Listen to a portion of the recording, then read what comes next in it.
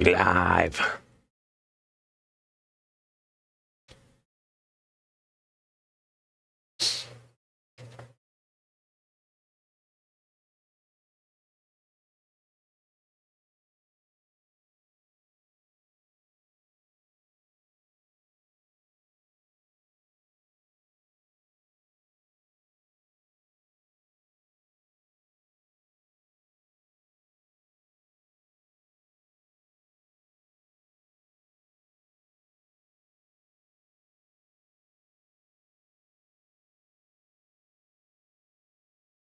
Hey, Henry. Mal. Coro.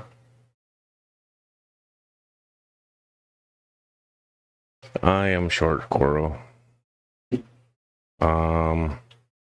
Think around, what is it, like 460 hours short of the first tier.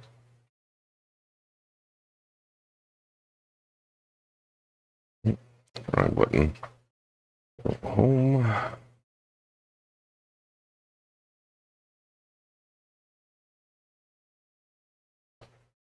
Copy.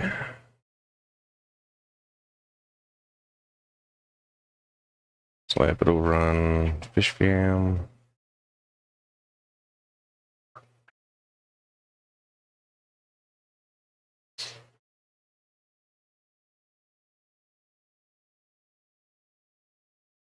Hey, Scotty.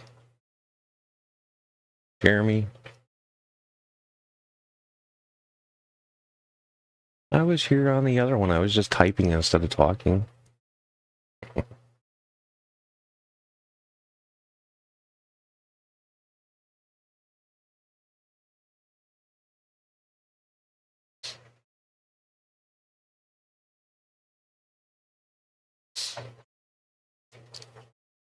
I believe that's shared. Right, get rid of that. Open this. This.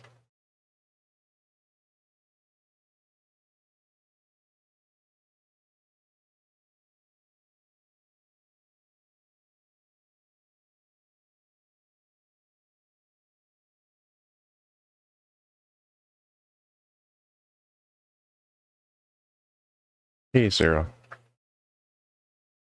Yeah.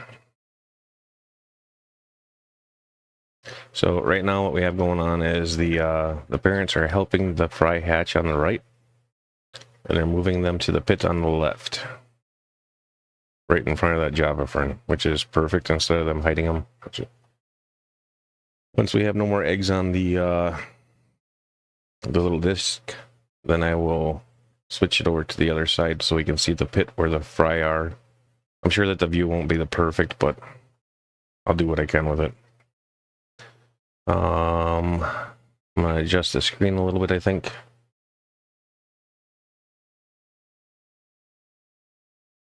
So I'll adjust the view, clean off my table, and then we will start bagging fish.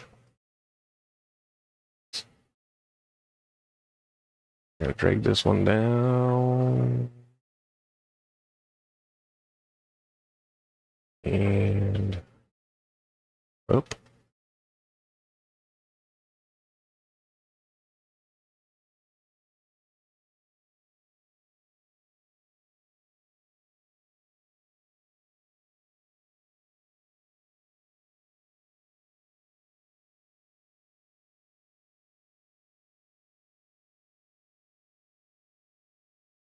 I think that's about as close as I can get it for the time being.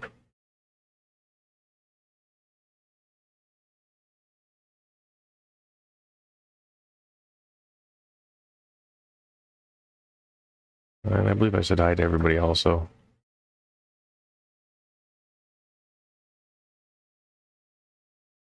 Hello. All right.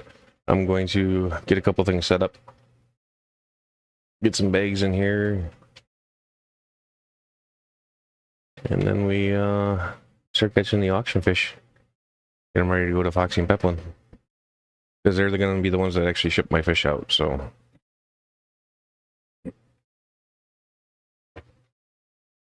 Van is on the charger. I'm gonna pretend like it's gonna start. It should.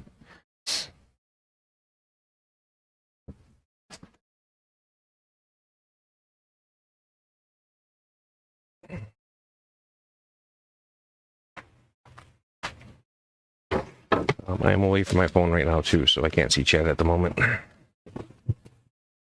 We'll be back to it here shortly.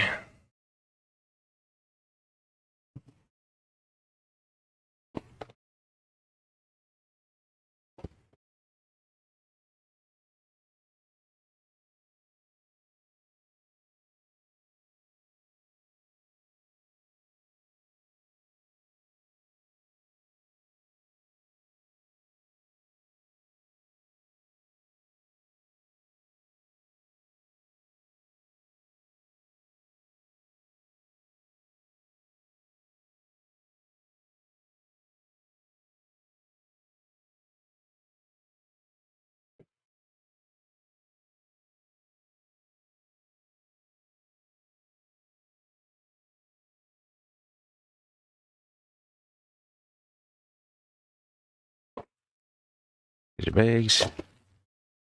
Short ones, long ones.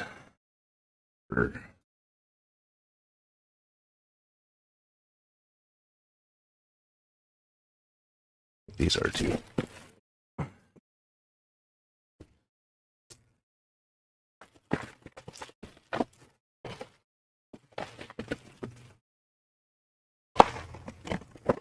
That should be plenty.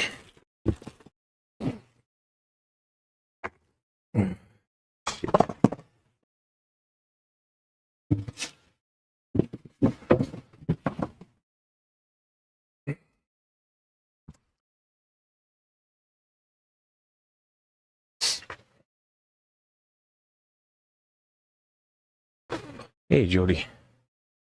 Sammy!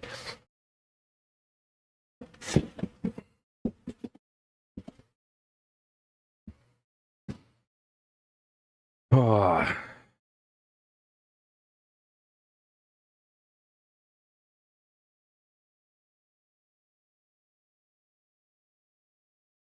Linky. All right, I need to make a space here. Put this guy down.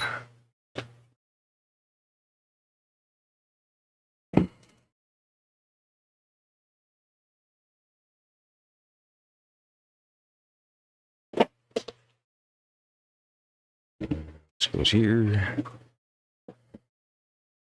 That can stack. Not very nicely, but it stacks. This blade needs to go somewhere. I got some tape.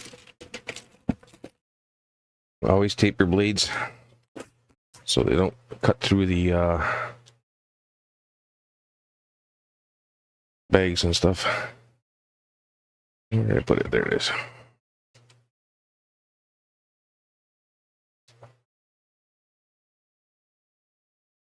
Hey, Mike. Benoxky.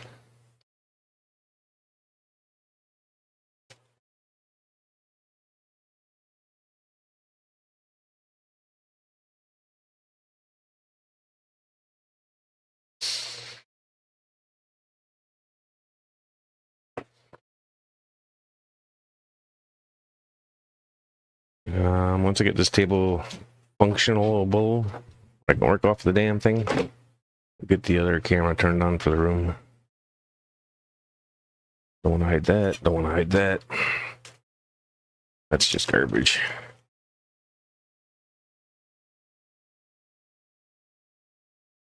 Toss most of this. That's garbage too. I don't love getting distracted and piling up your damn garbage. There, hide that one. All right. How to use camera. How to use camera.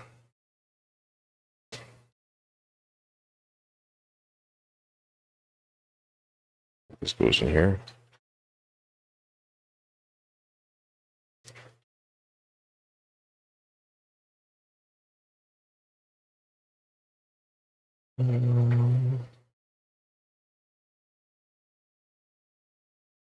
I'm going to try to bump that over just a little bit on the camera. Not happiest with the view on it. Just need to go up here so I don't lose the bastard. Oh, I've been using the wrong amount of salt for hatching my damn brine eggs.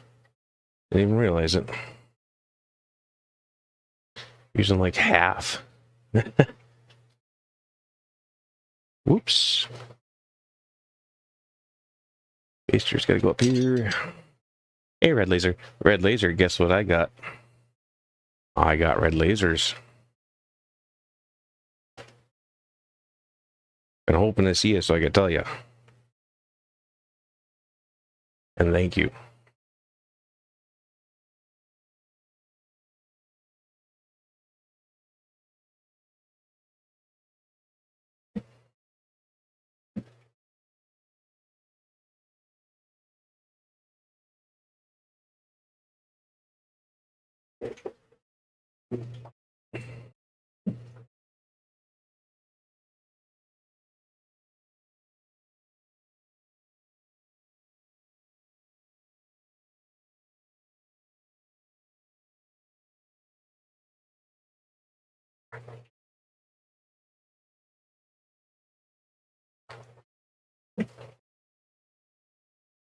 Yeah, I got red laser quarries at the Quad City swap.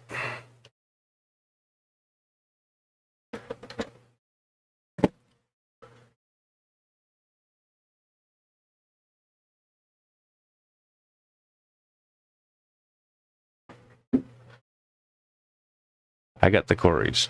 I wouldn't mind getting some tetras also, though.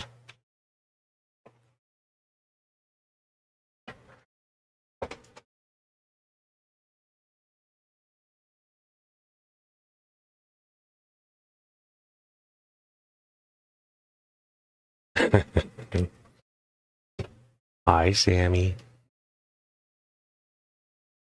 All right, laser. If I can be successful with them, I will let you know.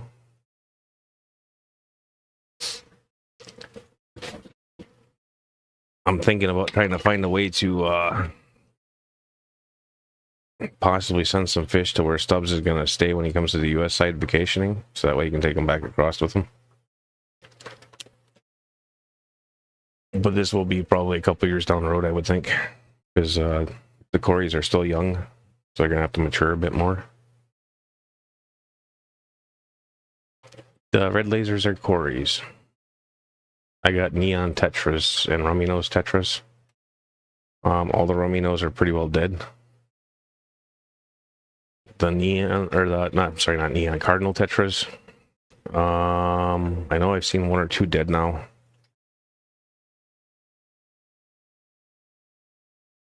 Not extremely bad, not extremely good. Just kind of is what it is.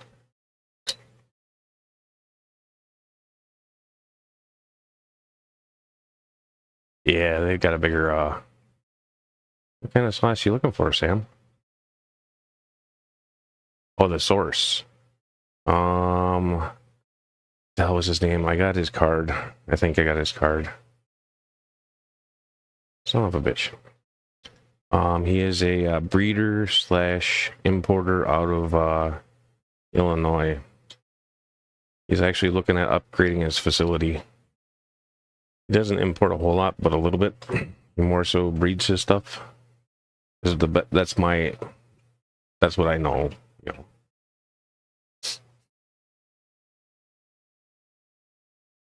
I don't remember his damn name though. Cheryl was there with me. She's actually the one that told me about it.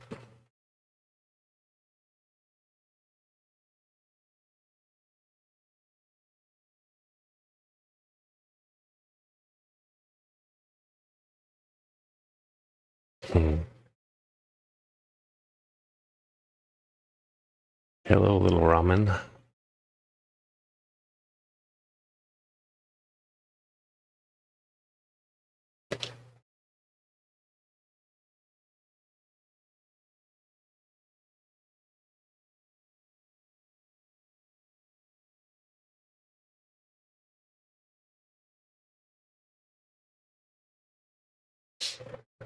That's good to hear, Mike. I'm glad that they're doing good for you. There will be some of those guys in the auction tonight. Group of 8, I believe is what I set up for that. Another group of orange Venezuelans. I think that's group of 8. A pair of Clown Killies. A pair of fire red Agazizi Iapistos. Group of 6 Whiptails. A group of 5 Rhinocentris ornatus Clark Creek collection point. And then 3D printed breeder pack.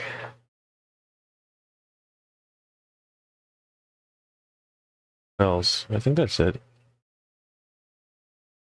don't think I'm forgetting anybody.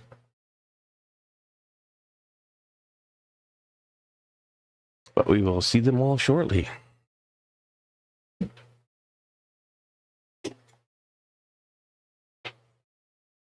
I don't know if my sealer is going to reach my... whatchamacallit here. I might have to move it closer.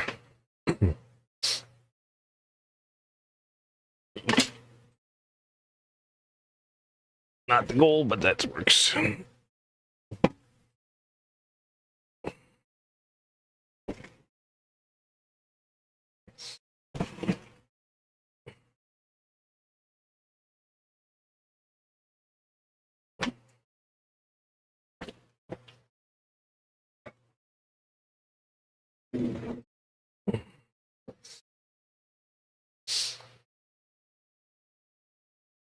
Set this stuff off to the side for a moment. Clean off my towel.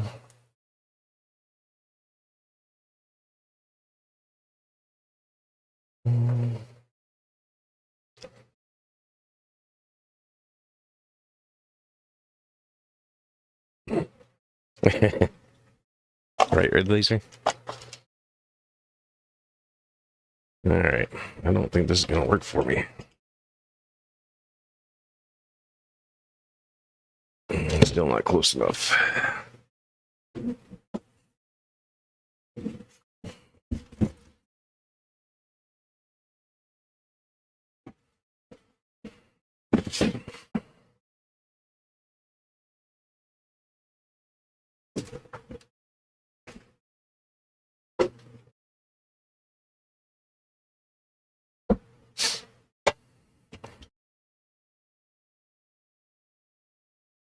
There, I can get it plugged in now. So make use of this heat sealer.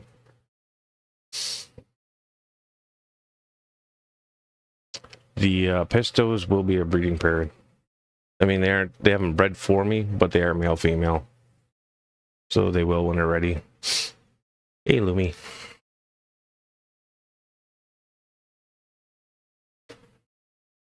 I know for sure that they're male female though, so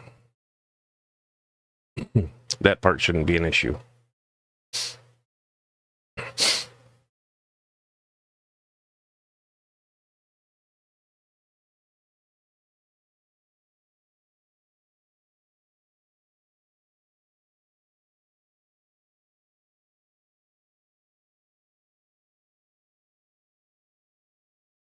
I'm gonna need a stool because I'm too short. And I think we'll probably get the whiptails out of the way first.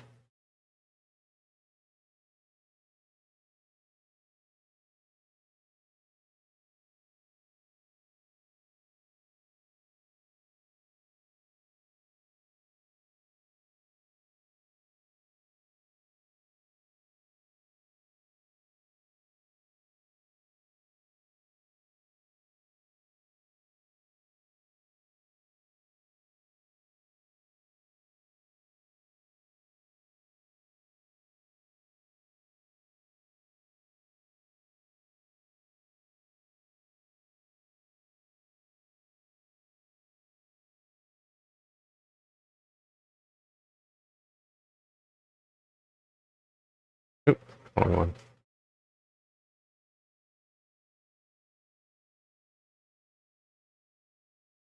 I need to lock that one in place so I don't move it.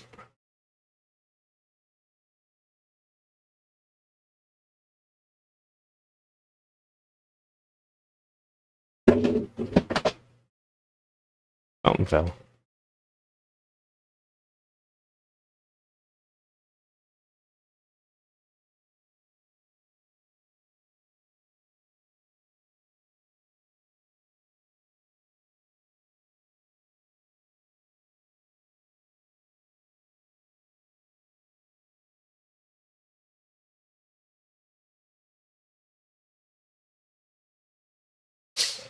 I think that'll be okay.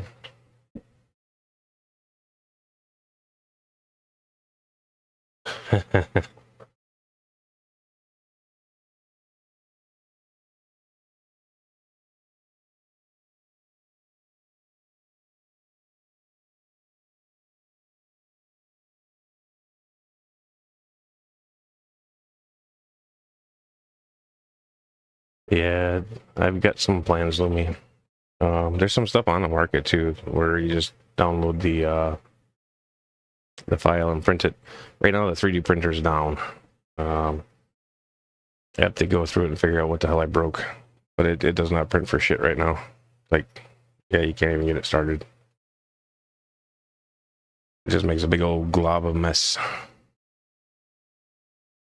Whiptails is where we're going.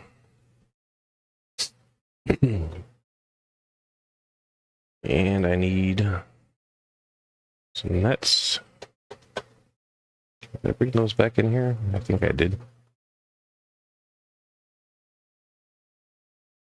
Where have I been stashing the bastards?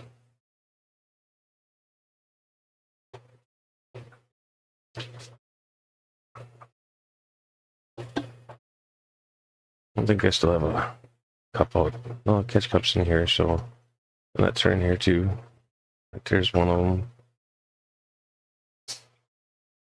I still need to get my net hangers up so that way I can have a home for the damn things and I stop putting them wherever, hopefully. Hopefully. That's still not a guarantee.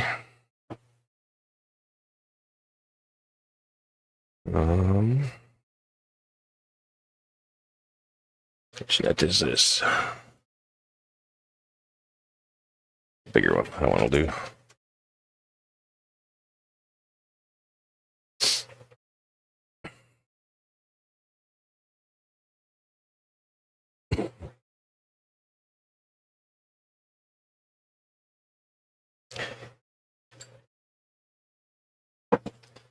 All right.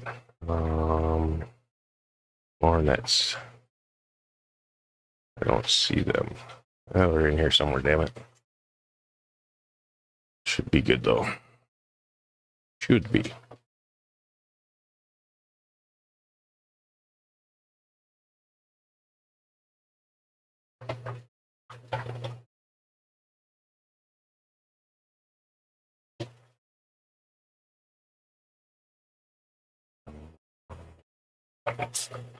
Yeah. I'm gonna have to get some of that duckweed off the top first. That's gonna be miserable.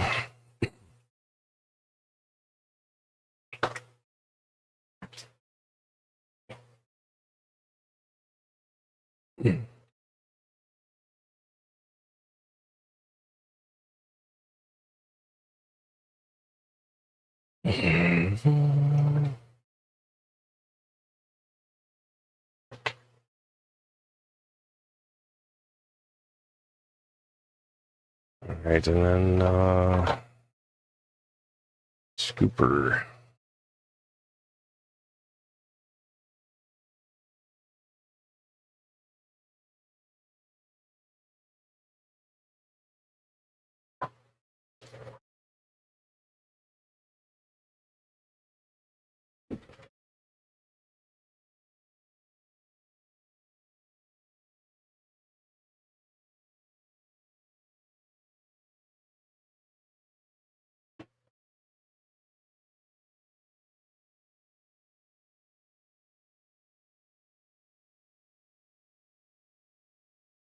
No, it's not Jerome.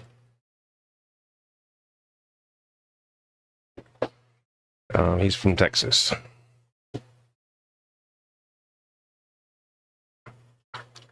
I do know his name, but I can't share it. It's definitely not Jeremy.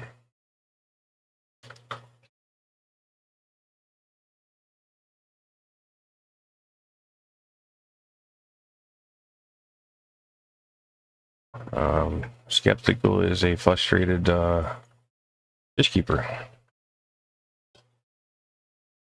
When Father Fish had his first initial big push, when he first opened up his Discord and had all the employed people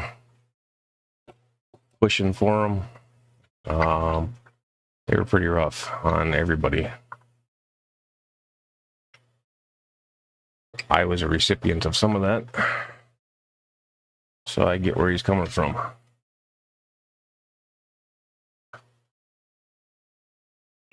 Since I was part of Father Fish's Discord, though, it's all done privately because they just individually messaged people apparently at the time.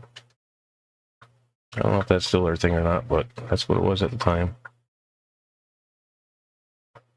It was definitely very angering at least.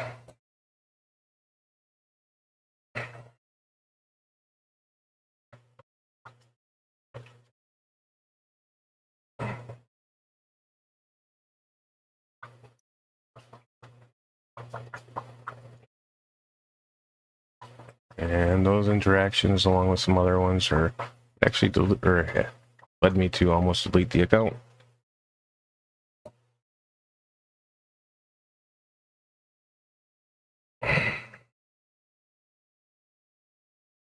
And I'm not by chat right now either, so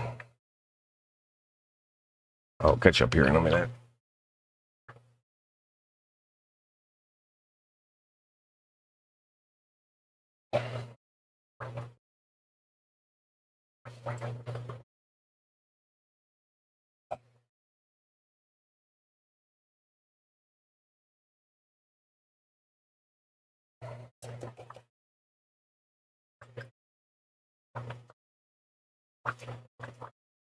I think that's about all I'm going to be able to get with this guy. Switch over to a net.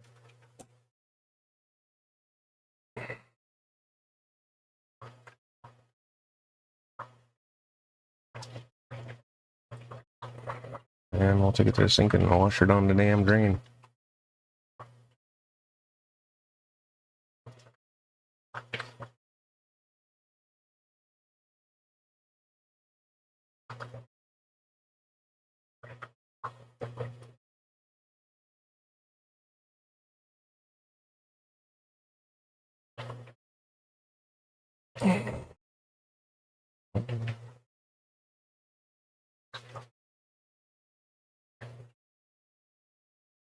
But Skeptical is good at deep diving and finding information.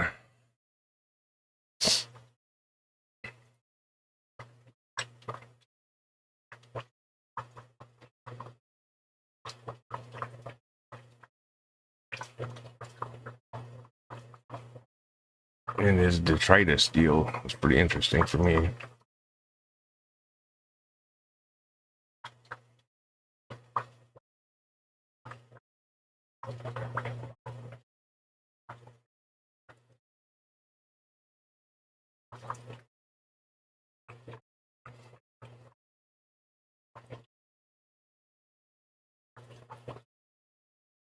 I'm really starting this up pretty good.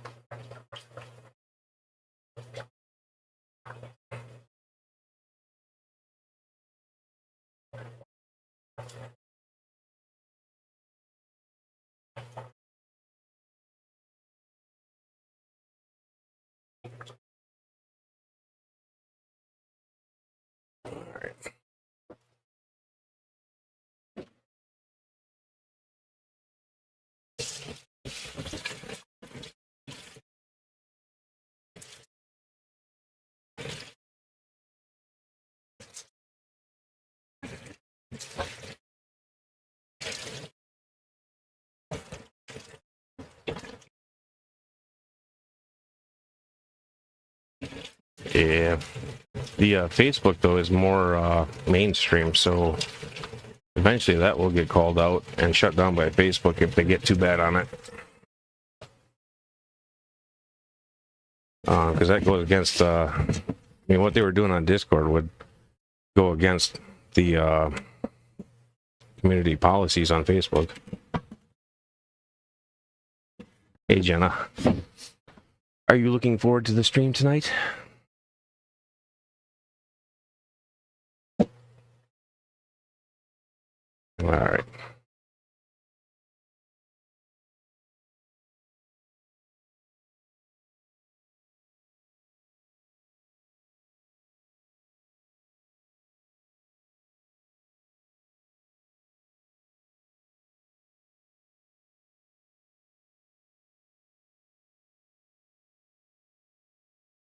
Yeah, Jeremy just needed to step away for a little while. I get it. I've been there.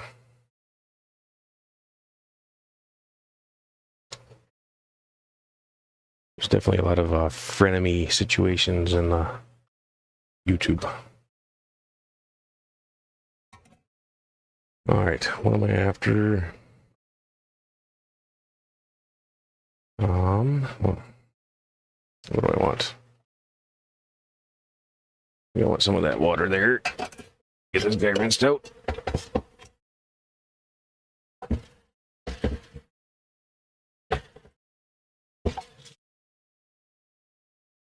And where do I have my little one at? I think it's over in that corner there. We'll use that for getting fresh water so I don't get duckweed in it.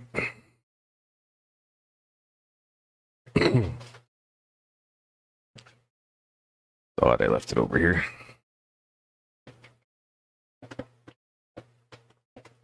Nope, over there.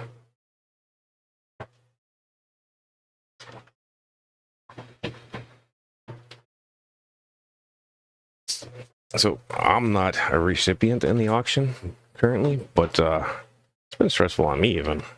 Can't imagine how it is on Foxy.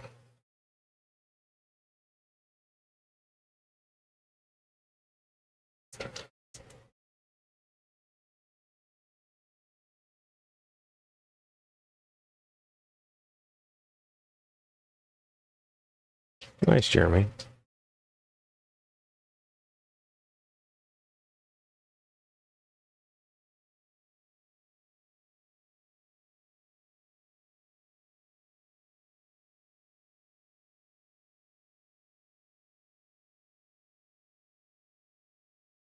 Yeah, it will be. I got the van charging right now. I'm gonna start bagging some fish.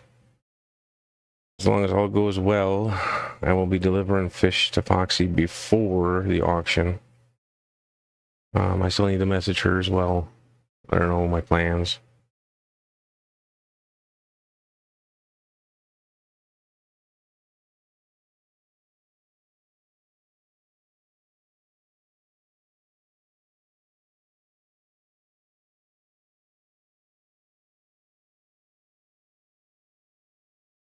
And make sure I don't screw up on what I said I was going to bring her. Because I am human. I am not perfect, damn it.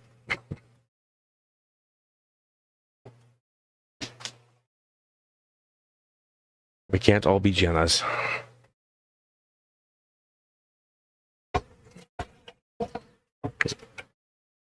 As much as Jenna might not agree, she is closest to perfect out of all of us.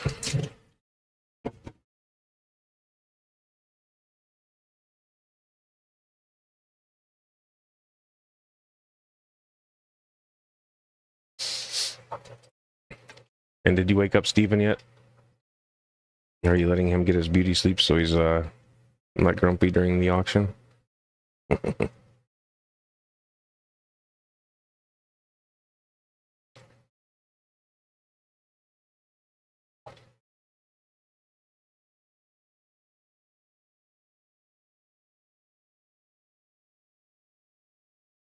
Yeah, I know. It's great when people put a title on you, isn't it? Hey, GB. How's it going, Glenn?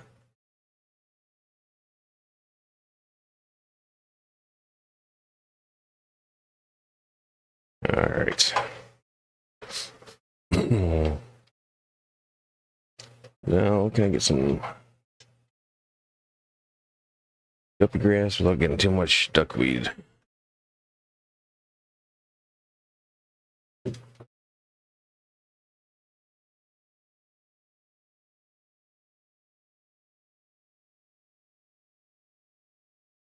Yes. And some homework. And we rinse.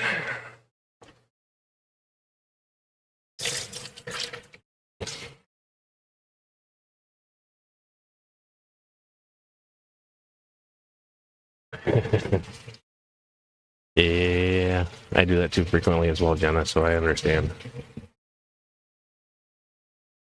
Jill would prefer that I don't, but I don't know, it's just the way my head works. I really need to break it again, though, because I have to change work hours soon, and that's going to really screw me.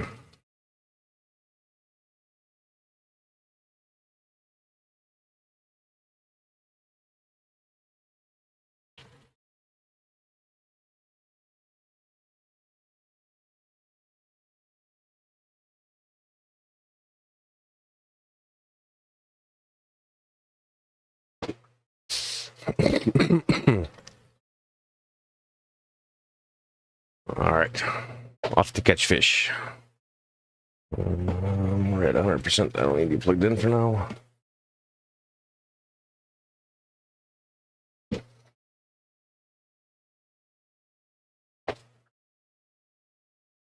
Whoop. This fish room is packed right now. These whiptails are not fun to catch either. Most of them don't play nice.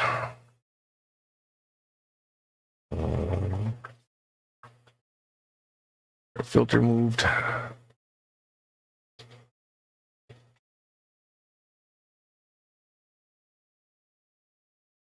Their Java moss moved.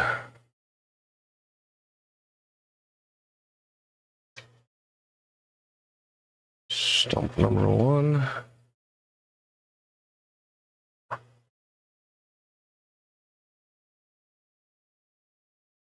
Not squishing anybody.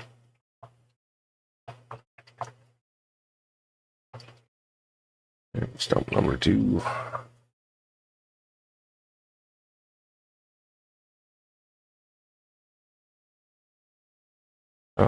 I have a few Suzuki DR200s. My Suzuki DR650. And a KTM 400. Hey, Andrew. Yeah. Unfortunately, I don't do quizzes, man.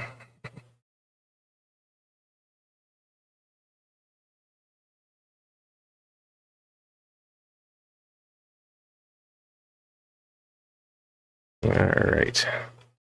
See if we can't get some of the bigger ones. You. That stump's gonna have to go.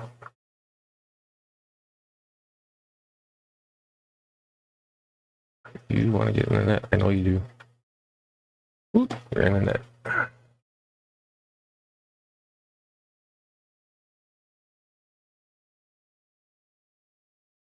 Hey, Jesse.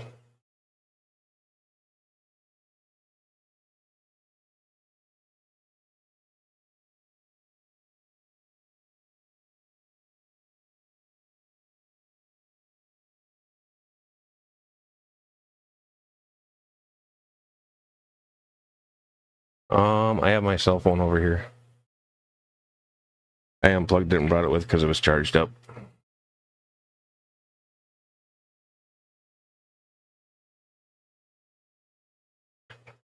Alright, you look like a good sized one.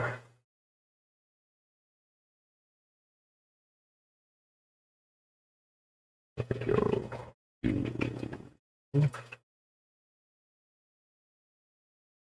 These guys all blend together so damn well.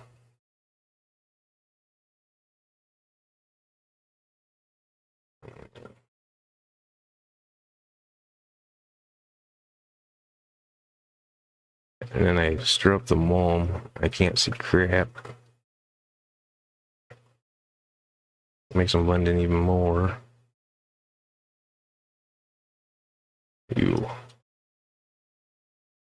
You want to go for a ride? I know you do.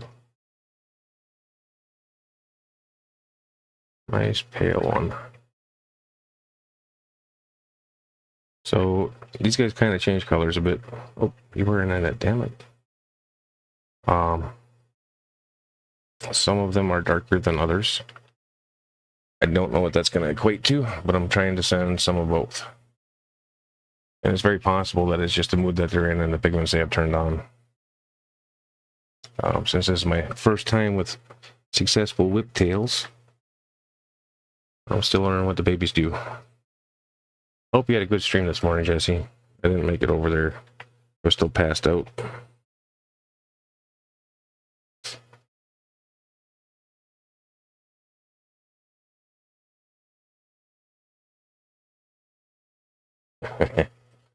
Well, these fish will be going on the auction tonight. Of which I did not get that linked. Which one is it? Is it... I'll just have to go find it quick.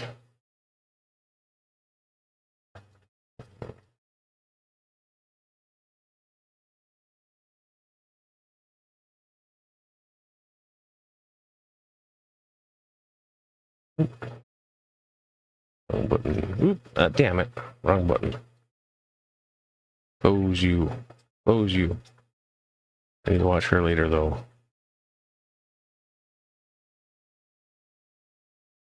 Hey, Ian. I am doing well. How about yourself? Go.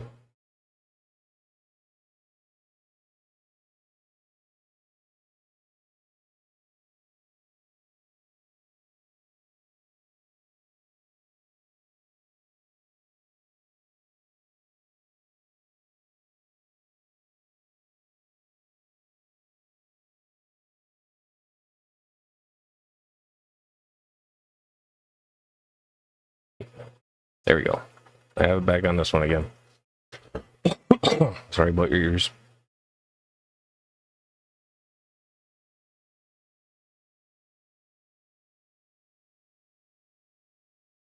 Yeah, I wish yours was a little bit later, though. The time zone things kind of screws with it. And then Saturday is also my catch up on sleep because I didn't sleep enough during the weekday. So when I get really bad, I just pass the hell out and I don't wake up for ever.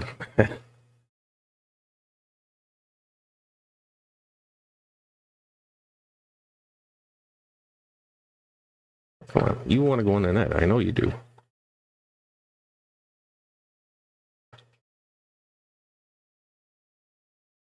So for whatever reason, these guys kind of split off into groups a little bit.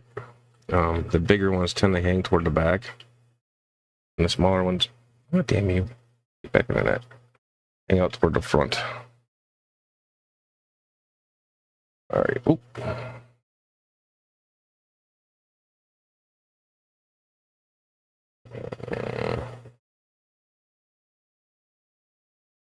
He got out of the net. Could be that they're smarter, maybe. Doubtful. But I think the little ones know that there's more, or the food gets dropped up front, so that's why they stay up front.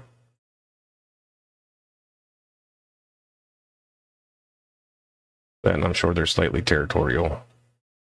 I haven't witnessed it with the fry yet, but I have witnessed it with the adults. Go in the net, go in the net. There you go.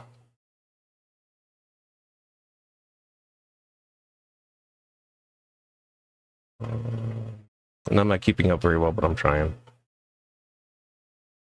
Morning, Ben.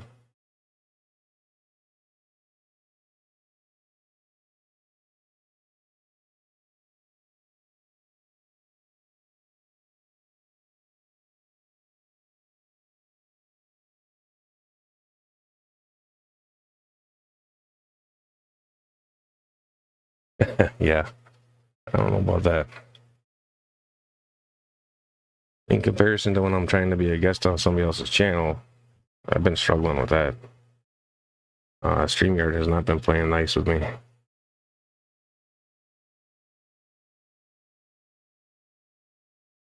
And I don't get it. It used to be just fine, and then all of a sudden it wasn't. So tonight when we do the stream, I will not be streaming the fry during the auction because I'm going to use the computer to go up on the stream, and hopefully I can get the audio to be freaking normal.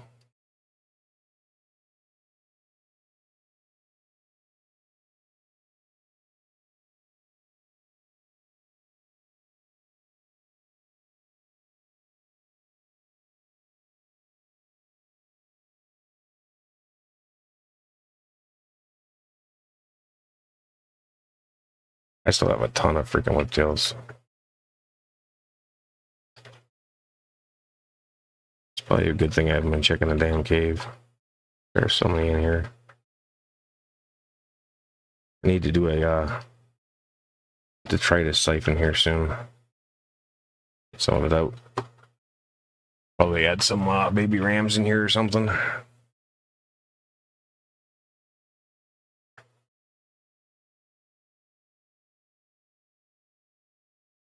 Hey, Jenna, have you heard my mic on MNC Aquatics stream?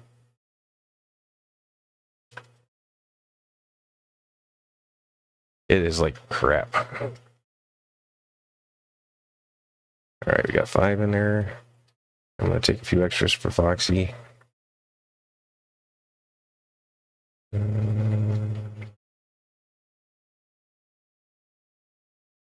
Catch number 6.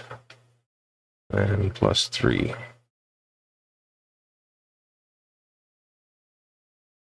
If she wants to get some more later, I can take her some more later because there's definitely going to be plenty of them.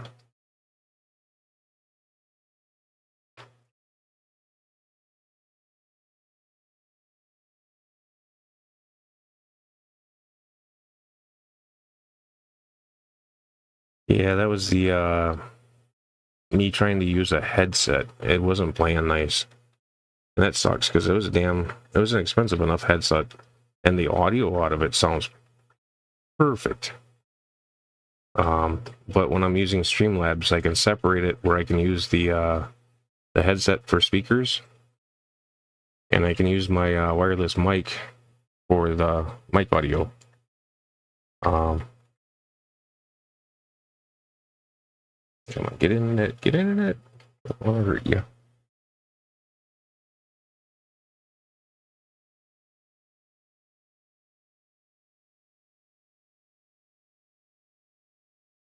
And I'm trying to keep up with the chat a little bit, but I know I'm missing stuff. I apologize.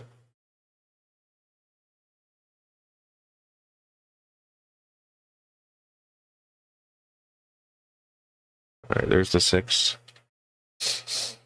All right, plus 3.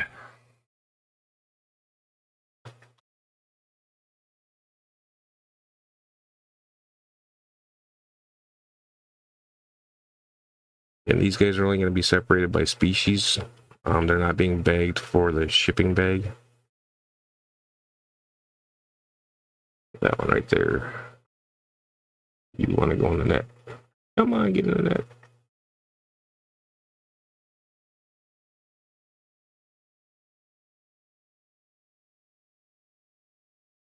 There we go. Good little fishy. Yep, I'm still in the net.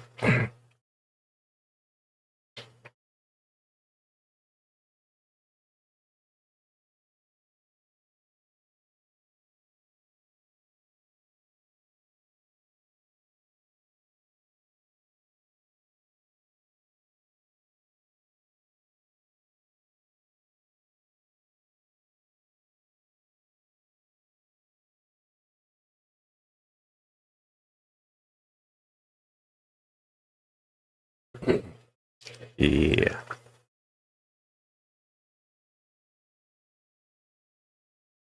All right, this is gonna be a long night stream, so I am not watching this back to watch or read all the damn chat. At least that is not a current plan. If you notice me actually looking at the chat and you want me to see something, say it again.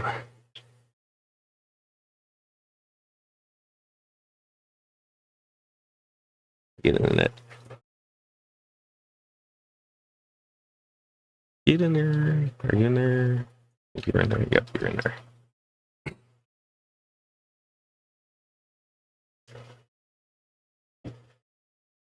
Mm.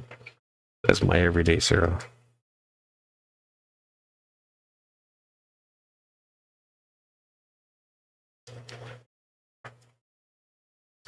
I was like, Jenna, if you're still out there, maybe one day Steven will have me up on McStreamy. I can get my audio situated.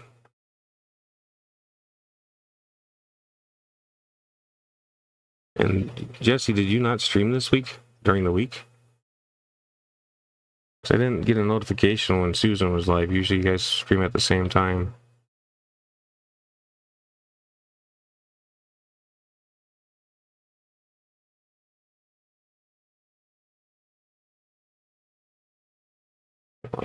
You know you want to get in the net, get in the net, get in the net, in the net. Almost. There you are. I can't imagine trying to do this without sand on the bottom. You know, I'm squishing these poor little buggers. Hey, Steve.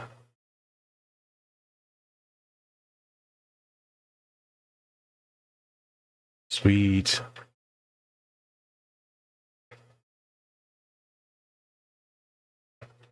Well, probably during the summer sometime here, Jenna. My schedule is a little more normal in the summer.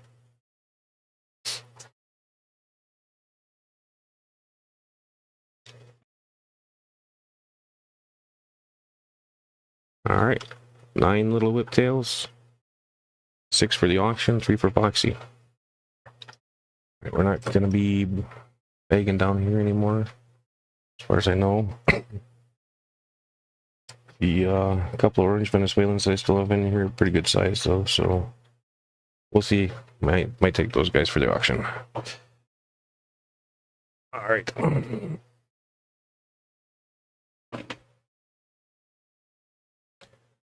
All righty. These are the whiptails. Oop, I'm dripping on the computer. That's probably not good.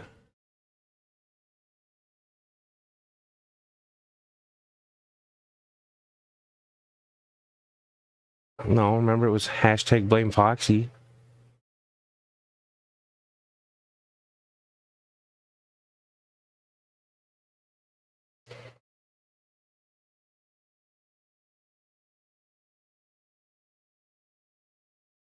I should probably message Foxy since I keep forgetting.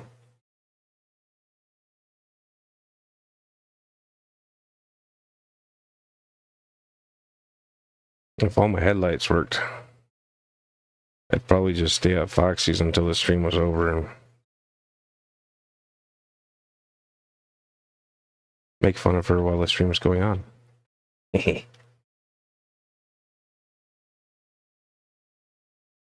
Because I know she would enjoy that.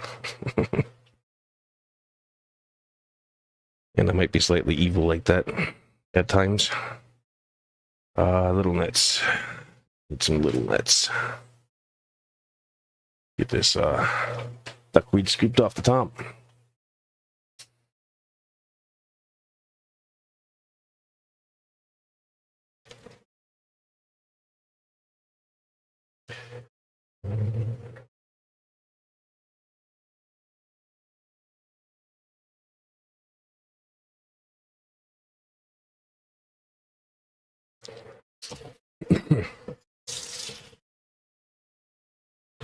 If I'm careful, I can actually bag fish without sending duckweed.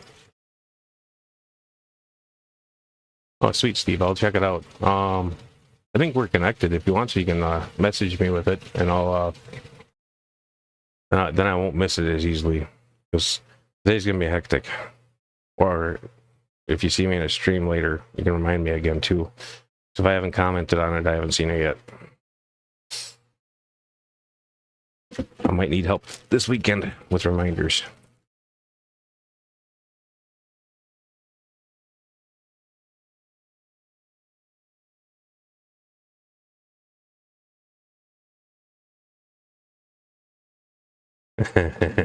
I would love to do that and freak Foxy out, Jenna, but she'd have to not know I was there. That would be so much fun.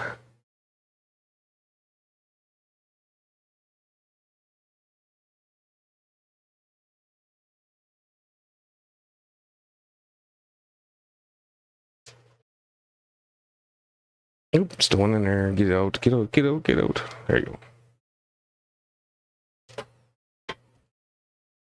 How are we doing for water?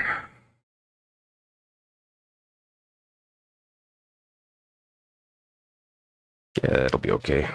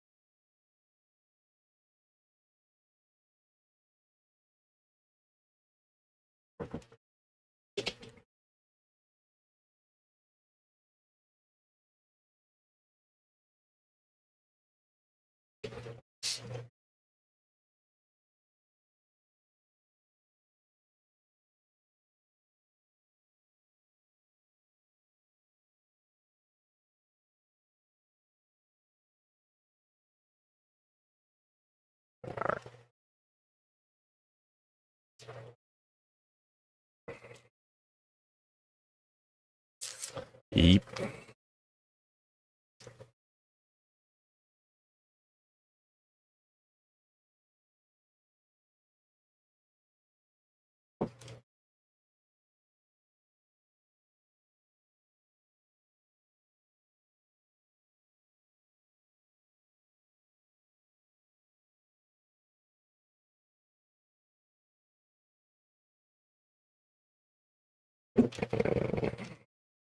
We're gonna need a little bit more water than that.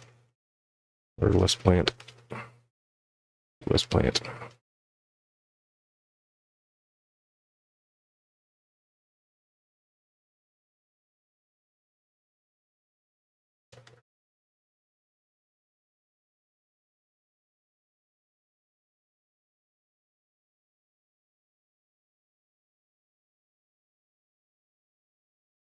You still out there, Jesse? Hey, geek.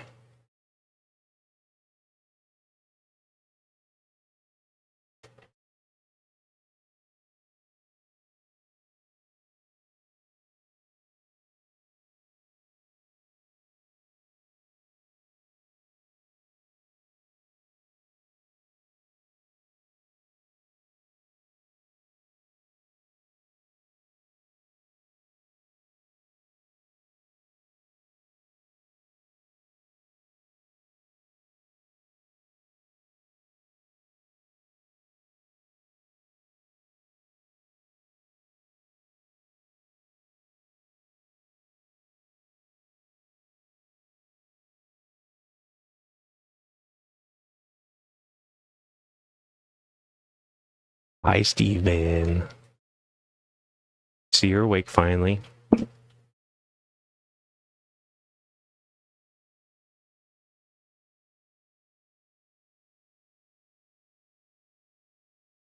Henry was making fun of you earlier.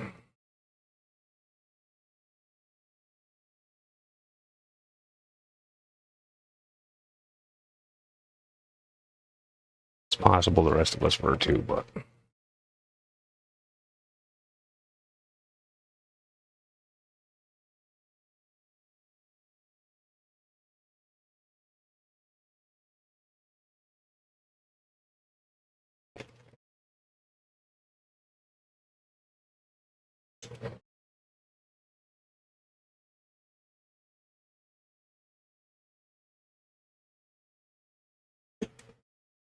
I know you do, because I have the same problem, Steven.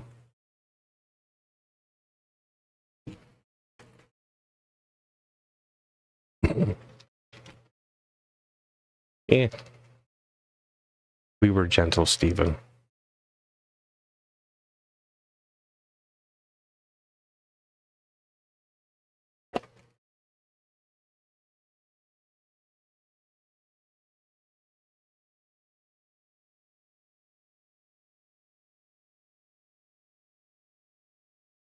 Hey, Johnny.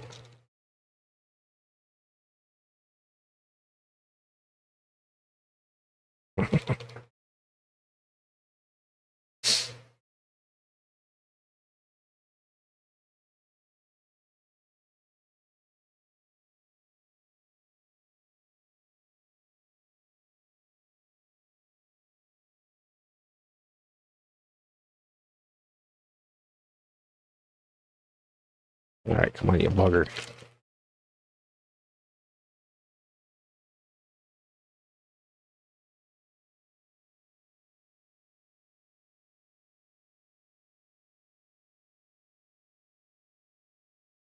I left a lot of air in this bag. Are you making me lunch, Jenna? What are we having? Henry said that coffee and cigarettes was not good enough for my lunch.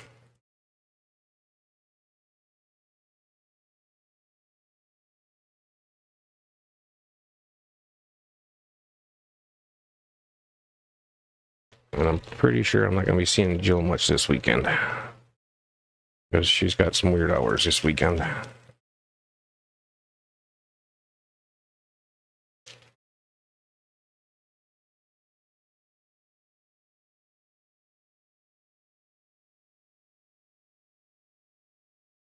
Yeah. It's kept me alive this long, Henry. Can't be all that terrible. Right? I mean, if it was, they wouldn't let companies sell it to the American public.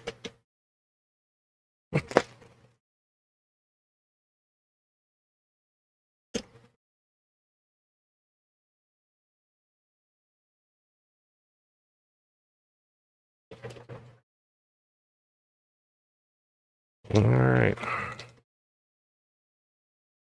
One double bagged bag of whiptails. 9 in a bag. 6 for the auction, 3 for Foxy.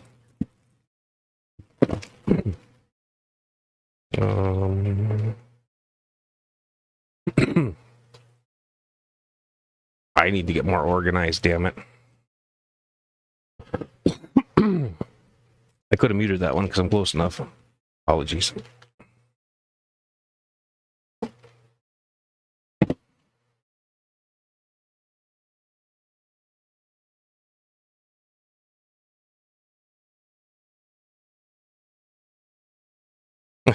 A whole chicken for lunch? Yeah. All right, I need to move my stool.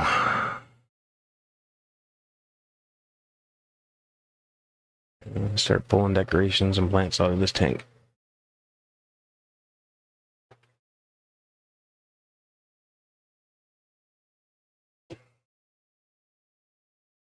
One of my ram tanks keeps going green on me. I don't know what's different about that one than the rest. Really should not be anything different. They're all set up identical.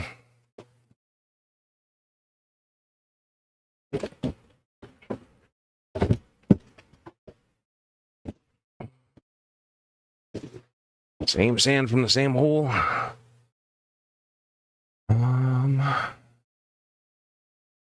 Got some water lettuce in here. We'll save that. I'll move that over. Preferably without getting any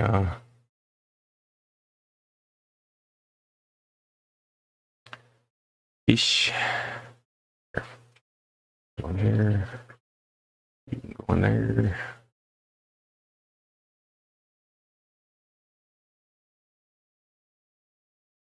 Where's the other black ram at? There it is. So far, all the rams from the Quad City swap are alive. 3 golds, 3 electric blues, and 2 blacks. That's good. All right, scoop this, scoopy this. Set it next door.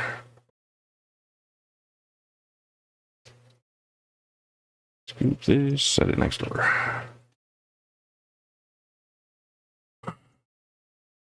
That'll work.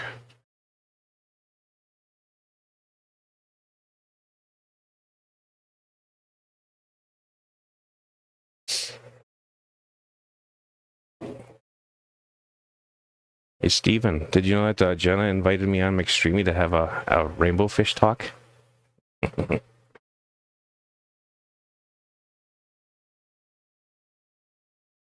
She's looking forward to it.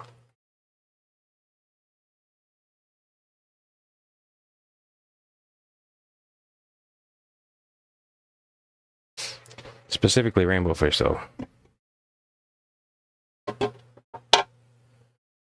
All right, who am I catching? I think Egg is easy eye. Let's get them out of the way.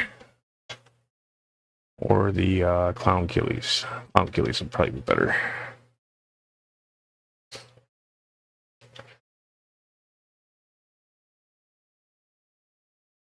So I put a female betta next to Jill's betta, and he's not even interested in making a bubble nest.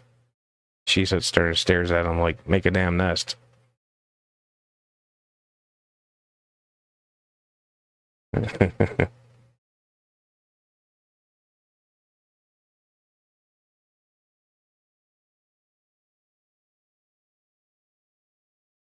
Me too, Steven.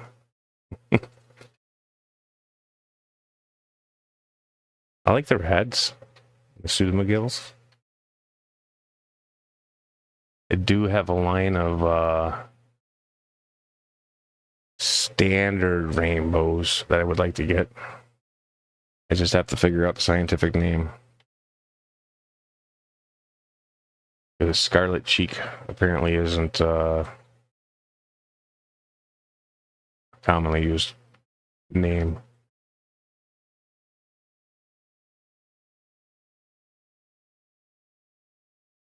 I think I've sent you a link to that kid's channel before.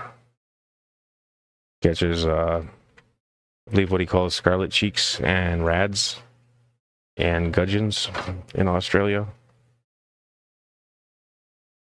It's been a while since they've been active. I think they just started making videos again, though. I have to search them out again. So I know I seen one this spring, which would be going into their winter. All right, Killies. Zoom in that little lady. Are you both going to do it at the same time? All right, so the Killies are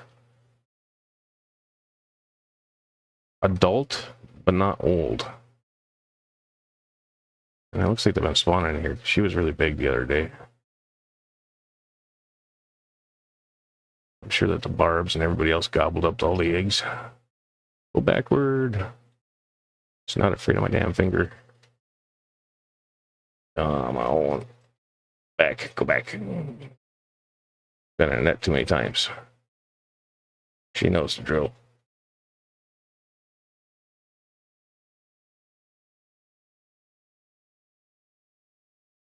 She spawned for me with another male in the bowl before she came to this tank.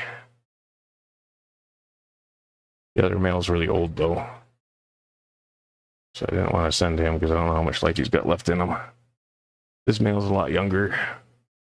There he is. So he's got a lot more life left to give. Ooh.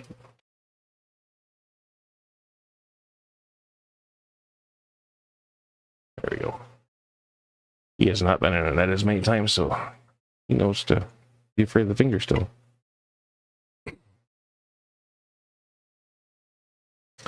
All right, down the drain with the duckweed.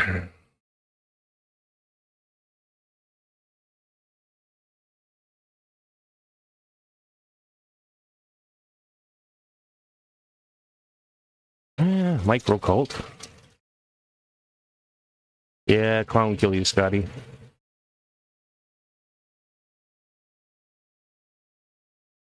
There's gonna be one pair of clown killies in the auction. They're not a high dollar killie or nothing, but a good entry level killie that can be self-sustaining if you do it right.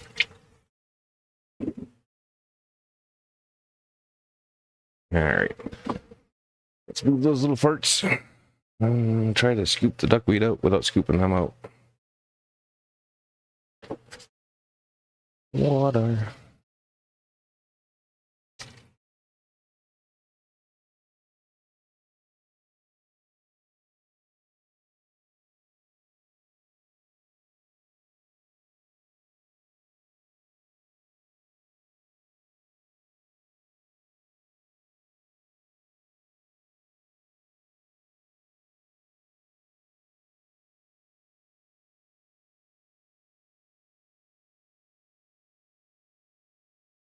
One more.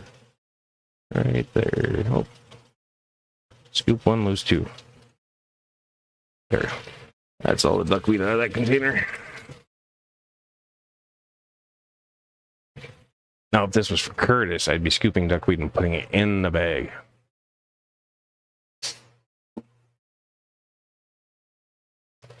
Like 90% duckweed, 5% air, 5% water.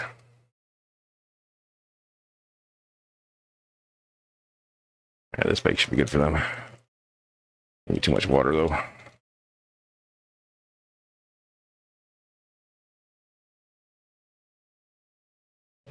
We have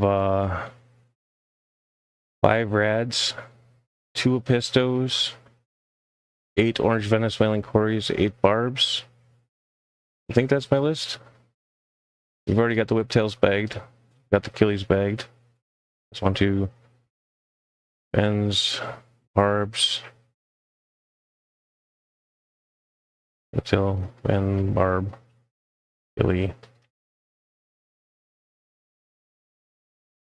rads. Yeah, I think so. I can't remember.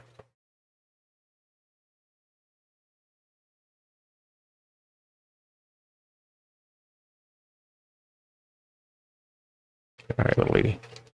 Stop swimming. Boyfriend's already in the water.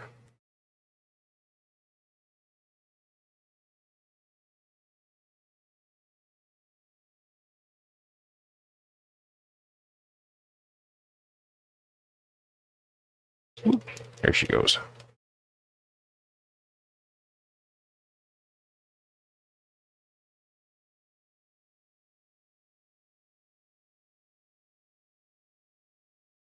Where's that duckweed coming from? I know I rinsed you.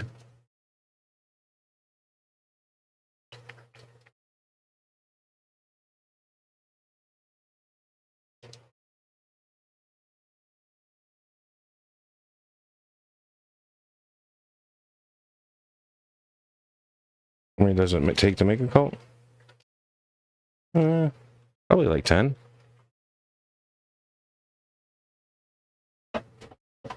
Yeah, it might not be a mainstream one at that size, but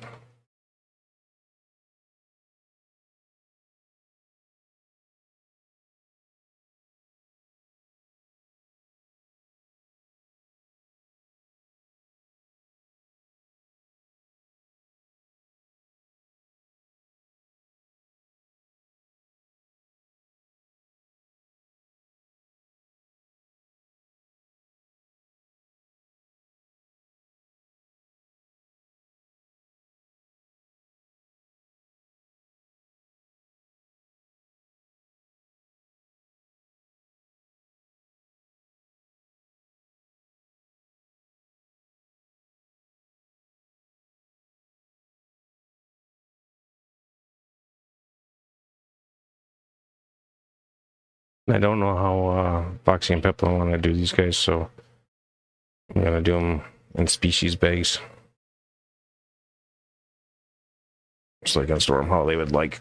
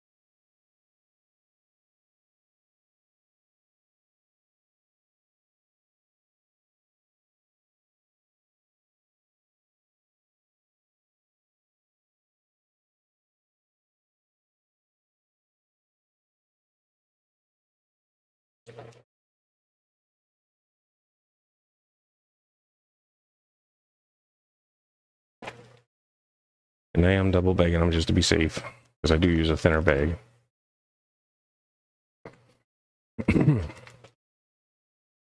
I've got a couple of things like that too. Like weed just is not bearing in, and I'm okay with it. It can just melt away. Doesn't make a mess on the bottom of the tank though. And sometimes infusorias and parameciums bloom on me in that tank because I got too much food. Those 20 gallons back there are really bad with the infusorias. Something I used when I mixed up the substrate. It just feeds the hell out of the damn infusoria. Get plumes of them every now and again. The whiptail tank was the worst because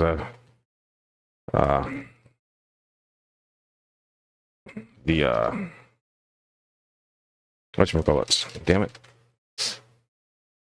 The shrimp kept bugging the whiptails, so the whiptails kept stirring everything up.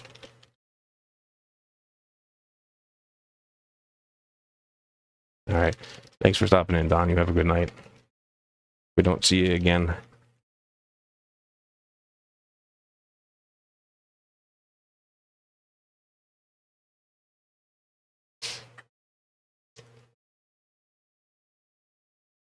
I need more cameras.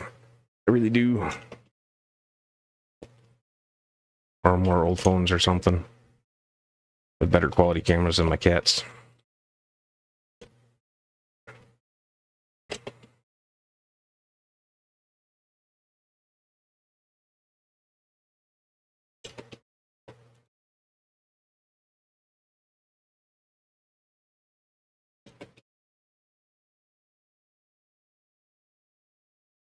Alright. One big old clown killies.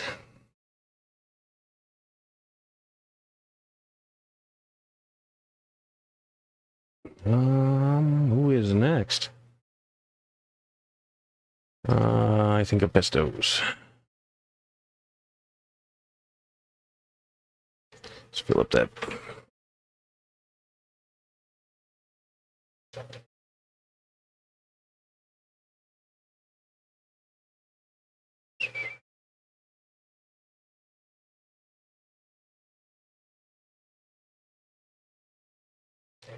Hey, Dave.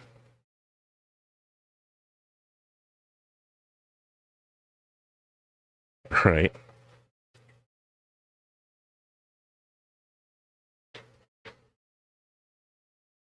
Alright, I will probably catch these pistos and then get them bagged up, have a smoke, come back, catch the barbs, rads, cories. I'm pretty sure that's it.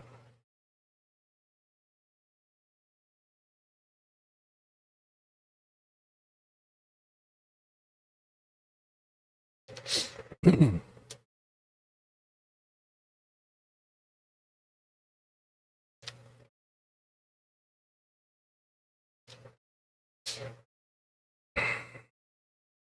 are we at? Oh, Joe picked me up lunch meat. I could probably make a sandwich too. Make Henry all happy. I'm eating real food.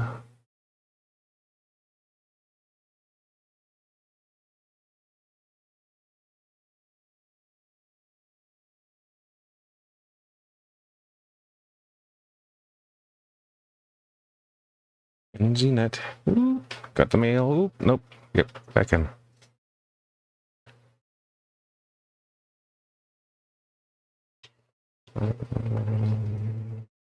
This net is just a little bit too wide for the catch cup.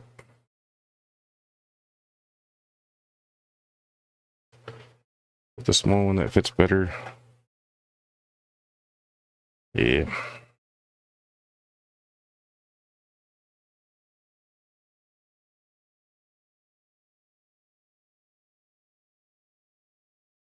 Girls in the net. There we go.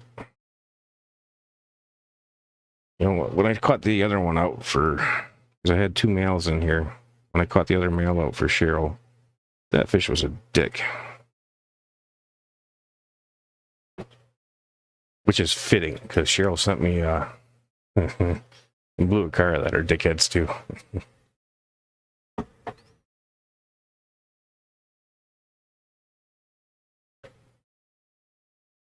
Yeah, I didn't feed the fish yet.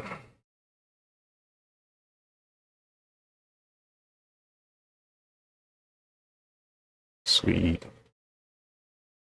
Looking forward to it, Dave.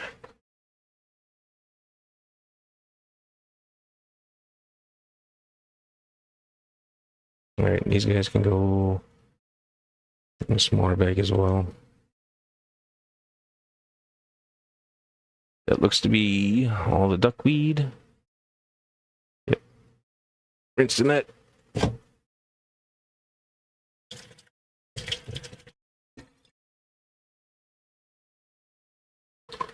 All right, gotta scoop off my other container because somehow I dropped duckweed in it.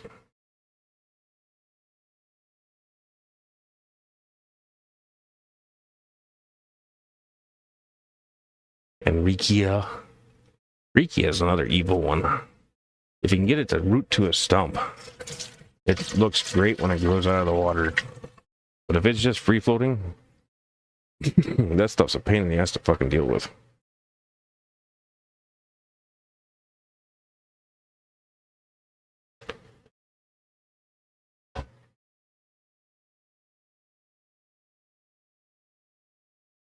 Correct. Well, that's why I didn't feed the fish from this morning. There's some fish that really need to eat again. So these are the fire red Agassiz pistos. He's being grumpy. There. Now he's showing off. That's the male. The female's down on the bottom. His fins are getting nice shape to him now.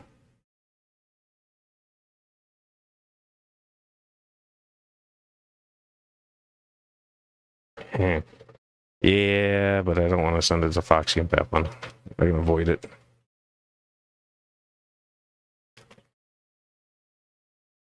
And I'm using a little bit of guppy grass in with them.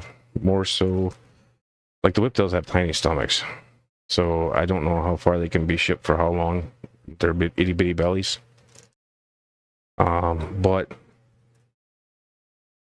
it also makes them comfortable so they keep their color.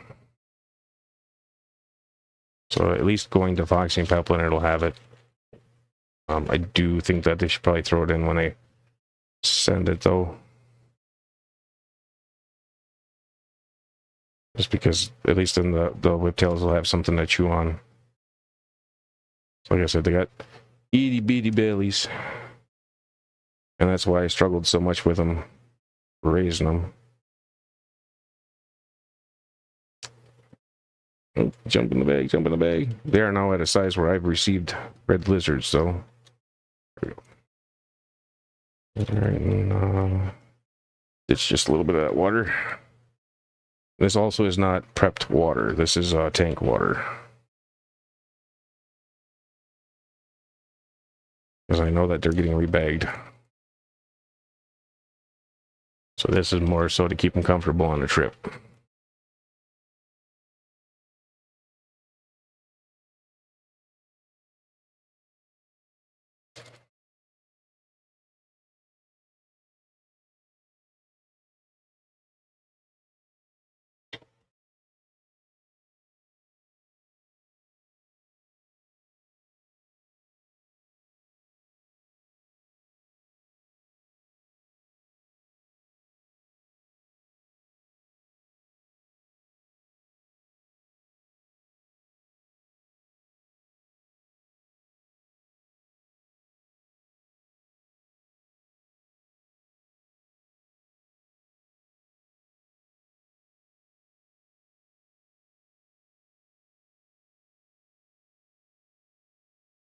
So some of the fish that I will have on the auction tonight, this is going to be the only time they're available because I don't have enough numbers to do it again. Some of the fish that are on the auction tonight, I will have more than plenty to offer again.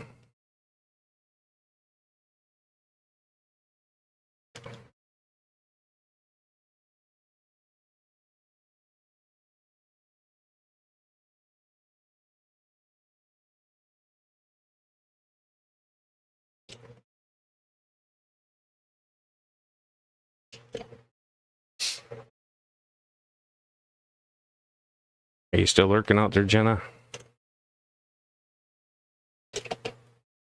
Yeah, or Steven? Or Jenna, but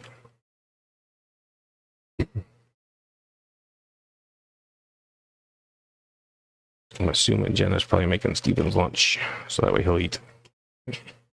That's how my wife force feeds me too.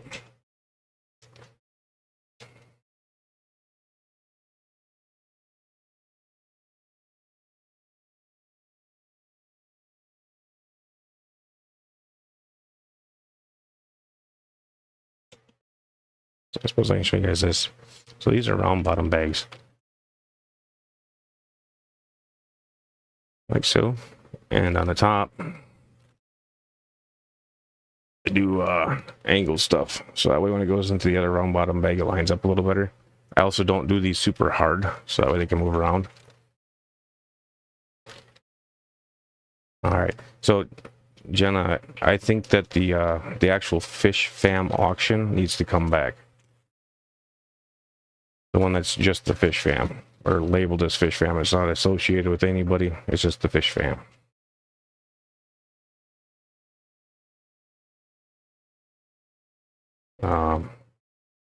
And if I need to at some point in time, I'll start doing it.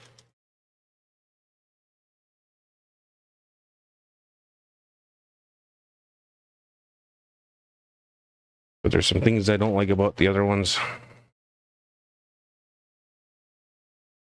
Overall. So that's why I feel it needs to come back.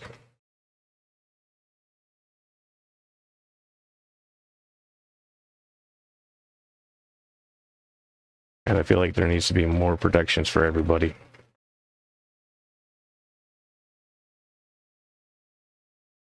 Hey, Vibes. Lori. Honk. You are still fish fam. I know that there's a few people that feel obligated for other ones, but so how Skipper started his off, I really supported and I really liked it. Toward the end there, not so much. And it's a personal preference thing, that's all.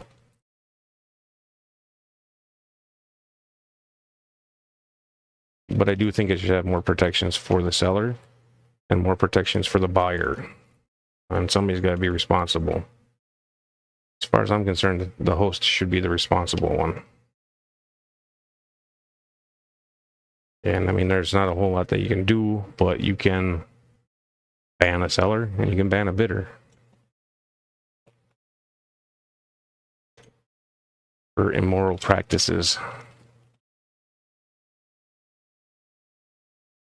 Whether that be lying about what you're selling intentionally, or not providing the goods,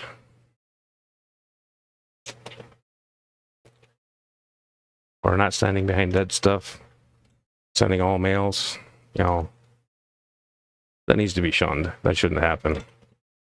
We are talking about eventually bringing back the Fish Fam auction under the Fish Fam name, not under a channel name. I don't know that it necessarily needs to be on the Fish Fam channel, but I'd be okay with that too.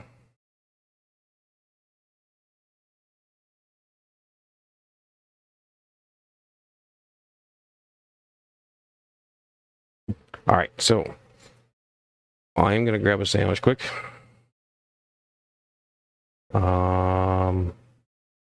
Sandwich and a smoke. I'll be pretty quick about it though. I'll type in chat for a little while. Well, no, see, so if you have a seller that intentionally sends out all male live bearers, they shouldn't be selling anymore. Or, you know, I mean, at least don't offer them the platform to do it on. If they do it elsewhere, that's, you know, other people's prerogatives. Or if they don't stand behind their shipping practices, you know, it's just you don't allow them to have the platform still.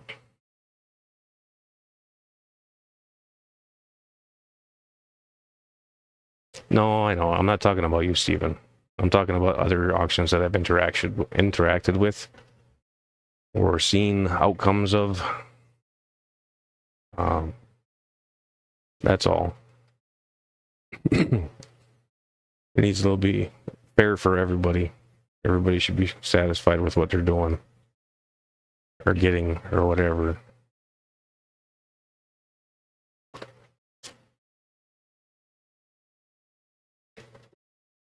Correct, Dave.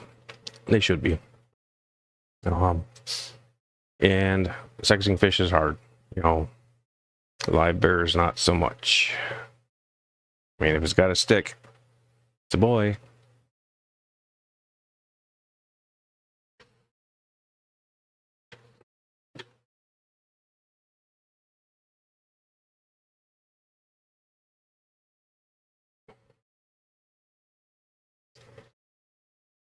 Yeah, and most everybody is. Most everybody is pretty upstanding. You get the bad apple here and there, and you get a new person that just doesn't know better sometimes, and that's understandable too. I'm not saying things are going to be or should be perfect because there's a learning curve for everybody, but you should have some ethics about it. But I am going to turn off this camera for a little bit, and I will leave the mic going because I should be able to mute it. Actually, I suppose I don't even need to turn that off. I'll just leave it on. I just won't be in here.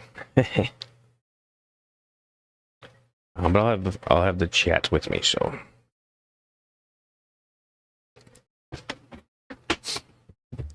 I just won't be functioning in there.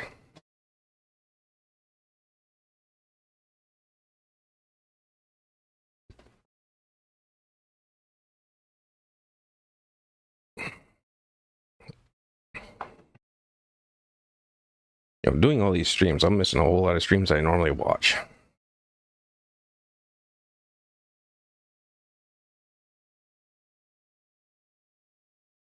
But yeah, personally, I don't feel that there's been enough accountability, which is why I don't participate.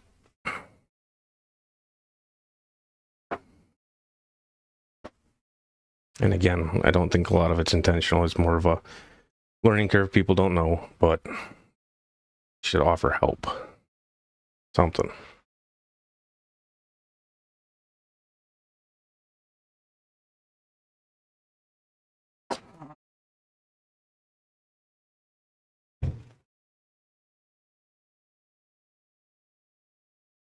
I think it's turkey and salami.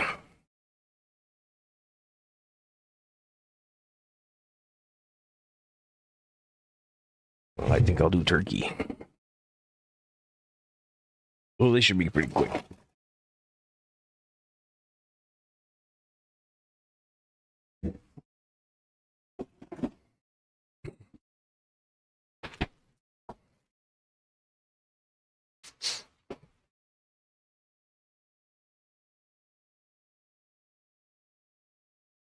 Lunch is going to be a mini sub, kinda. They're sub buns from the grocery store. It looks like turkey. Jill said she got lunch meat. I didn't know what kind she got. Looks like she got turkey and salami in. I would prefer the turkey today.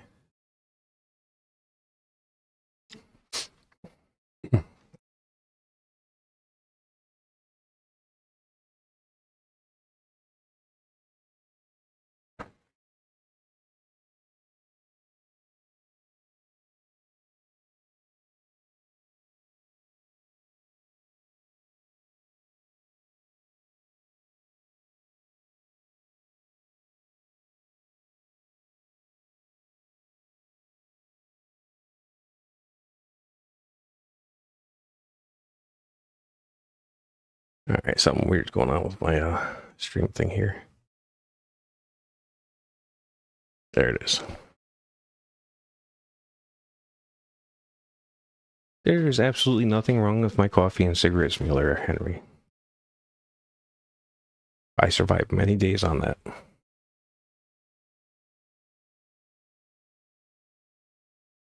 If my belly gets a little grumbly, I can always have one of those old people protein shake things.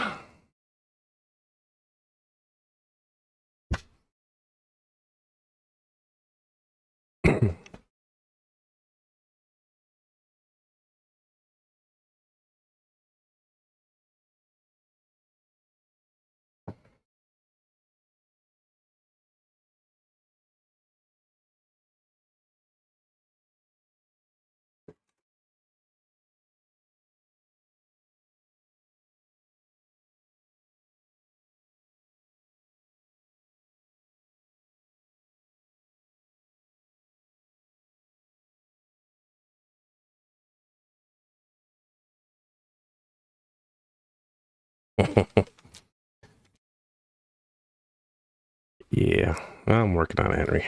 Eventually I'll quit. I'm just not there yet. Eventually. When I do, I will probably become a total a-hole or disappear for a while. So prevent me from becoming a total a-hole.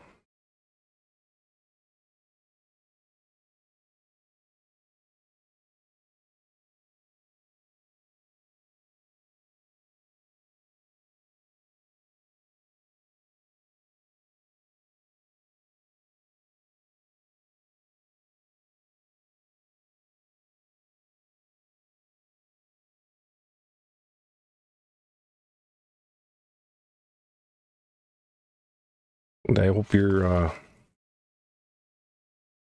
doing okay with your progress, monster.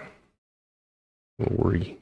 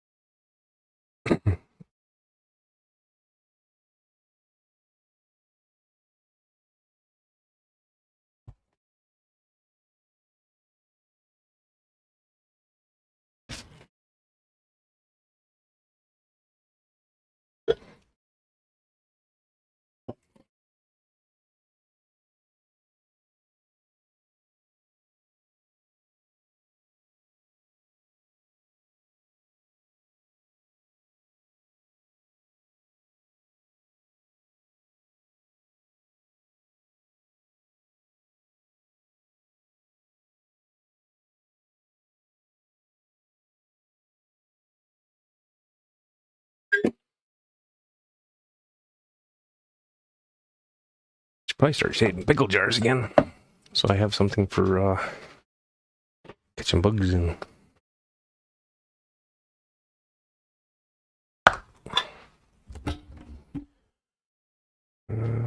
Disposable fork. Oh.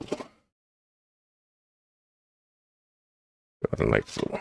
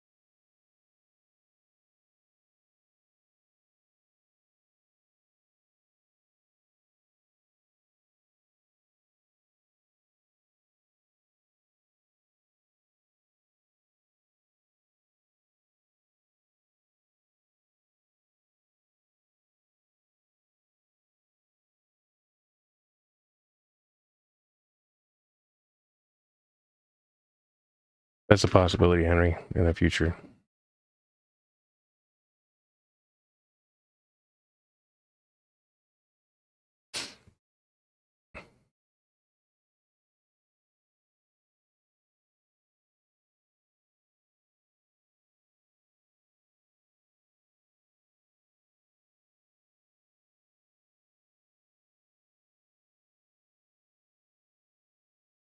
The only spot that I really did that in, Funk, is where the 125 is on the end there, with the 20 highs on top. And that's because it's It runs with the floor joists, so it doesn't span across them as many. However, when I did my research and I looked up strength of woods, 2x8 over a 10-foot span can hold 1,200 pounds by itself.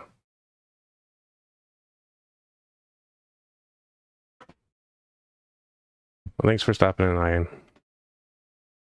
Ian. I appreciate it, man. So technically, if it sits on two 2x8s across 10 foot, and it's supported at both ends of the 10 foot, it should hold 2,400 pounds. I doubled those up just to be on the safe side because of the way that it runs, because it runs with the floor joists, not across them. The other ones, oh no, I didn't reinforce those. So we got 2x8.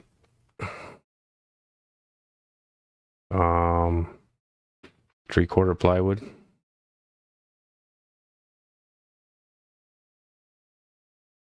Gypcrete. Hardwood floor, another 3/4 hardwood floor. So the gypcrete and the 3/4 hardwood floor technically are another force of, or a place of reinforcement. And they also help dissipate the weight a little bit more evenly. But there's nothing out on the edge like that tank or the rack that's on the right. They're technically cantilevered over nothing. Welcome back, Vibes. I'm hungry, which isn't often. But where the steel framing sits, it is like right on the edge of that rack. So, I mean, it's technically partially supported by that steel frame directly. There's not a whole lot cantilevered over. And since this is an old mobile, you know, they were designed to be dragged down a damn road. So they gotta have enough reinforcement in them to not fall apart to 70-mile-an-hour winds while you're going on the road. And you double that if there's a headwind. But I'm gonna take my mic off here for a minute so that way I can stuff my face for a little bit.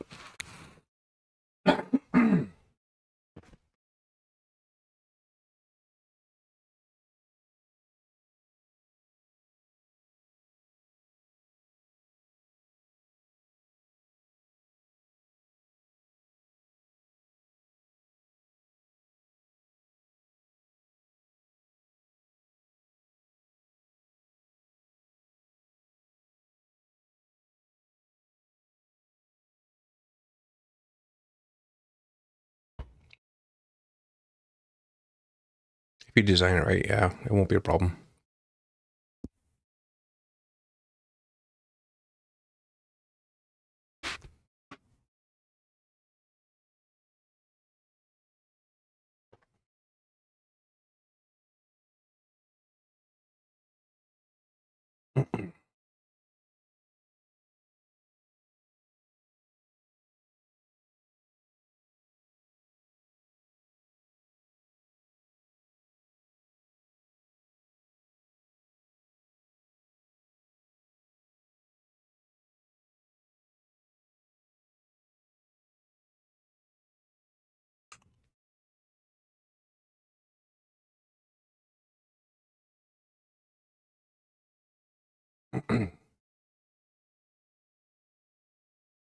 Yeah.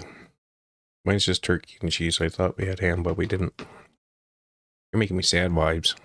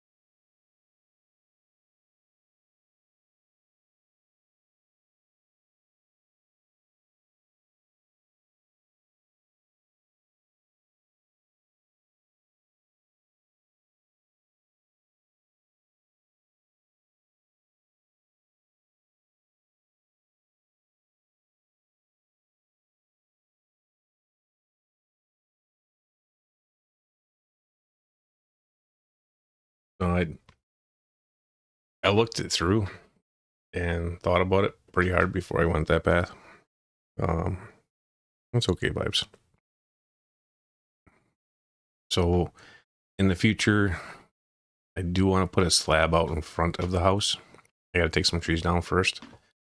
But when I do that, I want to add a poured concrete wall underneath the outer wall of the mobile, because I want to keep the current fish room as a breeding room, and the expansion I want to have as a like a sales place, or a stock. You know, not for display per se, but for holding fish, growing fish, that kind of stuff.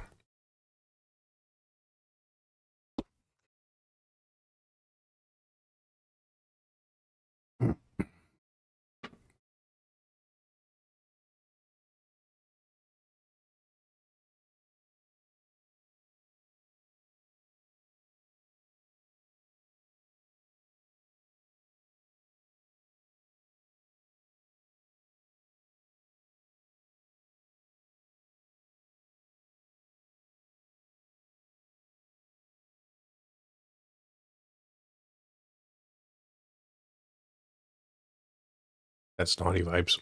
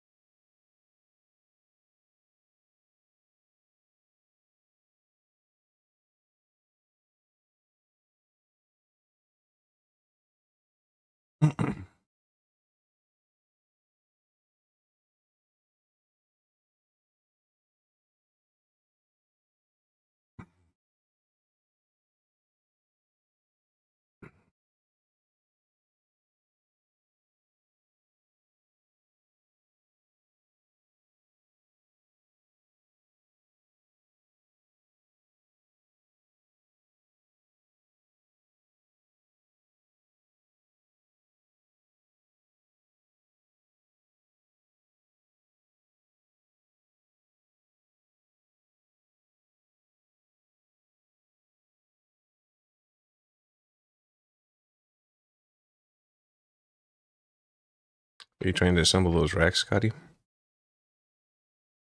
And so I was gonna do a like a 220 or whatever, 240 out in the living room on an outside wall. That I would probably put extra supports under, because there's nothing on the opposite end or opposite side of those joists to help keep anything from tipping.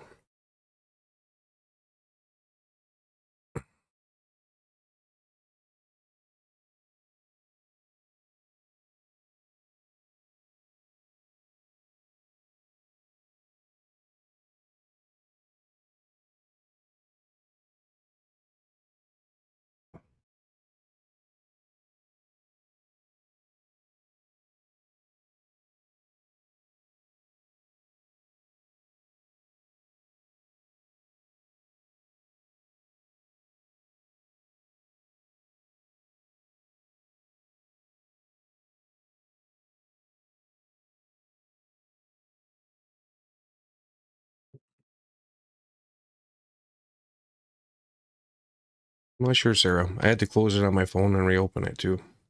Something weird happened with it. It was like it was in the last live or something, because it said replay, but the chat was still going.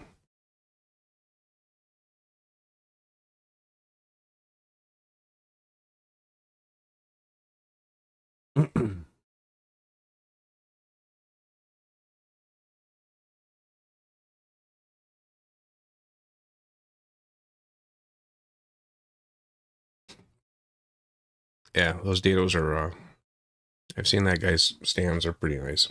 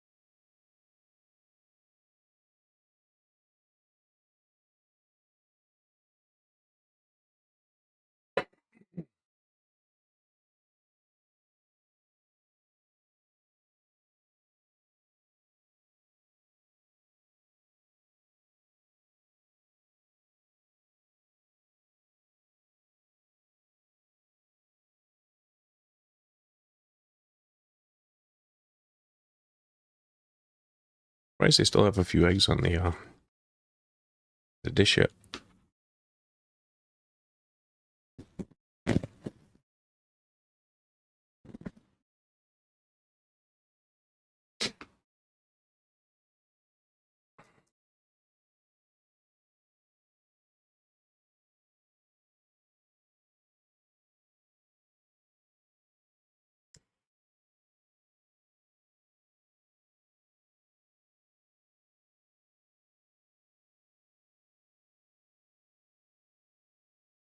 I don't think you really missed much, Sarah.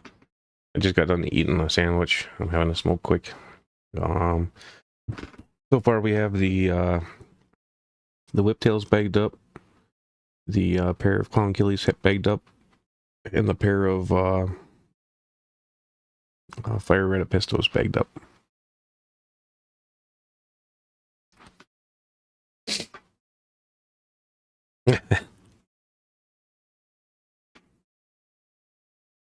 Henry's trying to get me in trouble.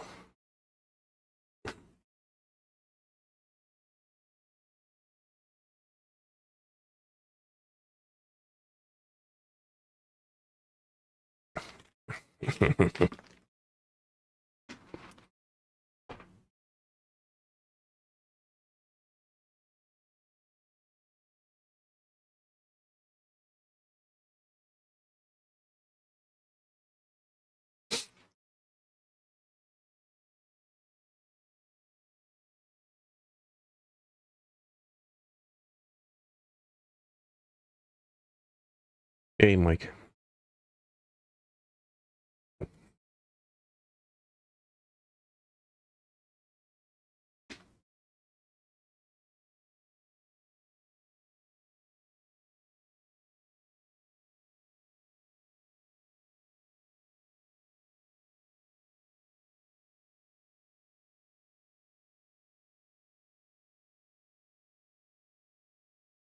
Oh, that's right. I said happy birthday to you on Facebook, but not on YouTube. Happy birthday, Mike. I think you're just a year or two older than me.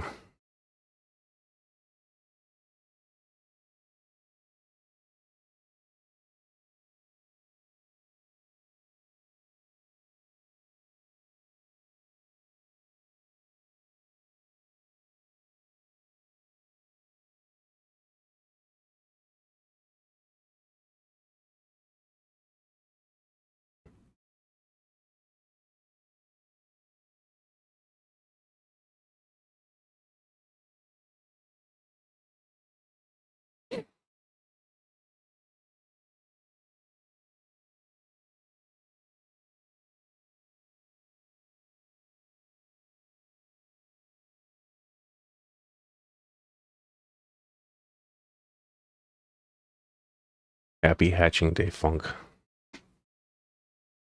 Funk probably bailed on us already.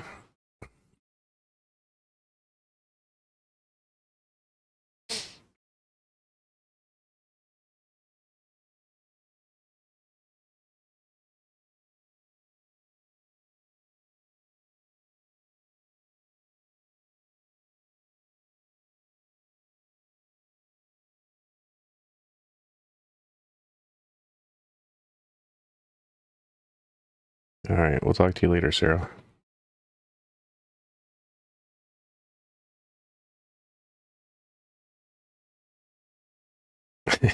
Right, Vibes?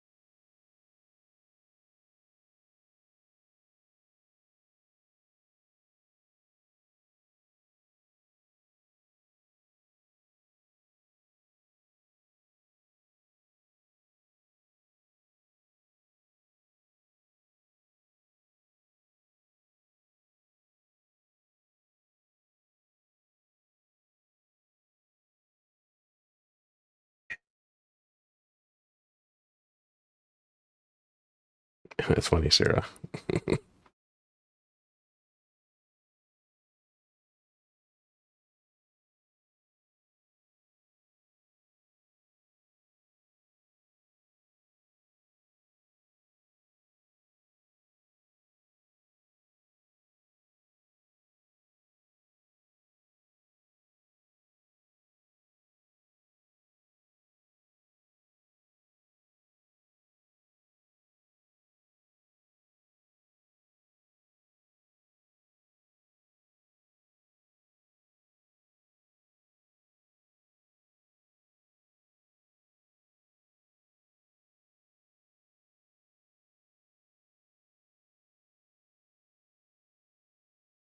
All right, a few more minutes and I'll get back to bagging fish again. Sitting my butt down for just a little bit. A little bit longer, I should say.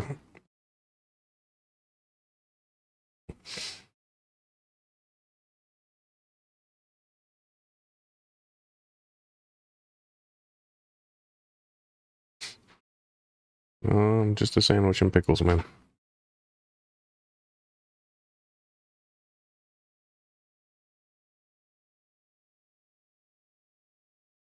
Still have some Girl Scout cookies and stuff.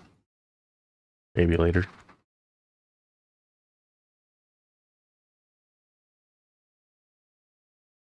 Usually I go through like a sweet tooth phase and I eat a whole bunch of them and then I don't eat any for a long time.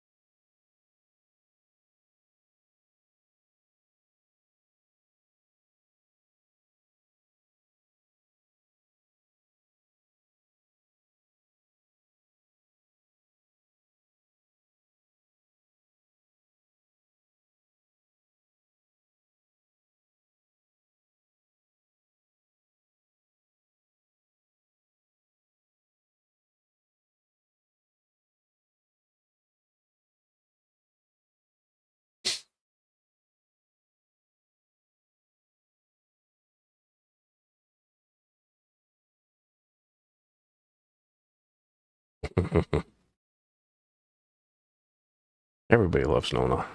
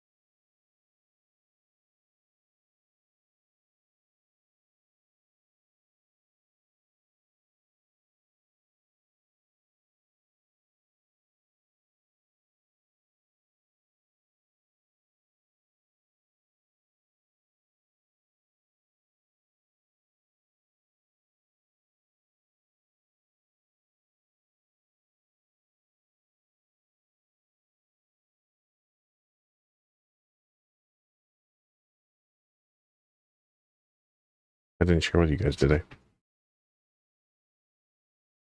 Oops. I might have forgot.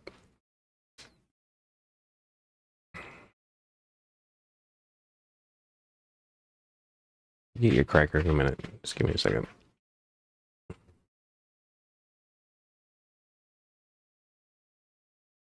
Usually I share whatever I'm eating with the dogs. I was hungry, so I forgot. And they're letting me know that I forgot.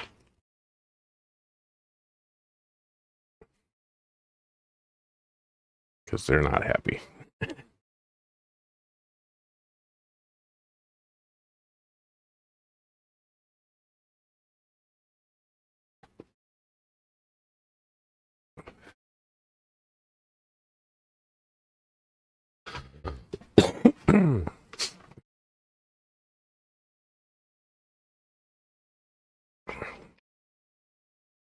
Hopefully they'll be satisfied with cracker.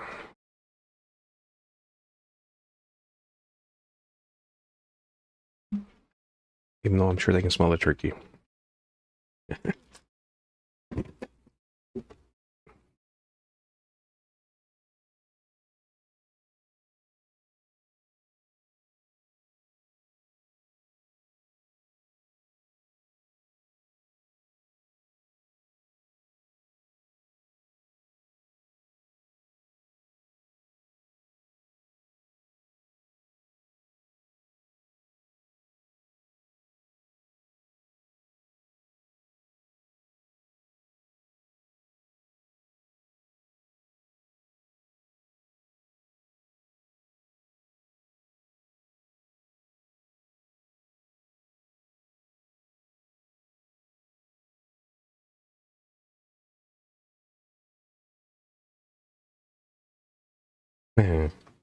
That's right, you lost your crackers last night, didn't you?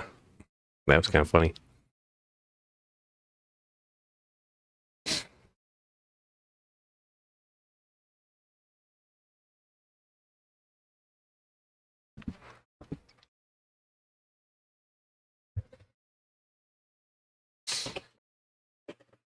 All right, my belly is full.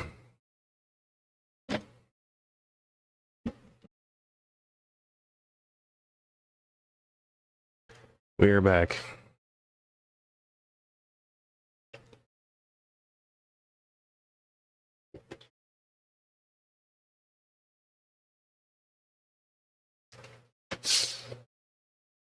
What do we want to do next?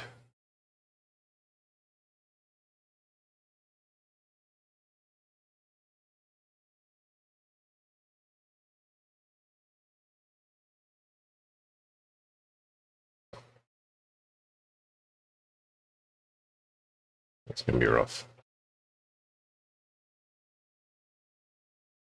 Everybody that's left is fast.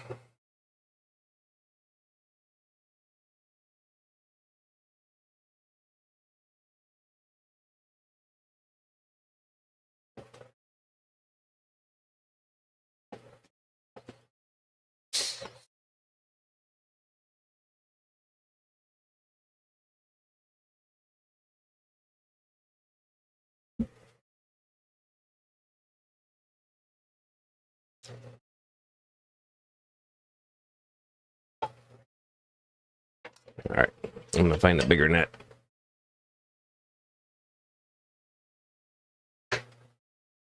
And get it all rinsed off.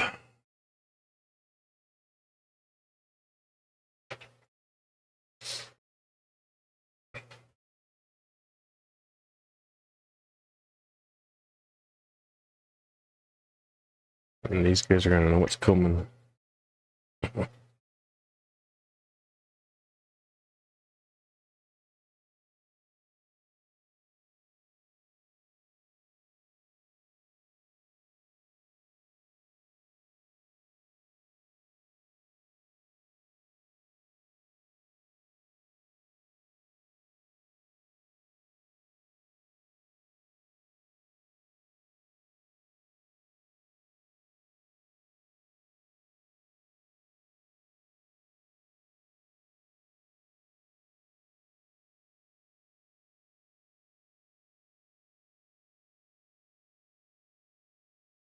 I suppose I should pay attention to how much water I'm putting in my little box.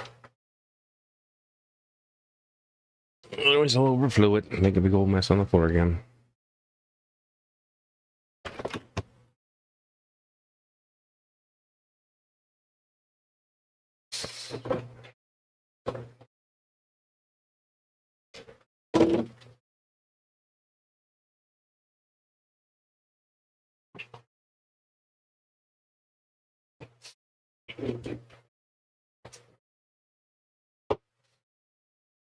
You any dried duckweed in the coffee?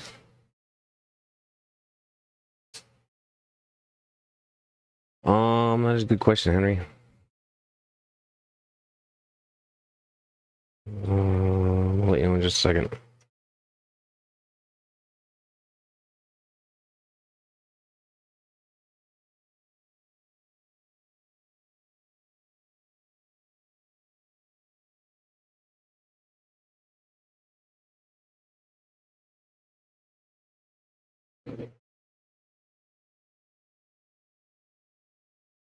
One species.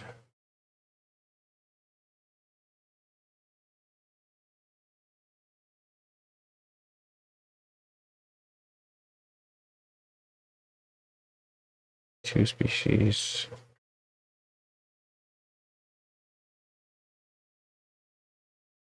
Could just be three species left to bag up. The orange Venezuelans, the black ruby barbs, and the rhinocentris. All right, pre-soak the net.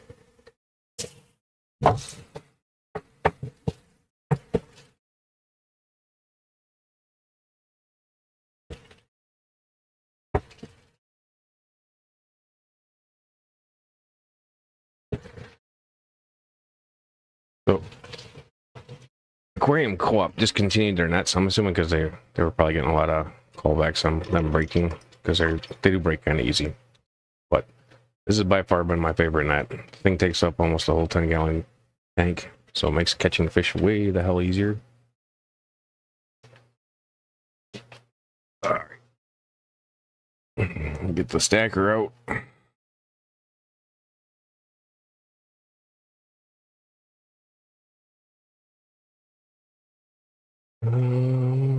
Go over here.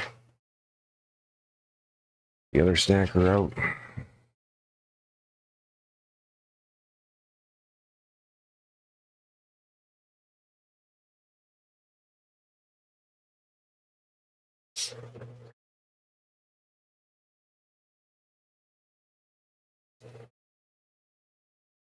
Get these couple of caves out.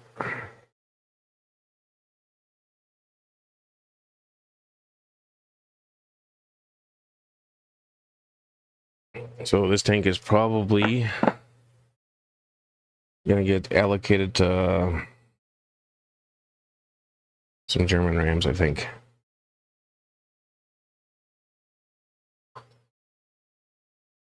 Yeah, they'll probably become a German ram grow up for a little while.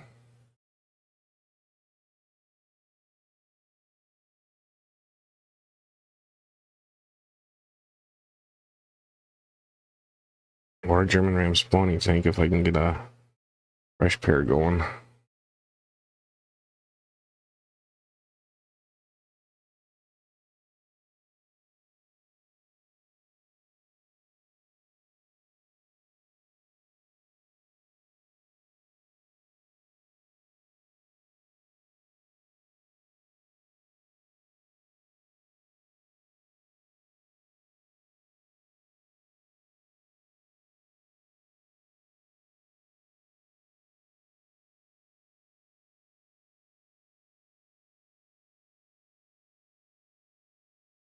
Almost all of tank inhabitants in one scoop.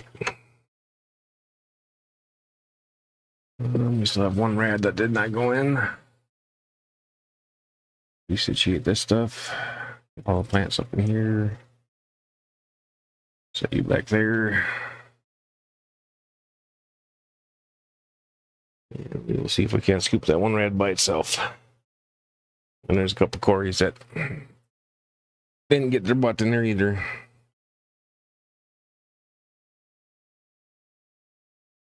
All right, little girl, get in the net.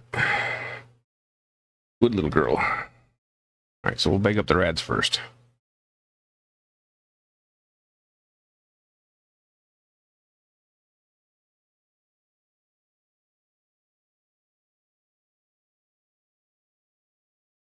All right, she came out of the net. Good girl. Let's get the Corys out if we can.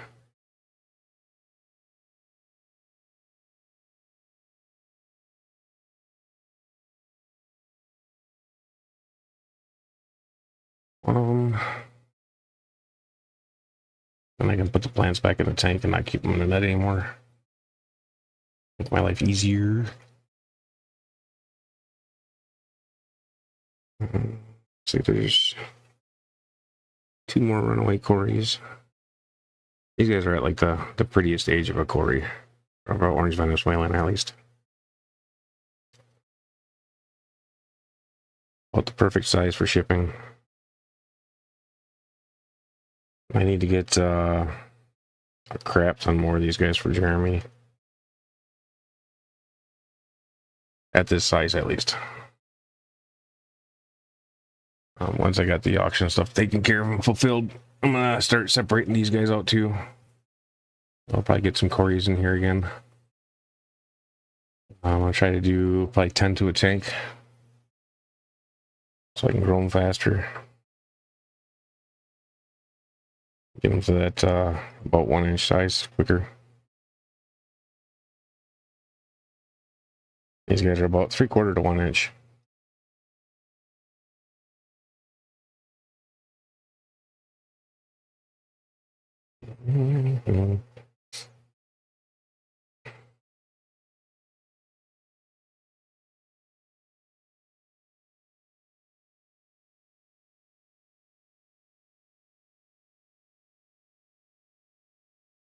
Oop, little bugger.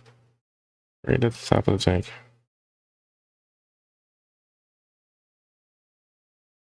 Right, back up, back up, back up, back up. There you go. Oh, you little... He's a smart one. Looks to be whoever gets you. They will never get you out of the tank. Come on. Back up.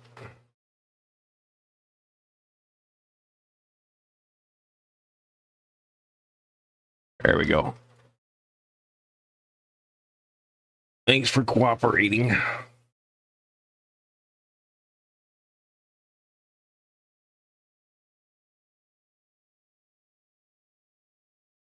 All right, get all the plants back out of here. And on to catch more rads out of the net.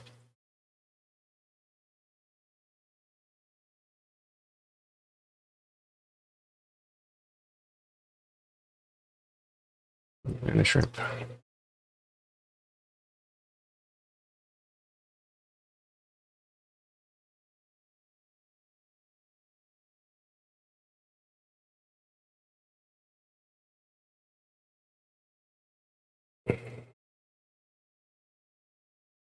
All right.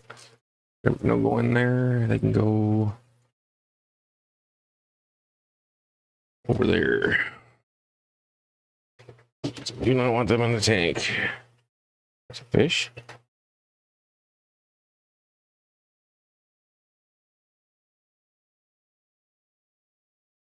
Oh, it's baby shrimp. Swim, swim. Oop, he's a goner.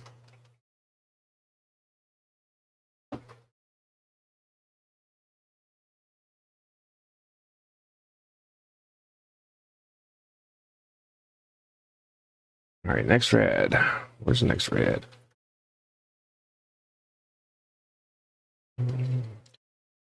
Right there. Yep, you're the one I want. Got 2 in the bucket.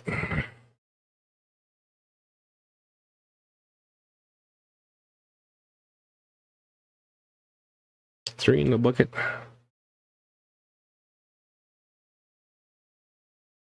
He's getting some color on him. 4 and 5. All And I should have had a group of 5 rads. 2 males. No, I think it's 3 males and 2 females.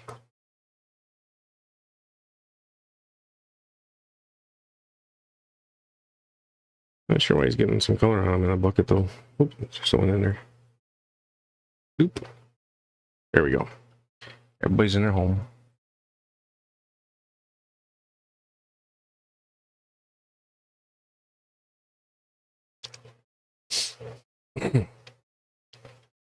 Alrighty. I'll open this up. Let's see chat again. Oop, there we go. I have chats. No, just atmospheric air right now.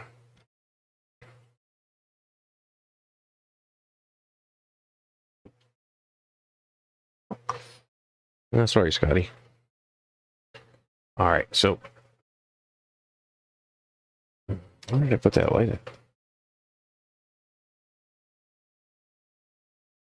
I don't know.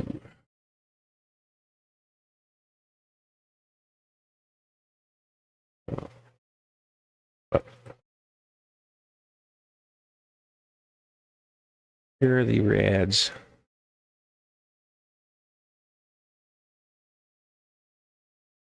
These are all my baby rads from last summer.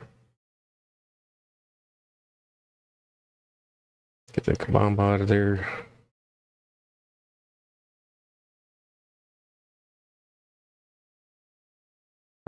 But they are all old.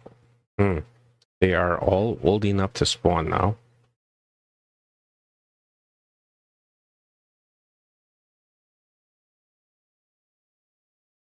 In all of my groups, I am grouping the way that I am, so you have the best chance at spawning them. Now, I did pull the black Venezuelans that I was going to have up because I don't like the way they look right now. So I don't have enough to make a group of them. So they're just going to be, they were deleted, basically. Unfortunate, but that is what it is. As goes fish keeping.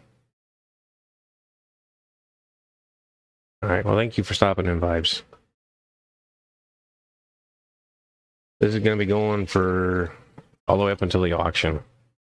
Then I'll refire it up again after the auction, because it's just essentially a fry and egg watch, really. But I'm going to run the fry until they're free swimming at least. So we still got a few days worth of streaming to do. And then eventually, my hope is to get some decent footage from those streams. The StreamYard is recording it also. And then cut it up and make a little video out of it. If the video quality isn't good enough for that, then, well, I'll have to try it again. That would be unfortunate, but that's, I mean, as goes life. The small bags I don't want them, I want the bigger bag. That should be it. Oh, there's duckweed on it. Or in it, that's on it. That looks good now.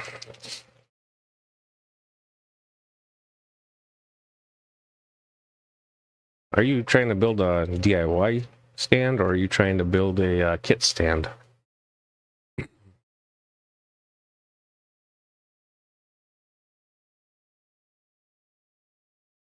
Jump, jump, jump. Everybody jumped. A little bit of guppy graze. That cut sucks. I had a stupid cut on my thumb and my finger from work the other day, and it is freaking miserable. The phone, the net, that's where the duckweed came from. The damn net.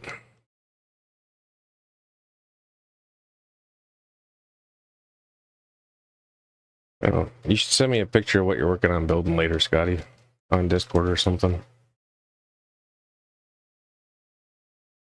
Well, busy right now to give you any pointers on it, but might be able to help a little bit. Not thinking. Give you some recommendations on touch-ups or something.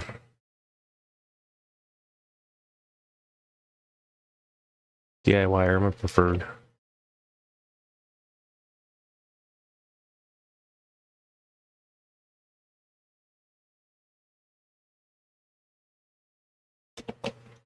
Let me tip this down a little bit.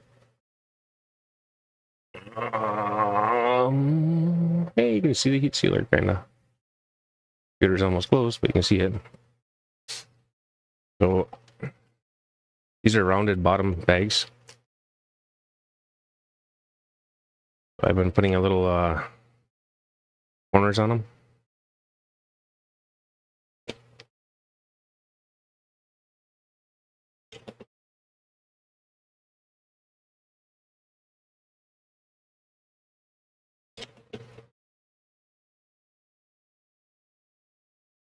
Wait, didn't trap too much here.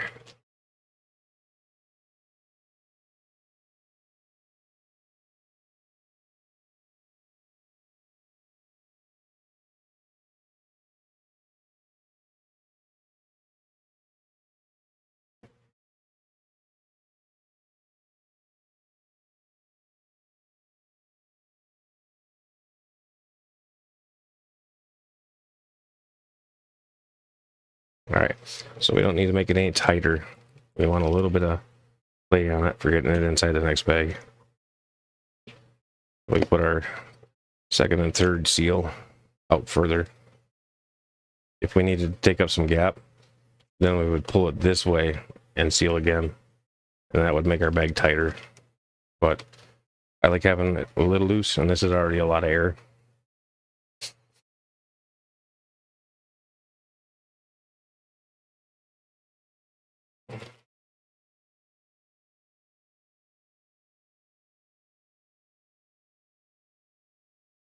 And these guys are only getting double bagged, but they're getting double bagged for just in case.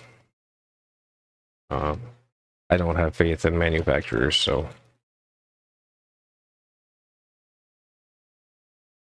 it's better to not trust and be surprised and have things succeed versus have faith and have it fail.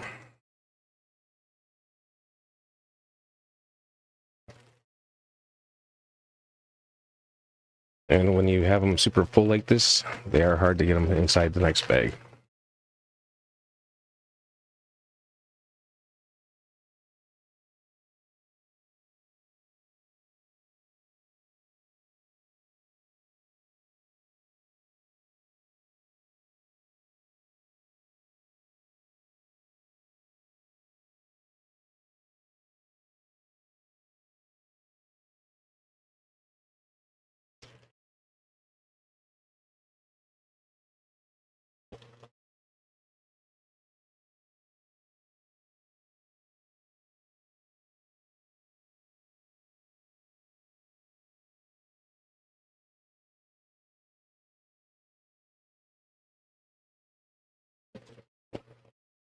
And these heat sealers do have a built-in timer.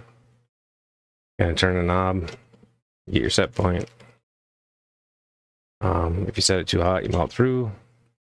Don't set it hot enough, you don't melt enough. Takes a little bit of playing to get used to it. But heat sealers are cheaper than rubber bands by a long shot, especially if you're doing a lot of bags.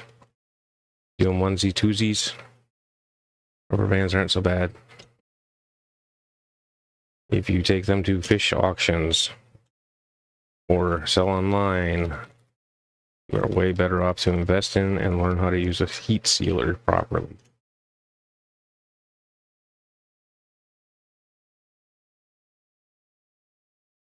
And when you get one, you get the big one, damn it, not the small one. Like this.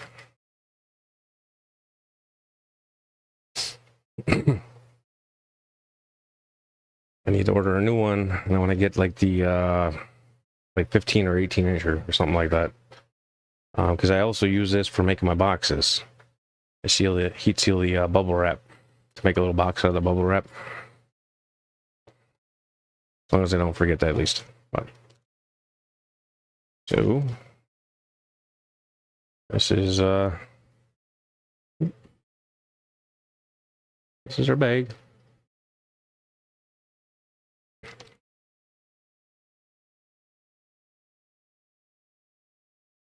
And Peplin and Foxy will be happy to know that I'm not using one of my installation boxes.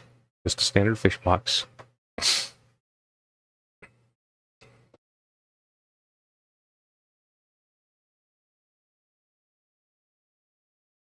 Yeah, as long as it doesn't affect the integrity.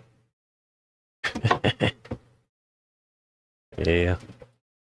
Sometimes you gotta, Scotty.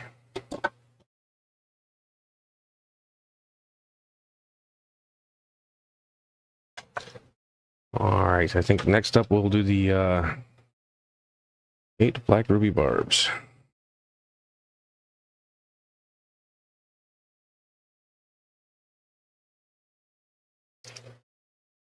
Those daisy fish, or ace fish, really need to spawn. Ladies is big. Maybe I should move them next door. And let them have this tank.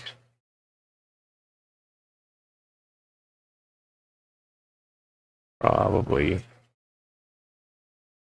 Need more tanks. Need more racks. Need a bigger building. Nice 40 by 100 warehouse.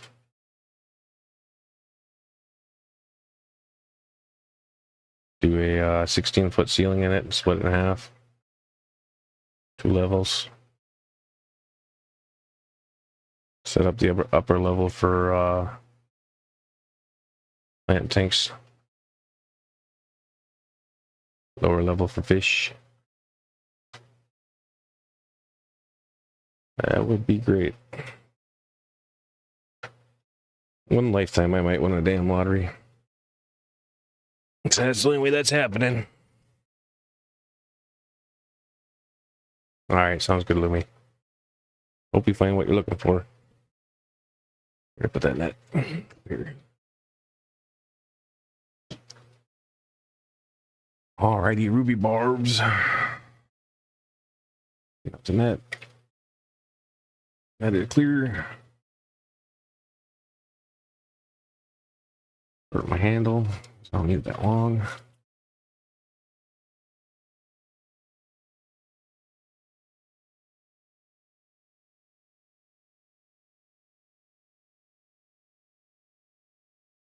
Come on, get the damn net.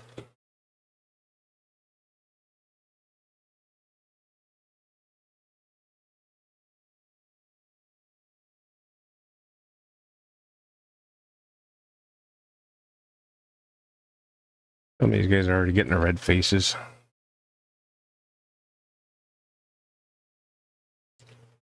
And I'm hoping I did okay on guesstimating juvenile male females.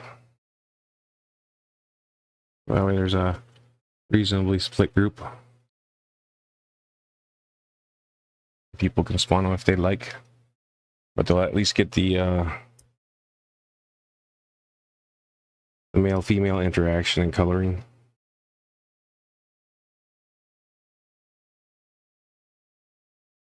You know, if you have all females and one male, you don't get the same coloring as you would if it was a reasonably split group. Because that's what mine currently do. My original group of black ruby barbs, I lost a bunch of them to a heater failure. So I ended up only having one male, one female, or no, one male, 2 females. And he never got as black as he did before that heater failure.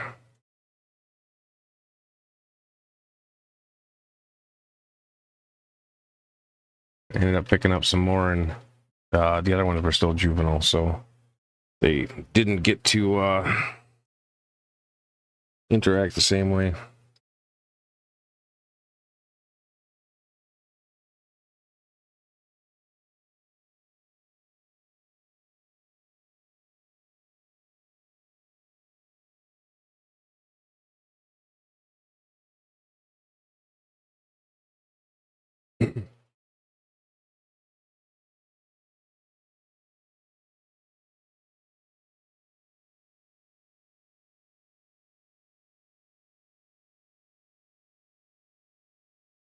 Could be one more up in there. There it is.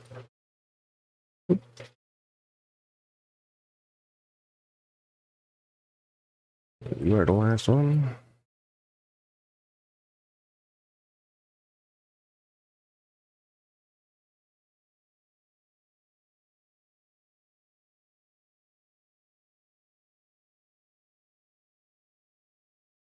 Yep. 8 black ruby barbs. Leave that up here.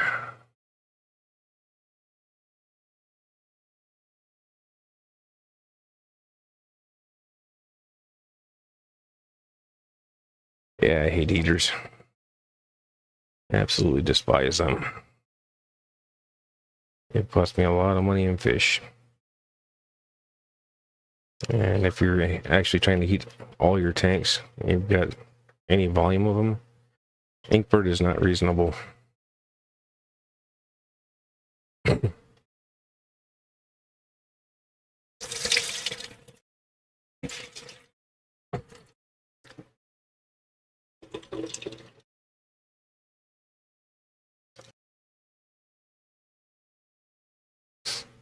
I remember to mute it.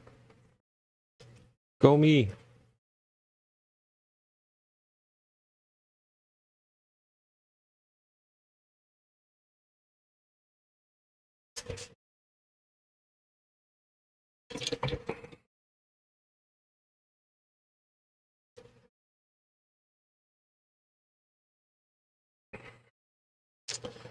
All right. These are the juvenile black ruby barbs.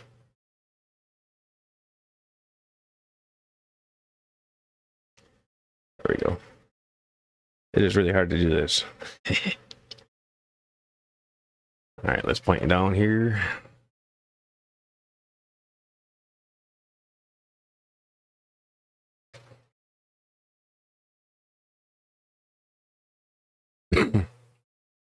Well, did have to have multiple sensors though. Because technically you can like do a rack. You just plug in a power strip to it, and then you plug all your heaters into the power strip. I'm pretty sure wattage wise it'll probably overwhelm that Inkbird and give it a shorter life than usual. But I mean, that is a way to do it.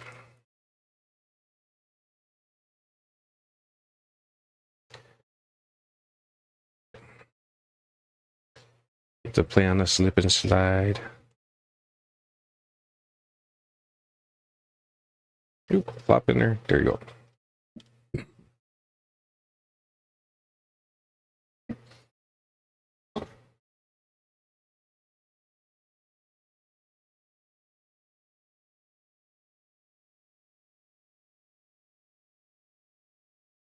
I'm pretty sure my other microphone picks up my coughs.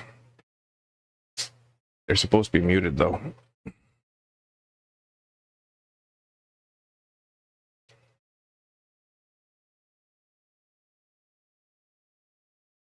All right, I'm not sure if you can see my hands. So I roll this first to trap the air in.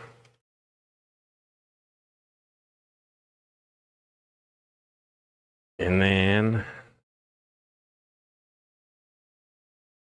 I seal that end.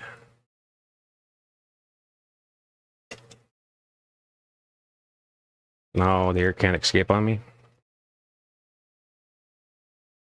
And we'll get us a couple angles on this.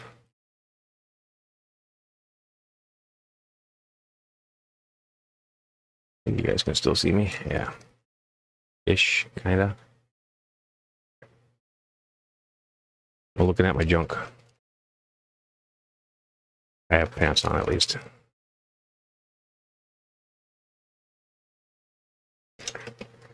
Get us a little angle on here.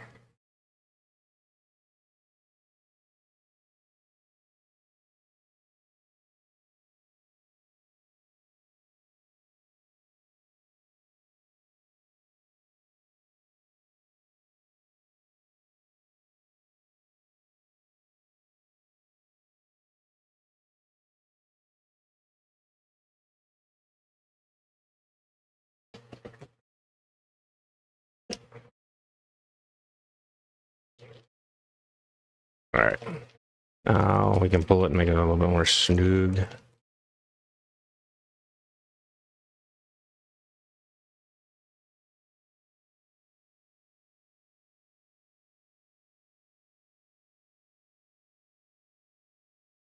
And put our finishing seals on it.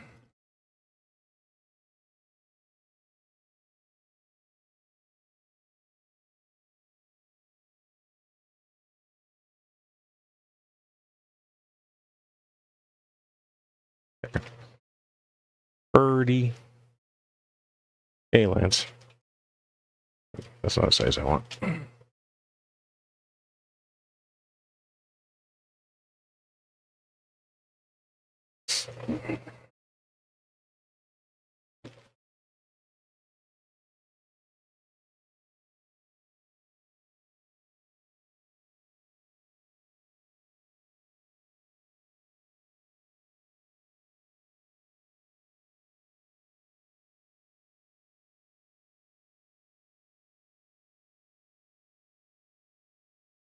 Yeah. No, I've seen that kind of stuff. No, I have not seen it personally.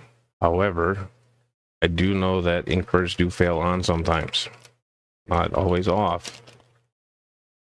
They are not perfect either.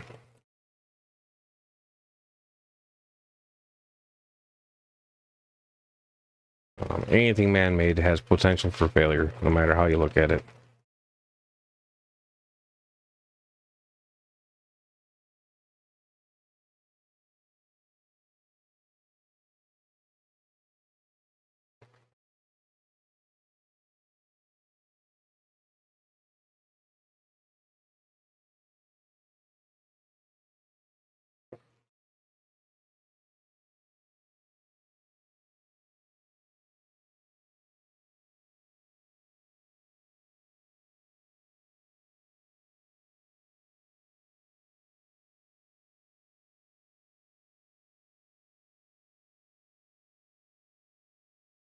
Yeah, I did lose camera right at the end.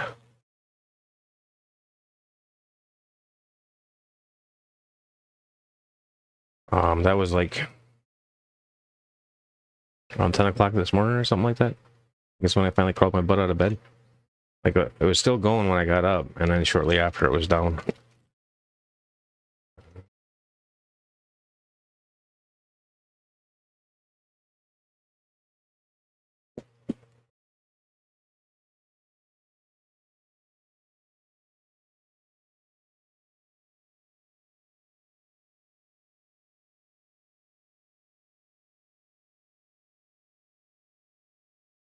Now, when you seal through multiple layers, it doesn't seal very well.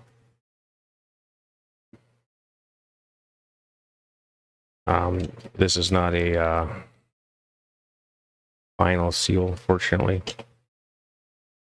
It's more of a shaping seal. These would be the final seals.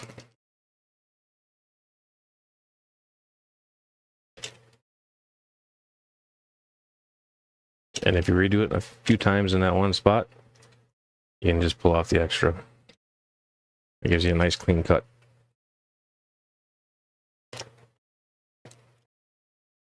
And we'll hit it one more time right in there. Just because I feel like it. And tip up. Still a little bit stiff. It's a new computer. And here we have black ruby barbs. 8 of them.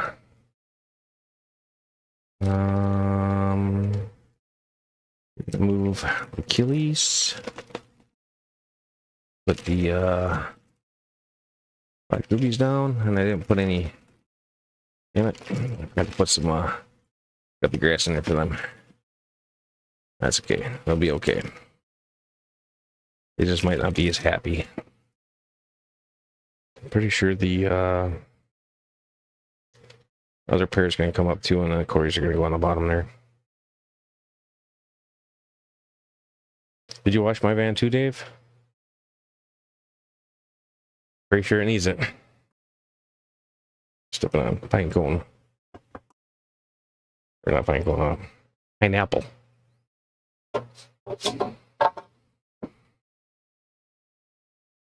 I am way too cluttered in here right now. Get it organized again. I am pretty sure those daisy rice fish need to come over here and make babies.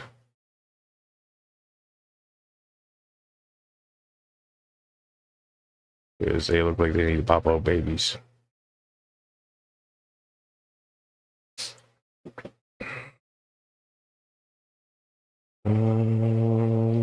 Can't really see.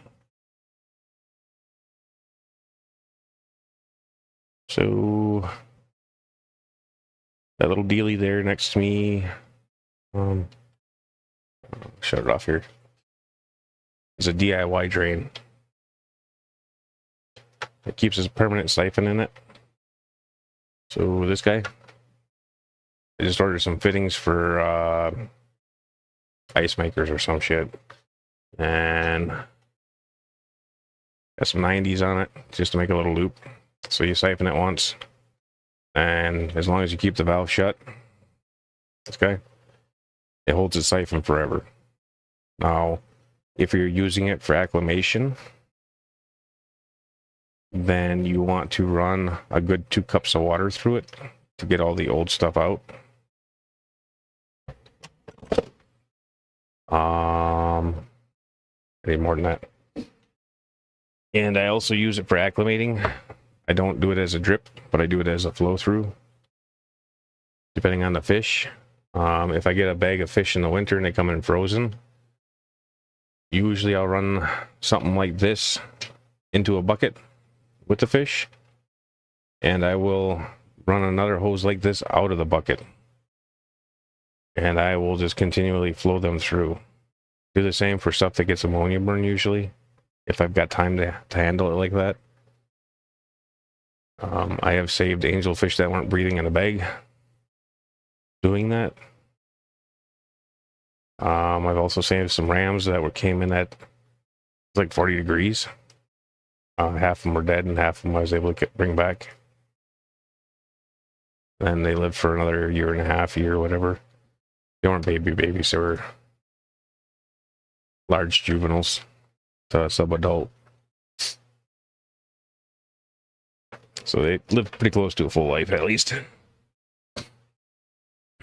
What are we looking? We're looking over here.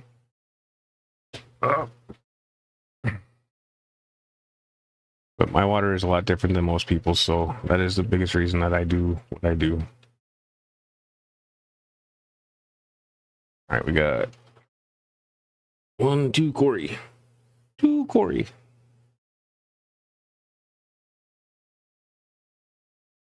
Got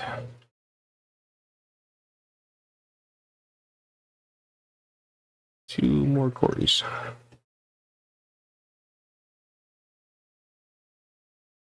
But when I'm able to flow through like that, that's when I have the best success with difficult fish. When I do pop and drop on difficult fish, it's almost guaranteed that they die. My water's just too different.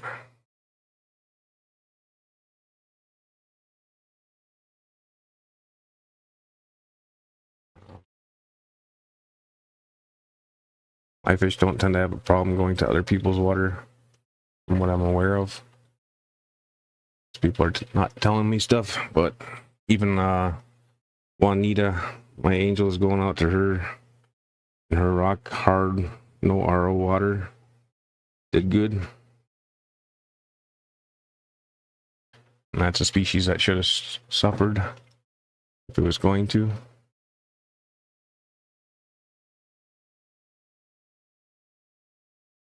We got 3 in this one. Yep.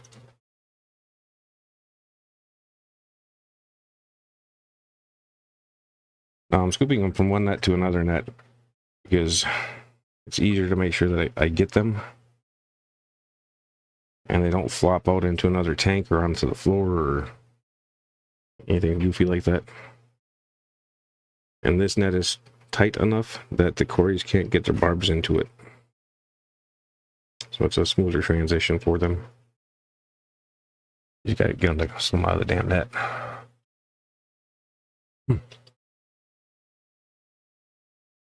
And what we have in here? Everybody? Looks to be everybody. Give him a count.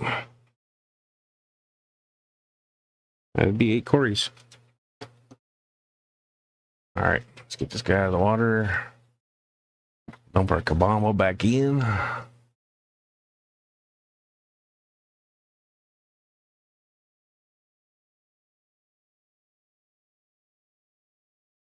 Bamba is one of my favorite plants. Fortunately, they renamed it Purple Kabamba, so that way I could actually have it.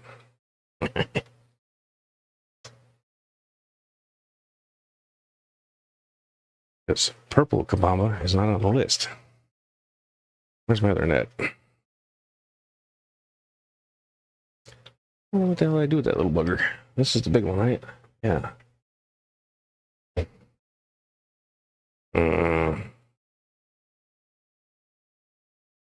I'm sure, there it is. Right there next to that one thing by the other thing. Exactly where I left it.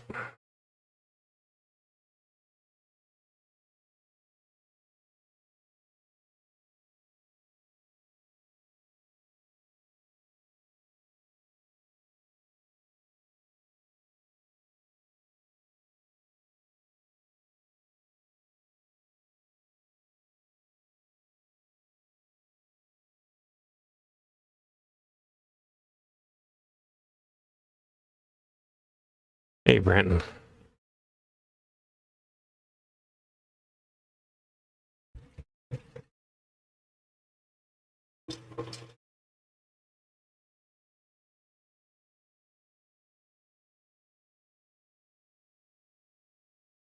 You've been missing the training session, Brenton.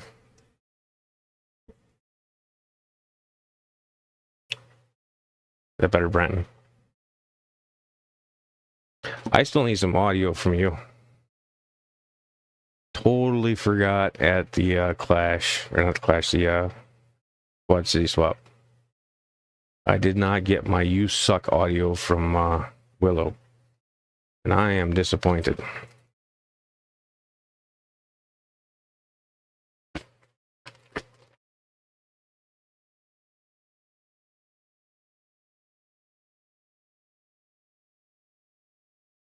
Alright. I don't remember if I showed them or not, so here are the orange Venezuelans. About 3/4 of an inch to an inch. Some of them a little bit bigger than others, but this is them. And like, still disappointed you let me forget Brandon.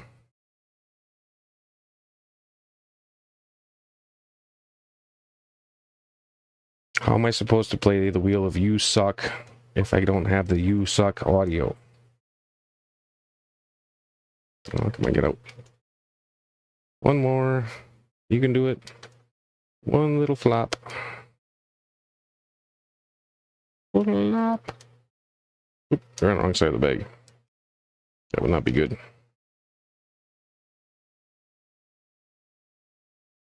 There we go.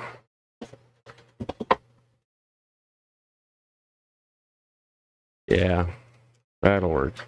It's not the same, though. I mean, if I was standing there and had the recorder on us, and she directly told me that I suck, it'd be so much cooler. Maybe at the cookout we'll get it too.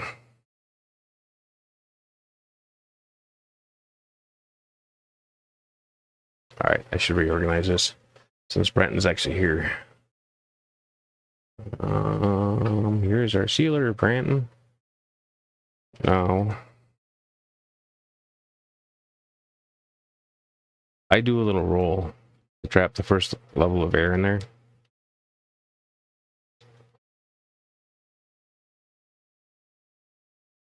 Because otherwise when I lay it down, if I'm on a flat surface like this, it pushes out.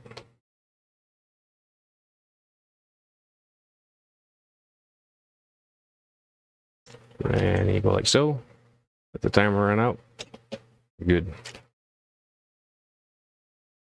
Oh, that's our main seal to start it. Now I do Some corner seals.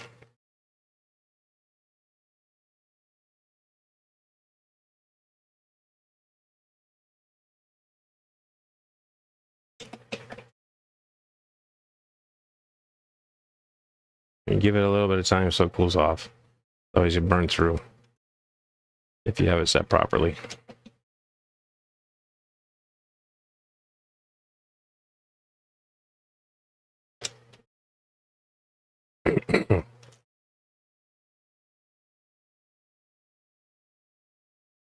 You leave a little bit of sag in it so you can do the other side.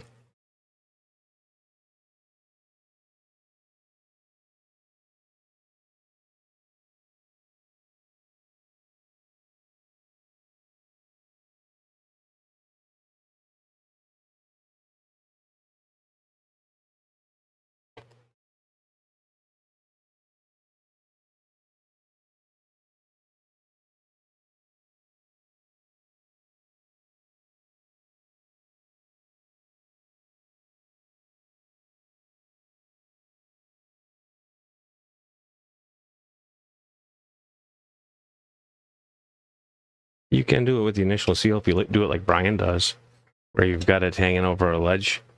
My problem is if I run too close on that sealing temperature, the weight of the bag strips it, makes it fall.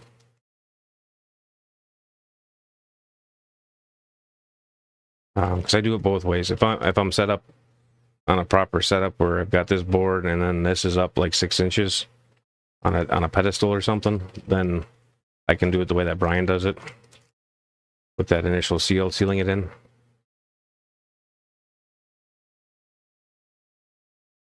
This one's a lot looser than I'd anticipated. We will get another one over here.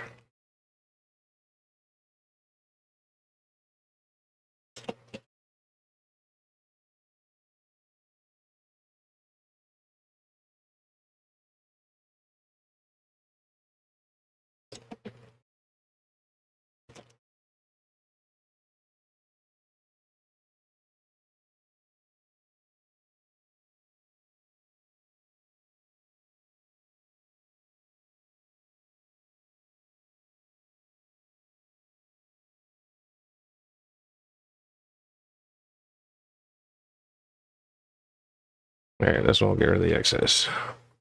One more seal here. And here.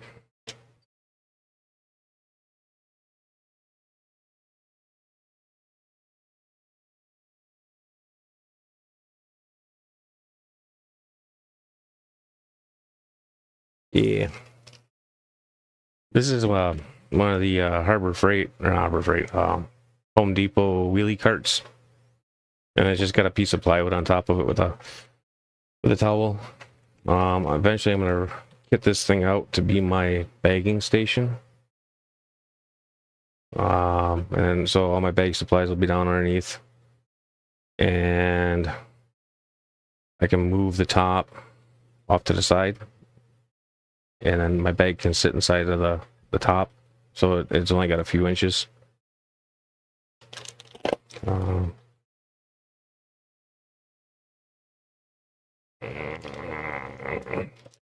But that's our kind of trap free corners.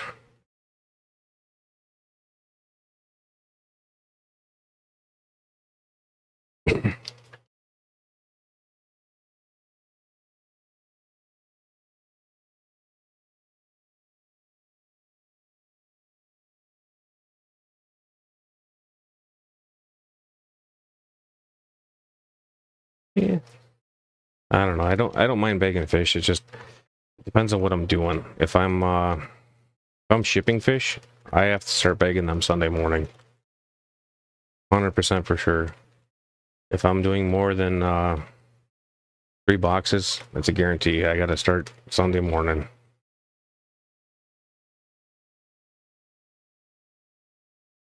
And lately I've been struggling to get up in the morning, so I haven't been wanting to ship fish because, yeah, it's been hard enough to get to work on time. Don't need to add another stressor on that. With this shift change, though, actually I think it's going to work out better for shipping fish because my normal drive-through time will be the same time the post office opens. So I can get it there hopefully before they open. That way it can go out that day's shipment. Otherwise, when I go through like I normally do right now, the box sits there that day because it misses that truck. That truck gets there at 15 minutes to 7. And if I go in at 7, then I'm 2 hours early for work currently. Or at least an hour for sure. Because currently our hours, or my hours, are 9 to 5 technically. I mean, the 5 is kind of never 5.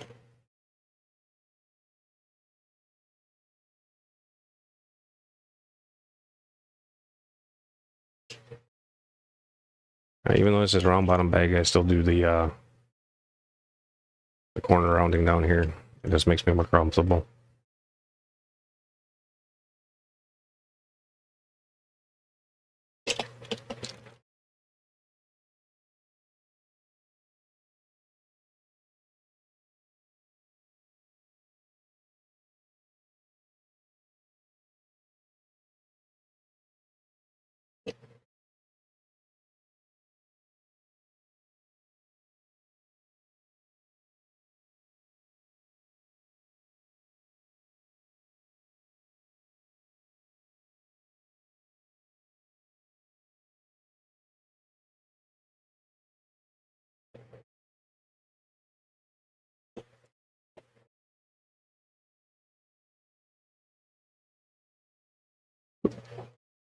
She's sticky.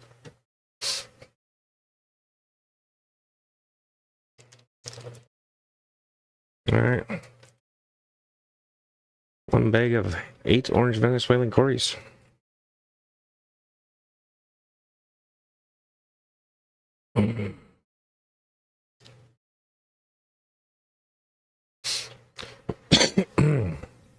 All right.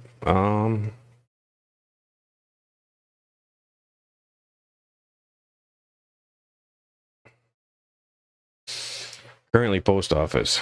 So I haven't gotten around to it yet. I intend to start up a pirate ship or shippo account, and then at that point I will ship through either post office or UPS. However, when I ship through UPS, it is not direct. It is through a shipping hub because I'm too rural to have access to a UPS store. So we are third-party UPS shippers. You know, we drop it off at the Ace Hardware. I don't want to do FedEx yet, at least. Maybe down the road. FedEx is through our local shipping place would be through Family Dollar, Dollar Tree. One day I might do FedEx also, but it will probably be after the expansion when I have an actual shipping receiving area, because then I will just ship directly from here. So my pickup time will be Monday sometime during the day, and then it will go out from there. Like I said, I don't have access to hubs during my business work hours, so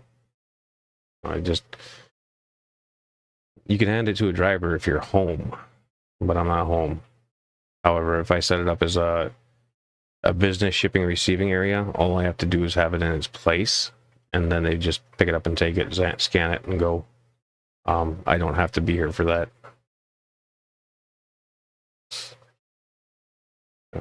Smoky tree time, though. I'll leave that one on for now. It's not really blocking anything, so I'll be right back. I'll have the phone and my mic with me, so I can still chatty chat. I'm gonna get a smoke in though, and then like mute the mic for a little bit, and go see if the van will start.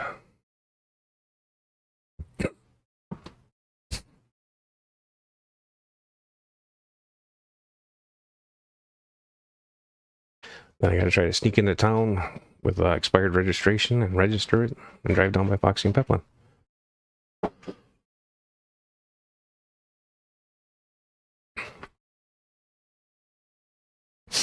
I might even be able to use my phone to stream while I'm driving.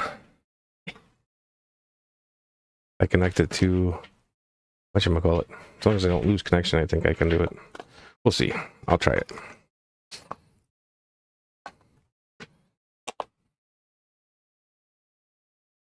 Get after it, Dave. Need some positive reinforcement or negative threats. I'm sure we can help you with either.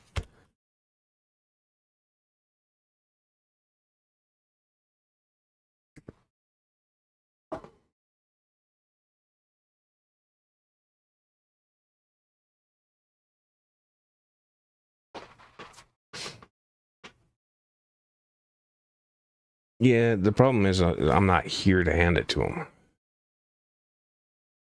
So it'd be sitting out on the deck until 4 o'clock in the afternoon from about 8:30 in the morning until they got here to pick it up.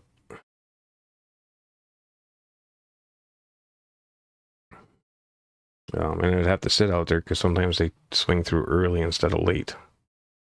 So some days they come through before my wife gets home from work. And some days they come through after. 99% of the time it's after, but there are times that he occasionally shifts his route. And I would really like to use UPS. He's a cool dude.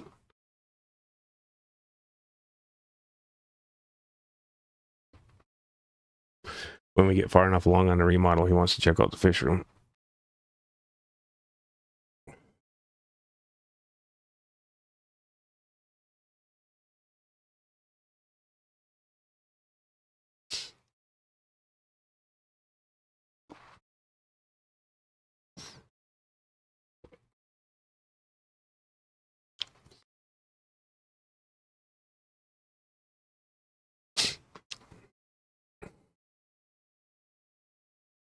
I am coming today, Brian. I just finished bagging. I'm having a smoke, then I'm going to try to start Betty. Or Betsy. And... oh, Betty. Yeah. And you're heading down your way.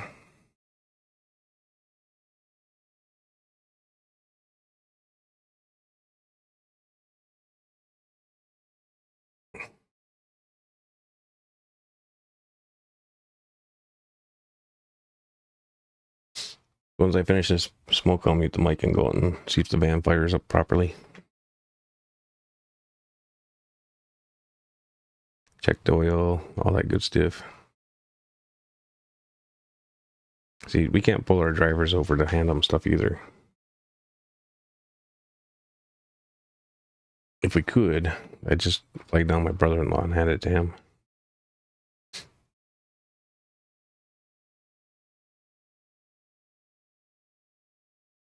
His route's in one of the areas that I work in a lot.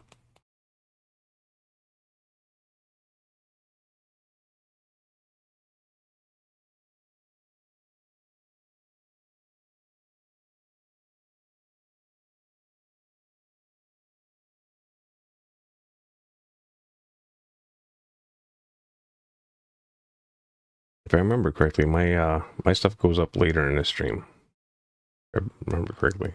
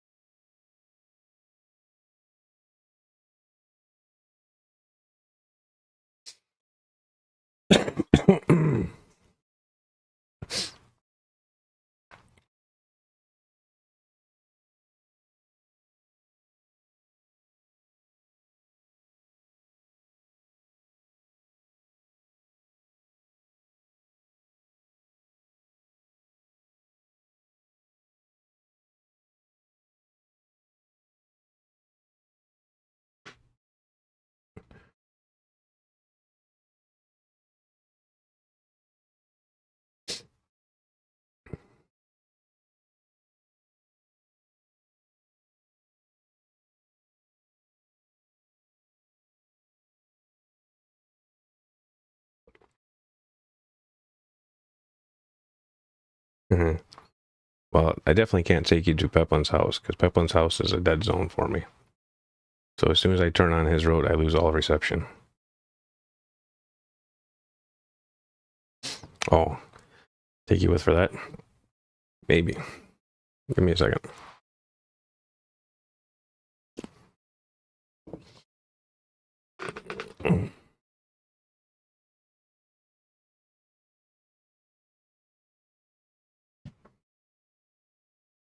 That I might be able to do. I won't be able to use this mic though, because it won't reach through the walls.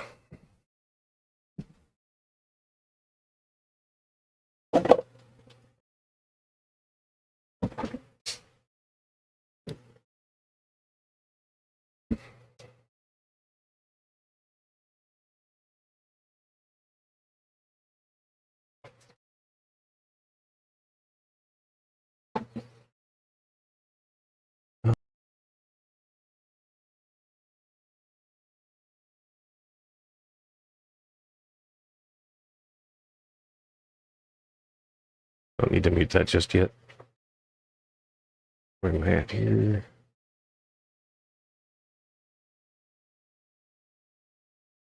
Settings. Connected to the headphones.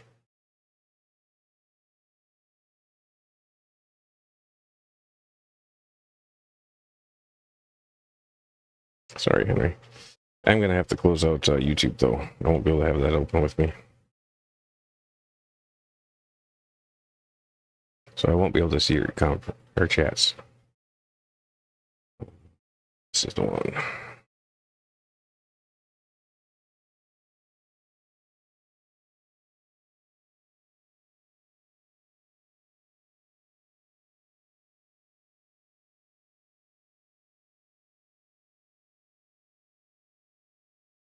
Nothing's frozen yet.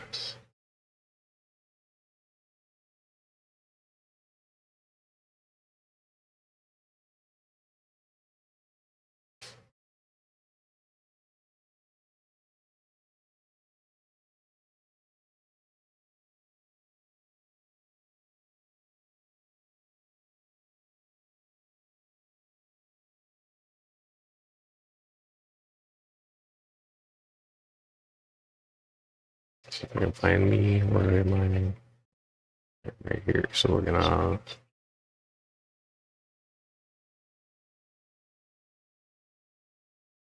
hide this one. And I am there. Now if I do that, I go away. Do that, I come back.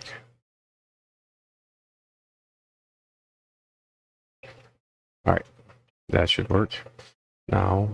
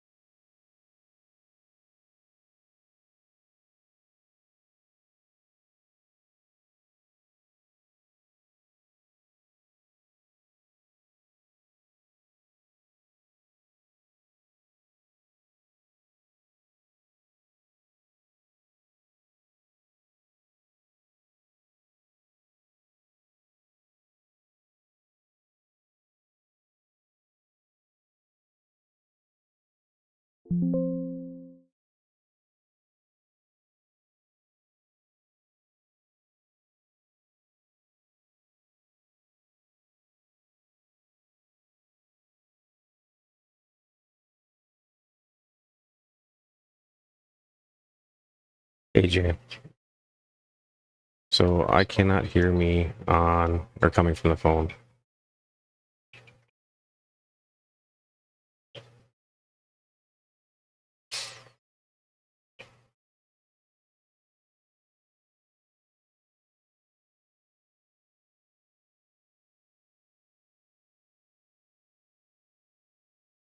Try going to the mixer. Webcam 1, webcam 2.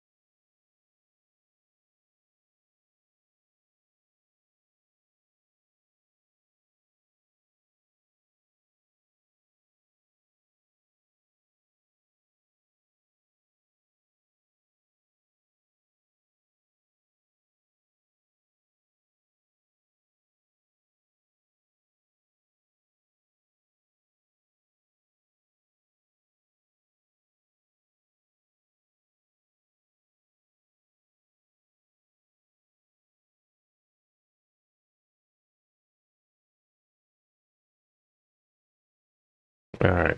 I don't think I'm going to be able to get audio that comes through this phone.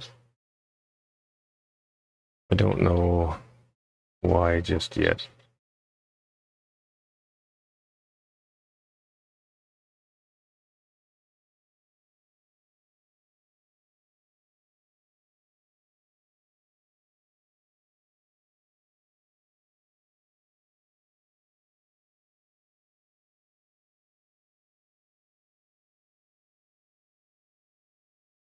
But I know when I had Lumi on for testing, that was a issue as well.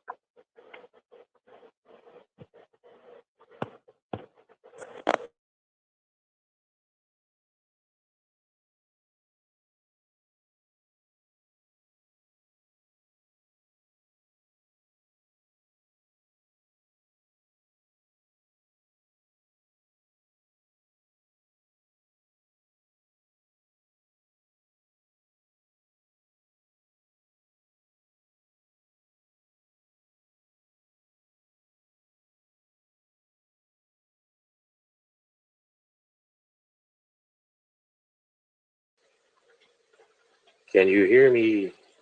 I can hear me.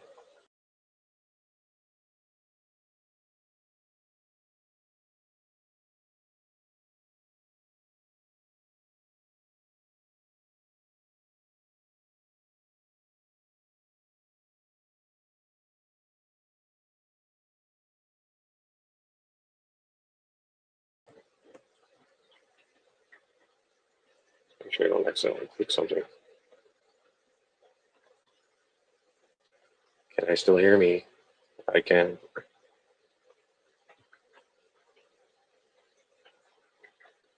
Screen comes back up. All right.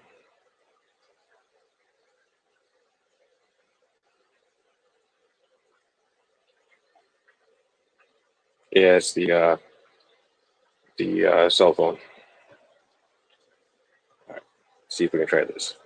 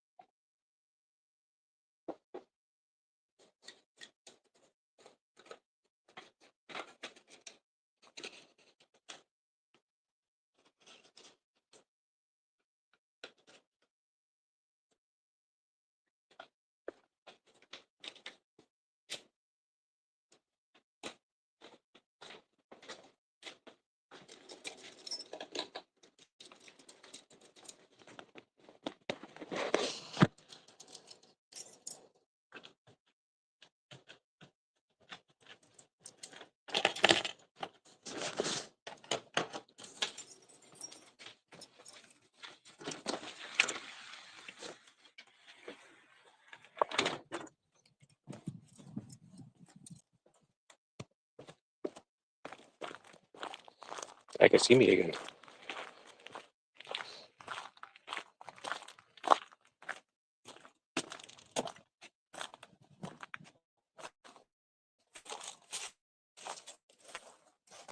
Can I still hear me?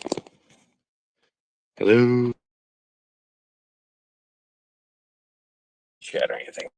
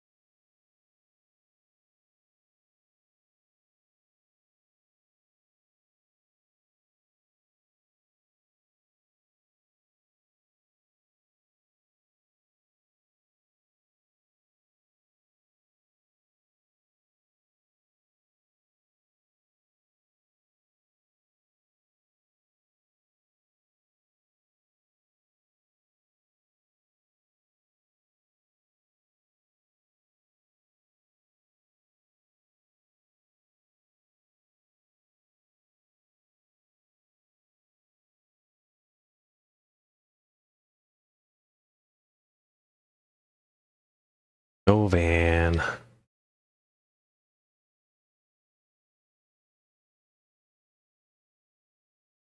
Um,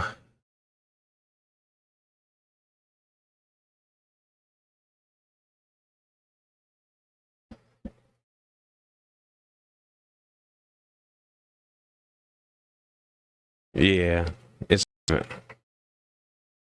not even trying right now, so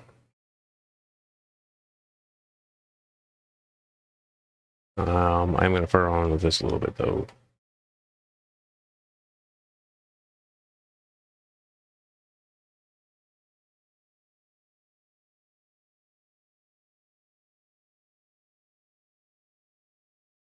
Oops, that's not what I want. I cannot have this open with the with YouTube for some reason. Trying to get it into like the split screen thing that they have now, but it won't do it.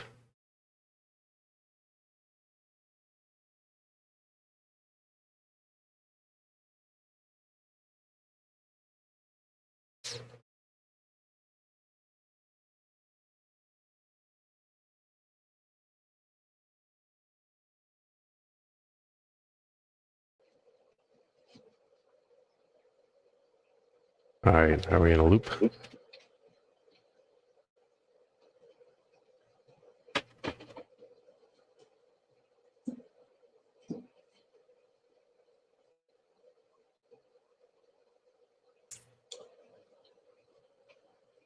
Um,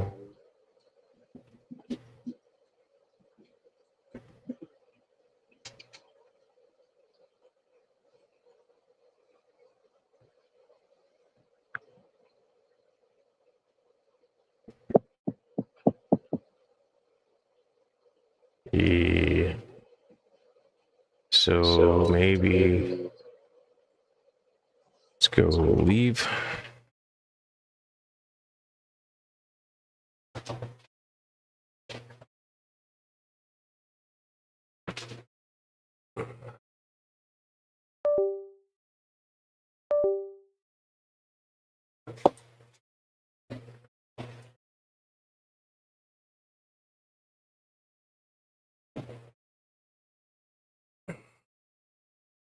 Let's go.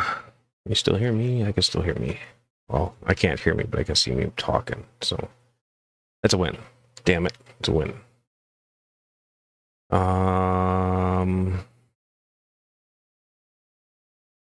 What am I looking for? I'm looking for hotspot. How do I make my hotspots? Mobile hotspot. Turn that on. Okay. Let's try. Turn this thing on.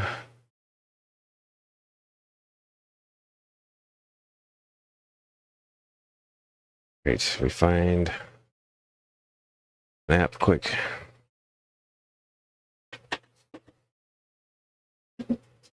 So I'm going to be disabling the mic on the computer here in a second.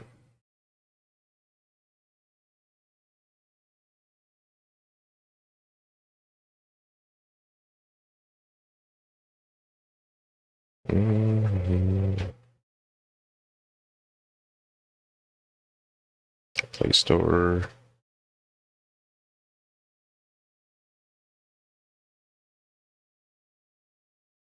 All right. Load up slow ass phone.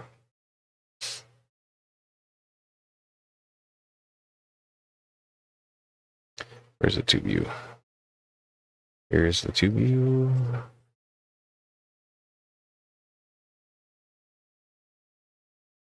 No, it didn't get charged since last fall. So over the winter, 40 below zero for weeks, that drains the battery.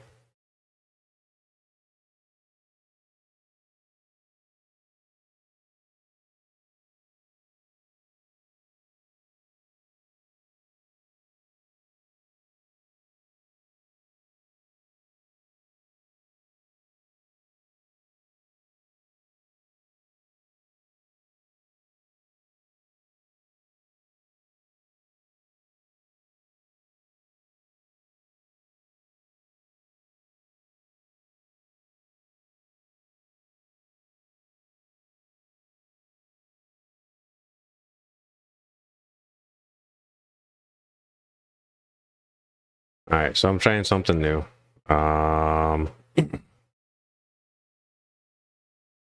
I'm gonna try to hook my Lark up to the cat phone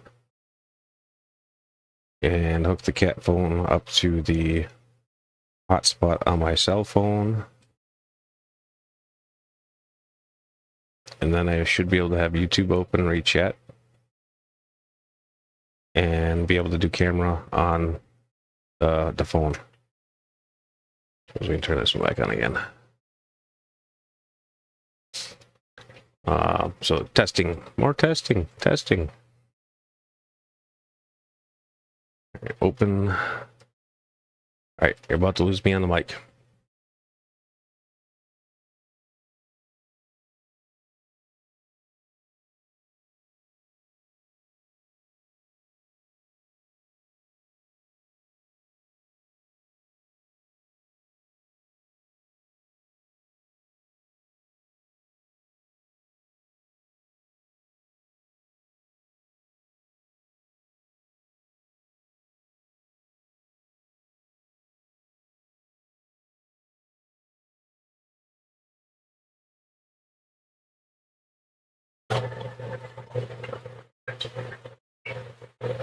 All right, guys, hear all the bubbly noises now. Boom, boom, boom, boom, boom. That's from the computer microphone.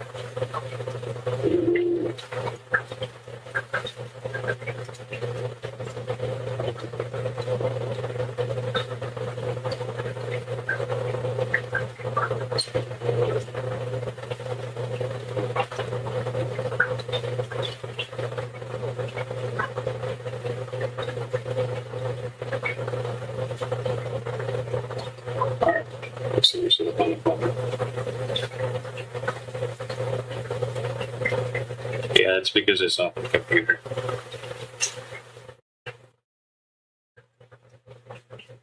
You hear all kinds of bubbles and background noise.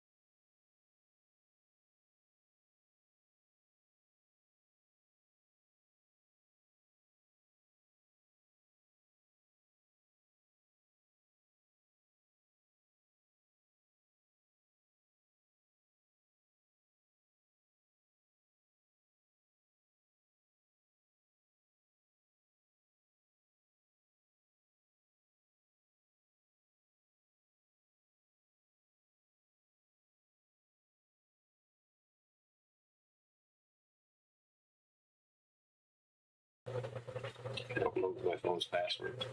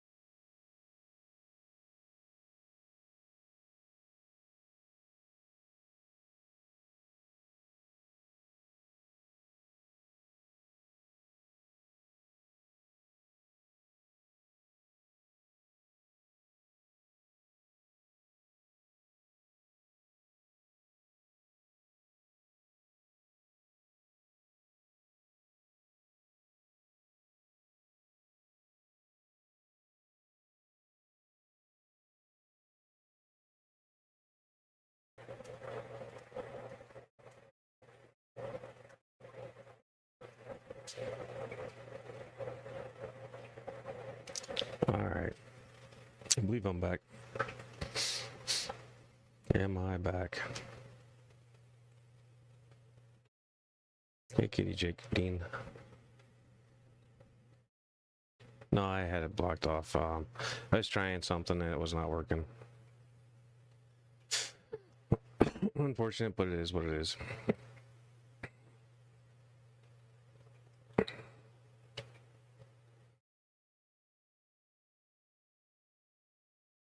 What are you gonna do?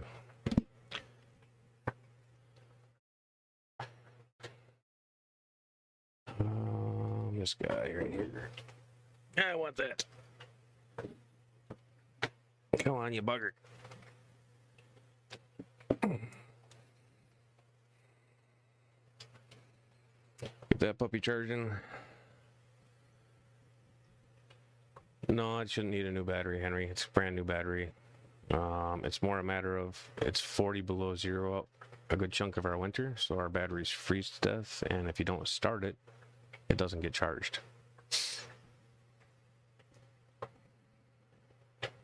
So that's kind of it. That's where that's at. It's at frozen all winter.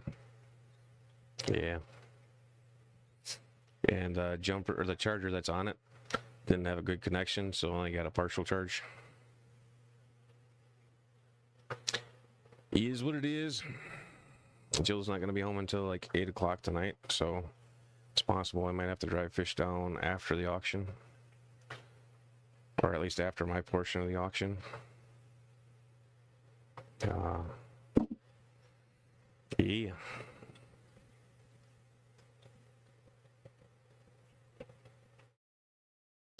That's what's going to happen. Either it'll start, or I wait until after the auction's over and drive them down after.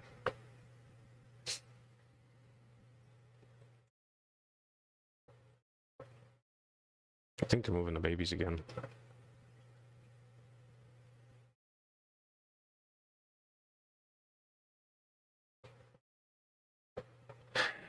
What do you do?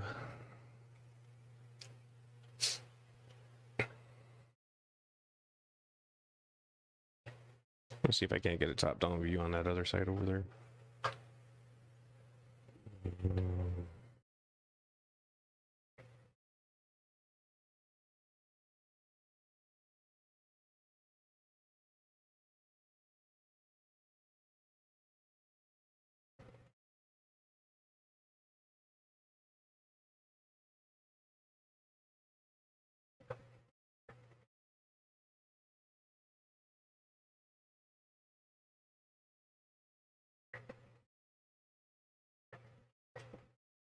Yeah. And it's possible Jill gets sent home early too, but I still won't be able to make use of the time because, yeah, I have to wait to be on the auction. Maybe. Or drive down during the auction and get there in time for my spot on the auction, I suppose.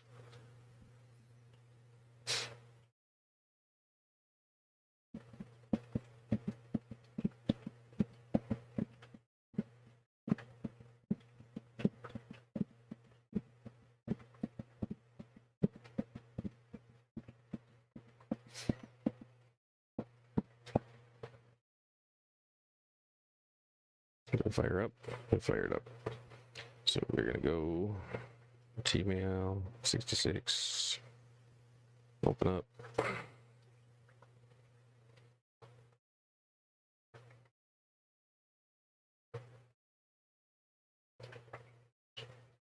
Join. Mute. Volumes minimum. Guest has showed up.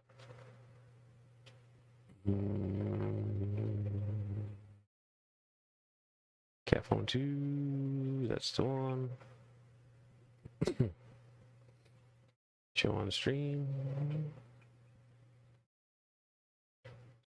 Hide me.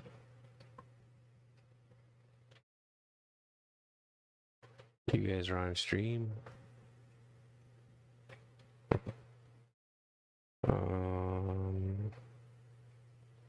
Reload. Open in Chrome. There we go. Join. Something went glitchy with that email.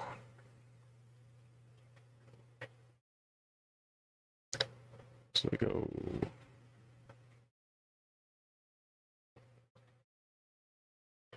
Cat phone. Show on stream.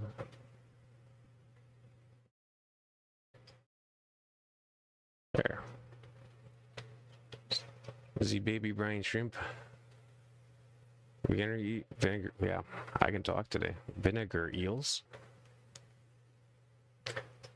All my piles of shit. And let's see if we can't get this guy to balance up there. I'm gonna try to grab a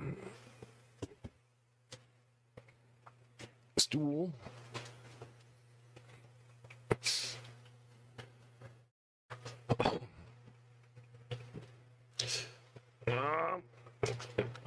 I suppose before we put it up there, go over here.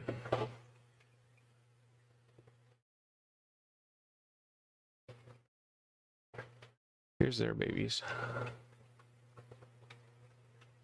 Pretty sure you guys can see them swimming around back there.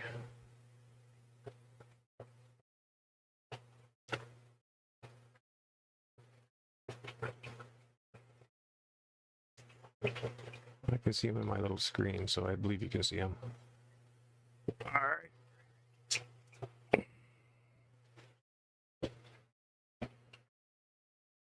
The dead 3D printer. And let's go like so. There's a wire for charging.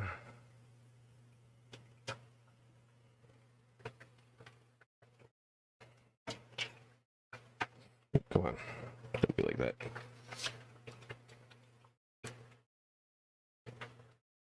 All right, plug you in, and the wire just right?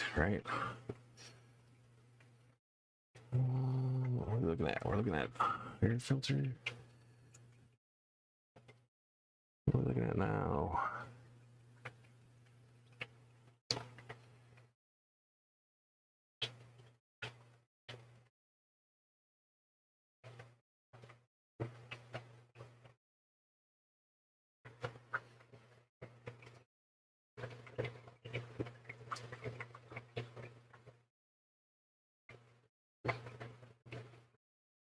That snail's like right in the freaking middle of them.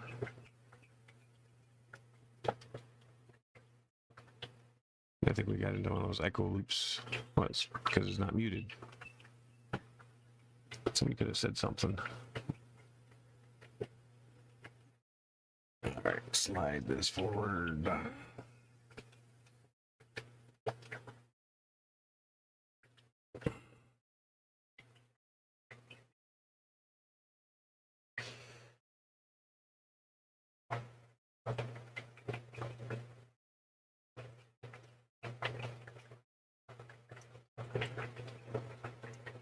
Alright, now as long as nobody bumps the phone, it shouldn't fall in the tank.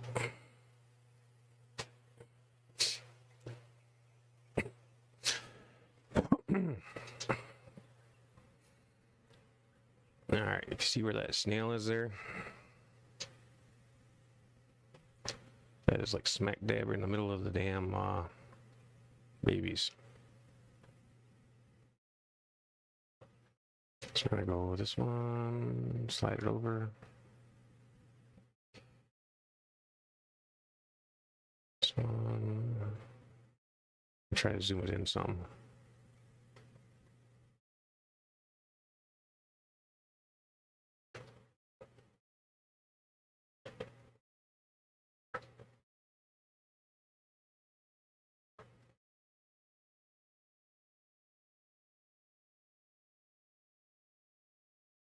Alright, move it up a little bit.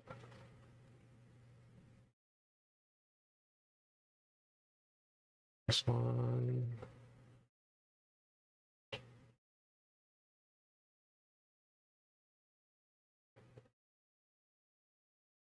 Alright, now we'll go fix that towel.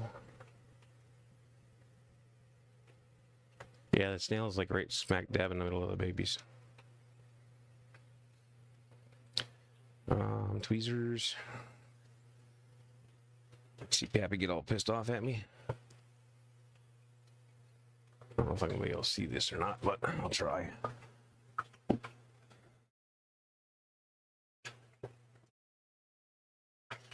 don't know if I'll be able to do it without dropping the phone in.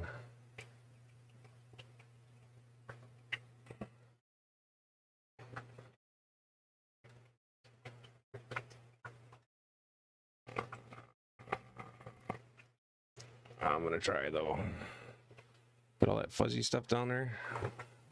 Ooh, hey, no, hey. You're not getting rid of the snail, so I am.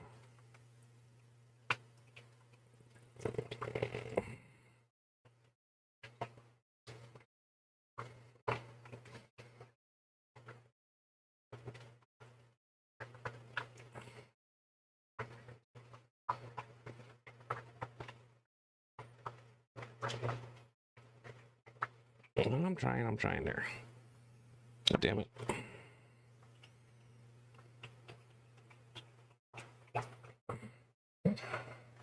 There. Snail is gone.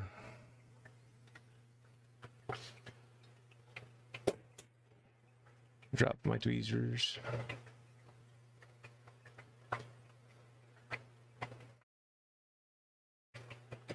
He was pissed as hell.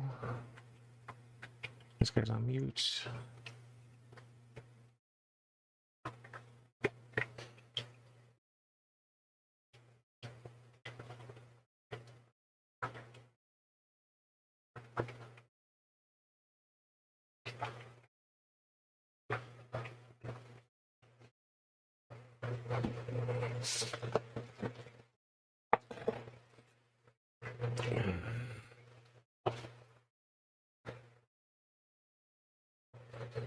I changed the way that the water is flowing in there.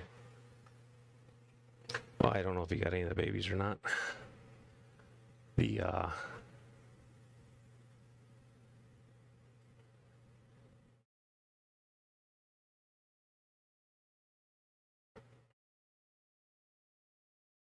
yeah, I didn't count them.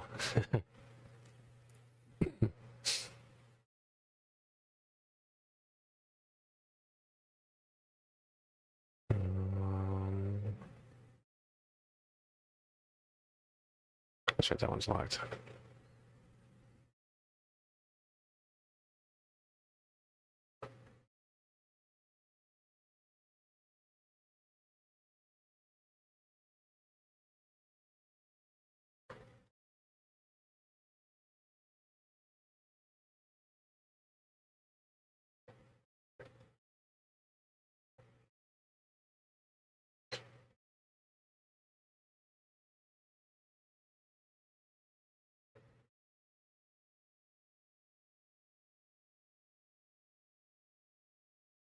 With a little dark cluster right below him there.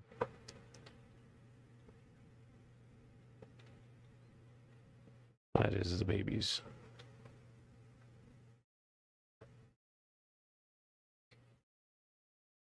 I still need better cameras, damn it. It's pissing me off.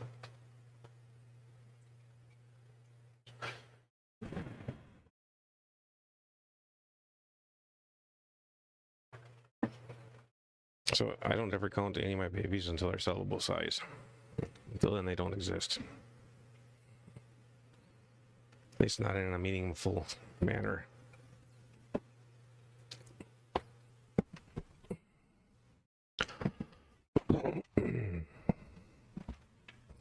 All right, we'll see you later, Brenton.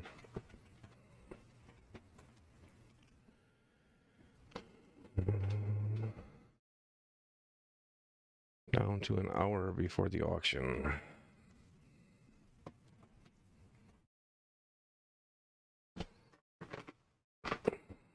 That's frustrating.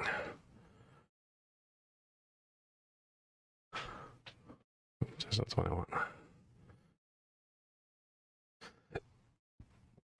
Is that the one I want? Yeah, that's the one. I have an iPhone. That's the bottom one. It is labeled as the Cry phone in the app. And the other two are cat phones. But they're old, original technology that you can throw in a lake and pick out and still use. Unlike a Cry phone.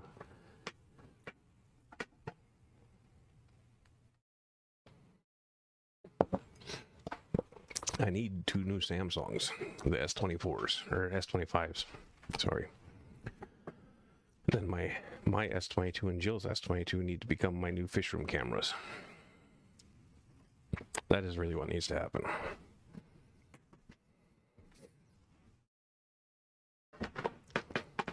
Because the iPhone works good for a pan view, where it's not super zoomed in and detailed. Because that was one of the that's one of the single camera iPhones. My other iPhone that I have for work is a 2-camera iPhone.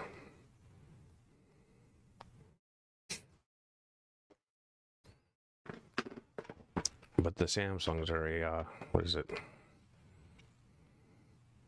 5-camera on the face, and then I think 2-camera on the rear, or beef.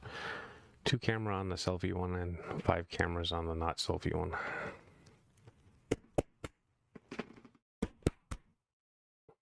Henry, I ran out of smoke.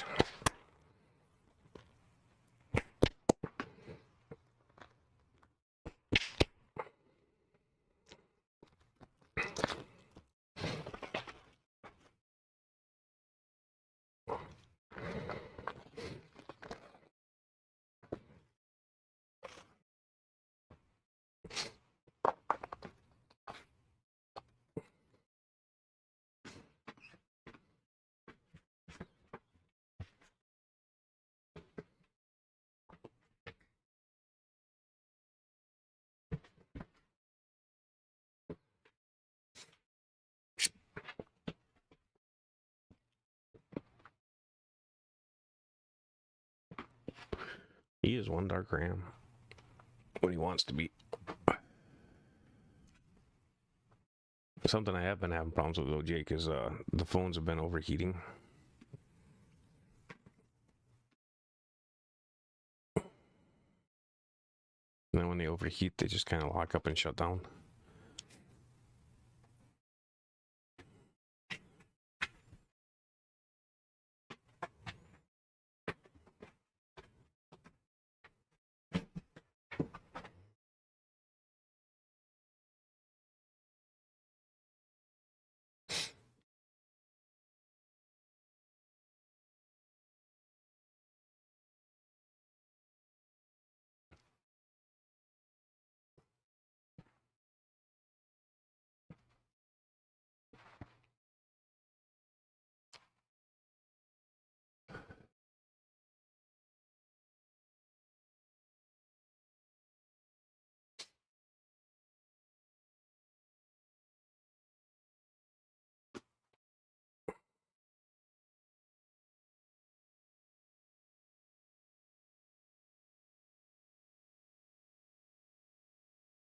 All of them do over time, because I mean, you're heating up that battery in there.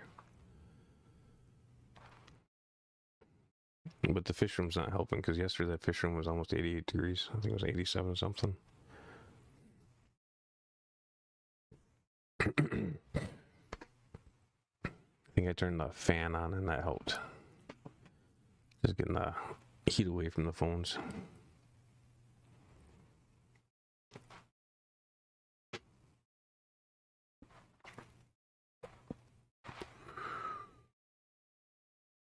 But I had the microphone on, so I shut the door to kind of reduce the exterior noises.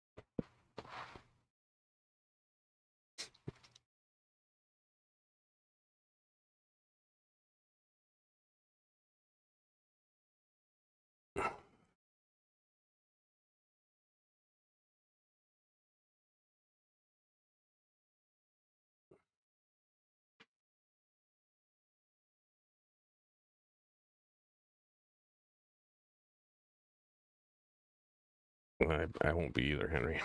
I spent all my money at the freaking Quad-C swap.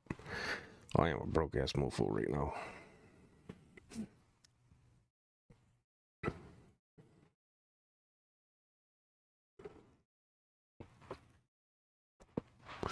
So I won't be bidding against anybody today. To the best of my knowledge, at least.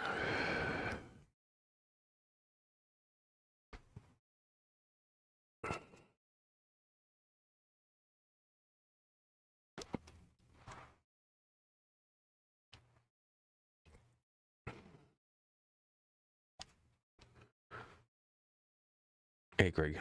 How's it going, man? So we have hatched babies underneath the black ram right now. And I believe the mom is still picking some off that dish here and there. I'm not sure on that, though. That might be sand now. And I did remove one snail because it was down in the middle of the cluster of them and I didn't trust it.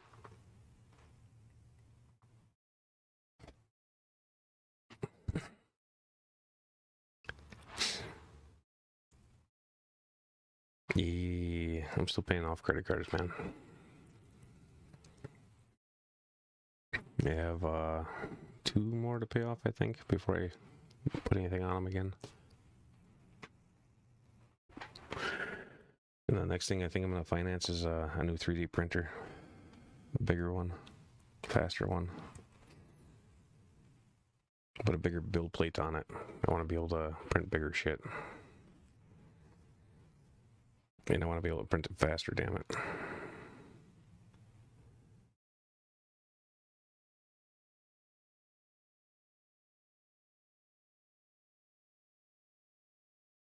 And I think the phones are overheating again. They're starting to get a little glitchy.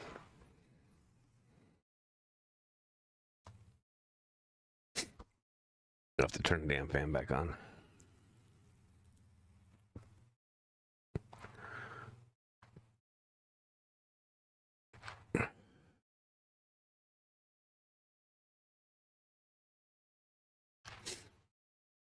Yeah, you need credit cards though, Craig. You just have to use them properly. It's all.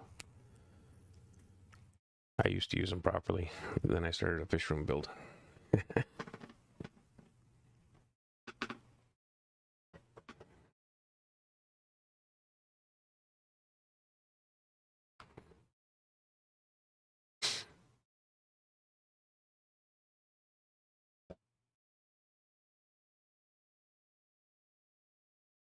Oh, the 3D printer? No, probably not. The one I have right now is broken. I have to figure out what parts I need to order for it. But the one I have right now works good enough for printing some generic shit. Just nothing with fine detail.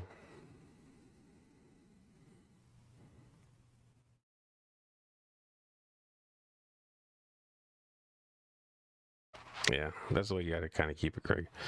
So the best way to build credit is to have like a gas card. You pay for the pump, and then you go into the gas station, you pay off the card. Pay at the pump, go on the gas station, pay off the card. If you do that, you end up with like a perfect credit history.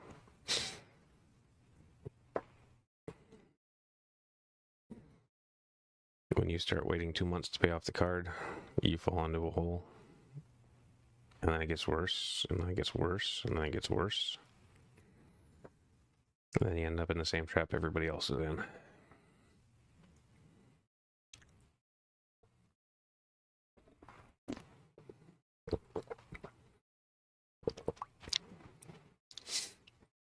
All right, we have 45 minutes until the auction, thereabouts, a little bit less.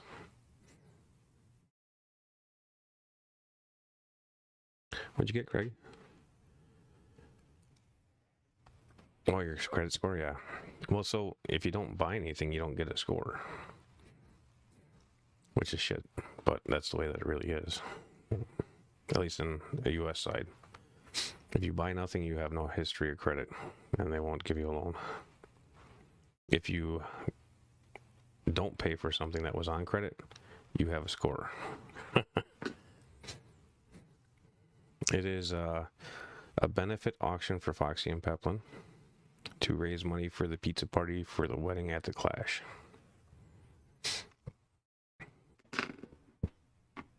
It is on Stephen P's channel, though, and the link is pinned for it, so it's easy enough to find.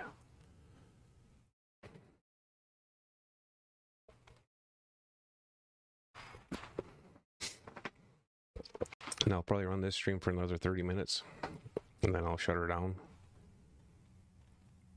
Unless the van starts.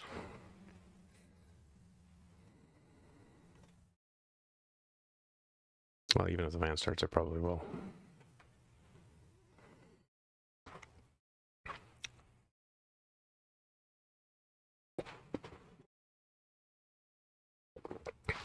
Because at this point, I think we're stuck waiting until my time on the auction is done with before I head down there.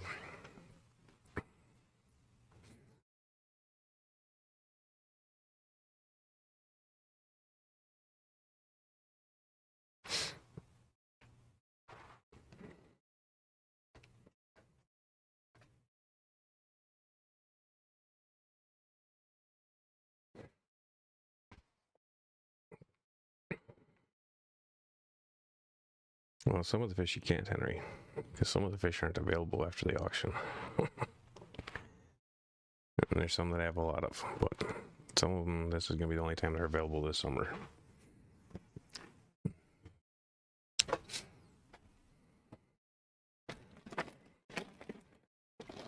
I would have had more later this fall, but a shrimp got into one of the containers and ate the fry.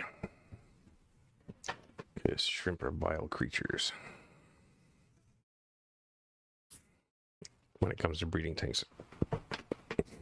Shrimp only tank's fine, but I don't have room for shrimp only.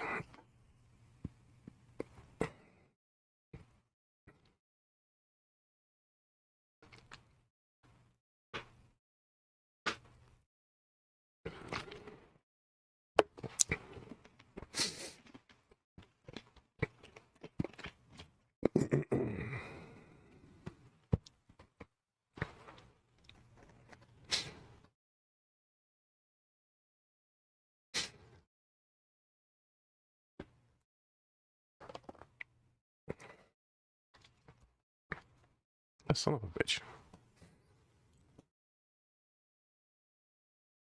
That is the cry phone that just died, Jake.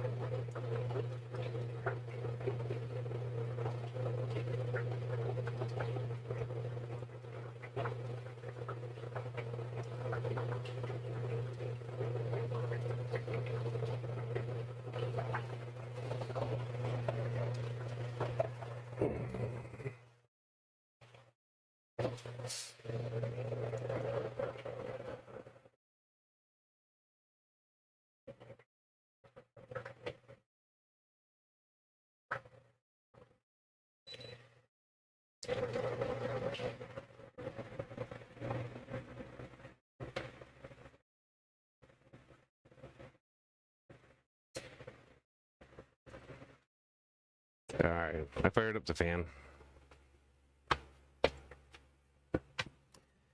Maybe that will help keep it from getting kicked off between now and when we shut down.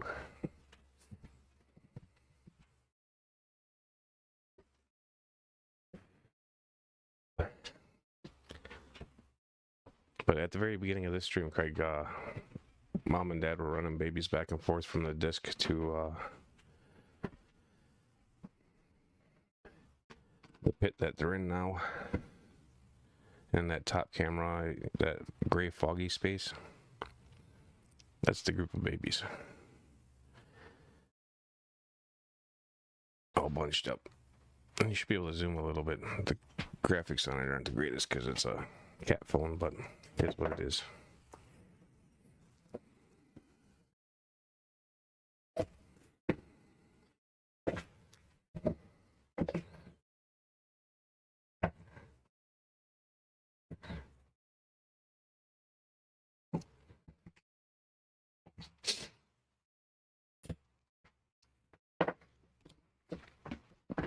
I believe all that's left on that disc now is just sand. So I'll probably shut down that camera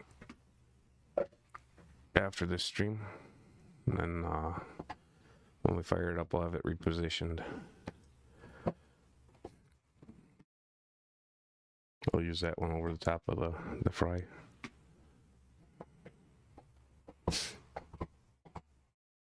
And I changed the flow pattern to try to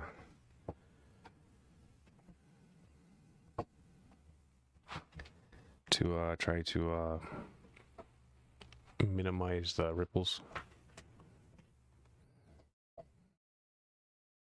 I changed the flow of duckweed though. It is what it is.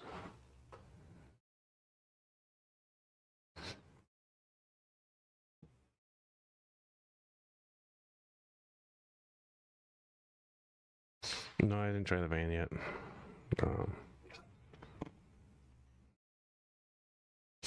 At this point, I'm stuck until after my spot on the auction. So by that time, Joe should be home with the car.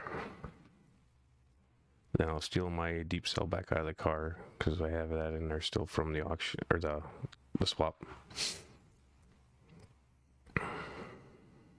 No. They eat baby snails though, which is why there's no baby snails in there. And they eat scuds. And they eat other bugs. They really don't eat algae or plant material on purpose. They're more so after the bugs that are living on it. Angelfish, on the other hand, angelfish will eat the roots off of duckweed.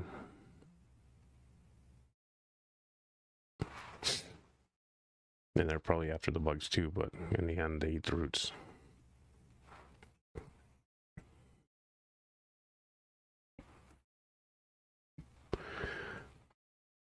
The rams are more of like a crustacean meat eater. Bugs, worms. Not a plant material fish.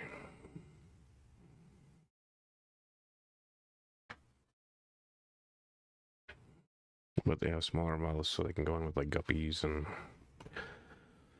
all those fun fish.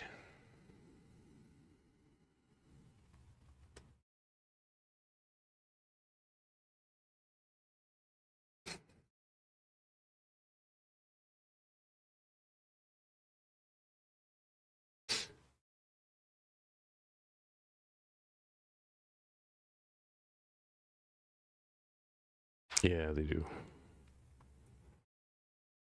But you have to remember when they're eating like a Daphnia, it's not pure protein.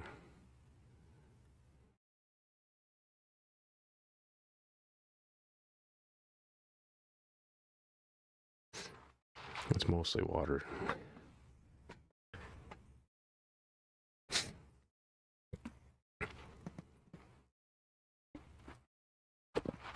Even baby brine shrimp or whatever, it's still high content of water.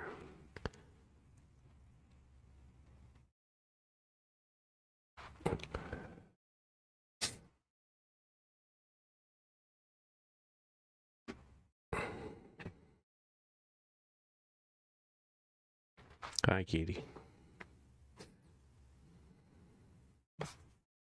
It's probably about the same as a Daphnia, maybe a little bit more because they're a little bit more meaty.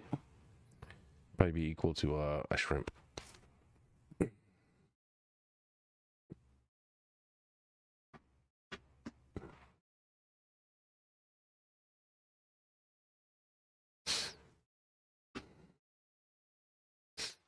I've never done an analysis on them though, so I don't know for sure. But I know that they have more protein than a scud or than a Daphnia. I'm pretty confident of that one. But they're still a high water content food because they live in water, so they're full of it.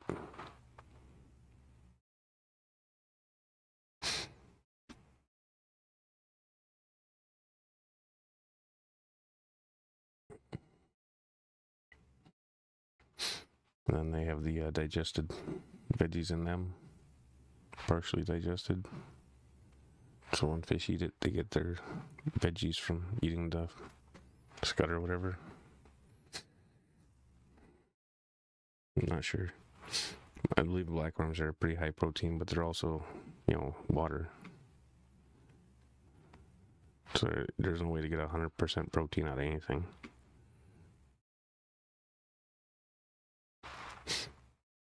Other materials make them up.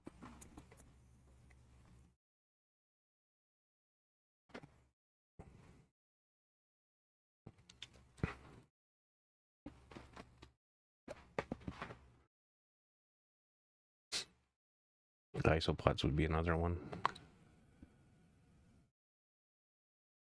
More fish food, not friend stuff.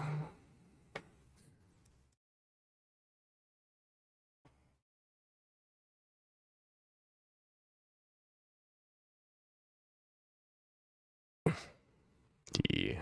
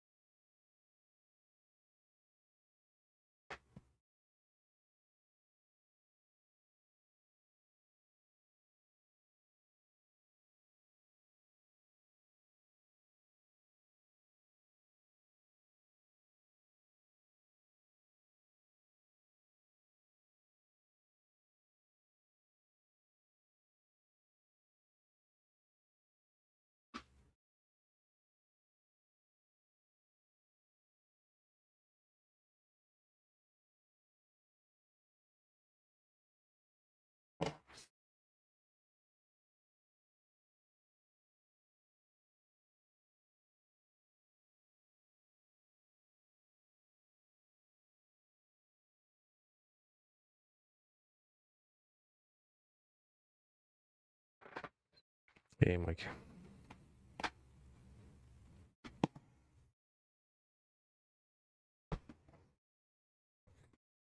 A bit of it does, yeah.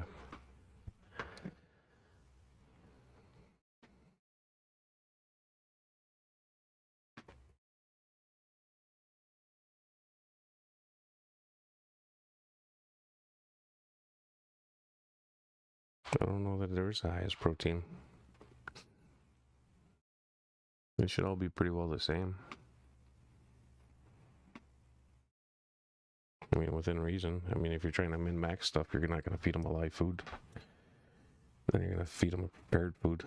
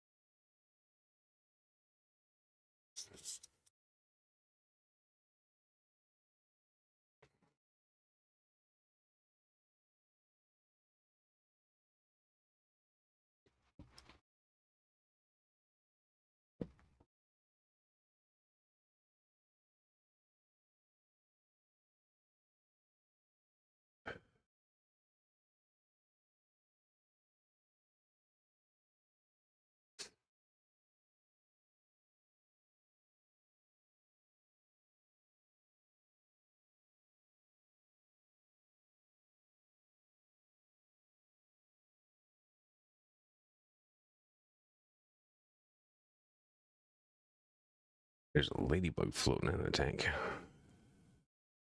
Bastard.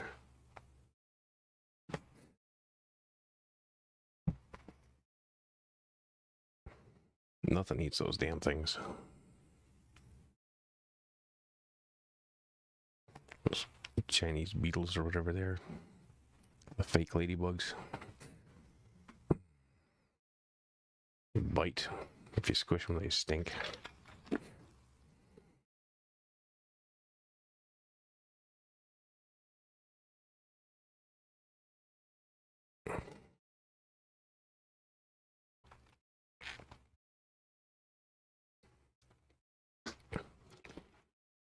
I'm pretty sure that they have a toxin, which is why nothing eats damn things. They make your coffee taste funny if they fall in when you're cooking it or making it.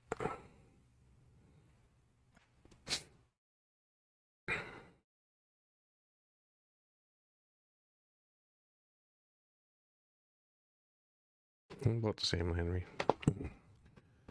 Most everything that lives in water is going to have a high water content. And you can get protein out of it. You just have to feed more of it.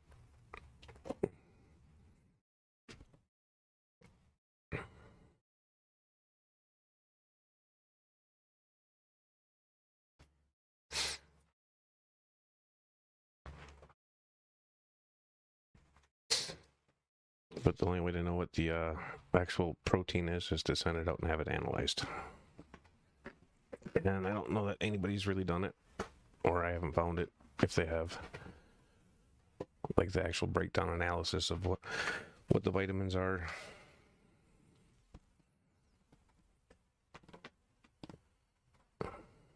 And I know people say that you can gut load stuff and it's better, but I don't know that it truly helps.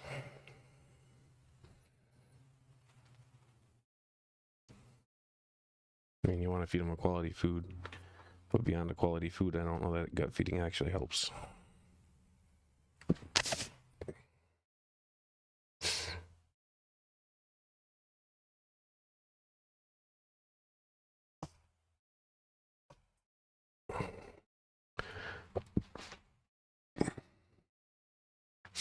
I don't think we've had any of those here. Anything that smelled like a cleaning product, at least.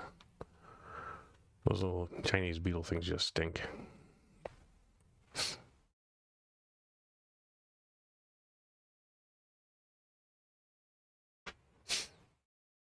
And they find any damn way to get in the house in fall, and then they try to get out in the spring.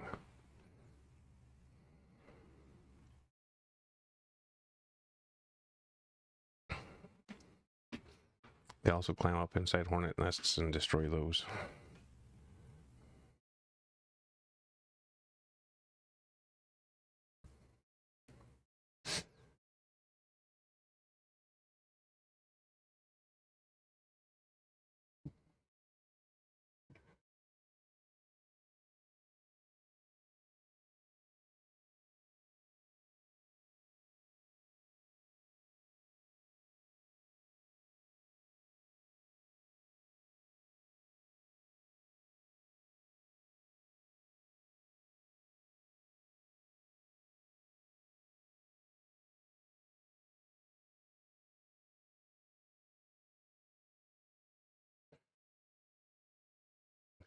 Right.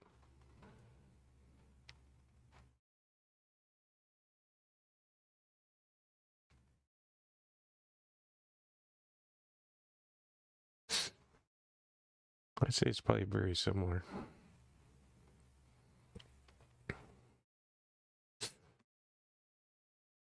I know that everybody claims that the yolk sacs and baby brine shrimp are super nutritious, but I don't know that anybody's ever actually done an analysis on them to see what's actually in them. If they're actually any more nutritious than a Daphnia eating its normal food. Or maybe it's just a little bit more compact, so it's more nutrition per bite. A lot of claims on it. Didn't see any studies on it. I haven't looked extremely hard, but Did do a little searching.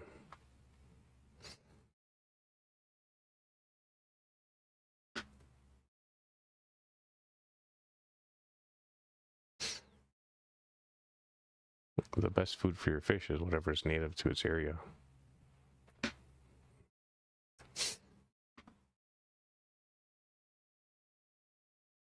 Bloodworms are pretty well native everywhere.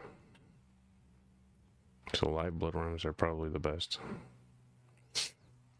Of which I go get some every summer.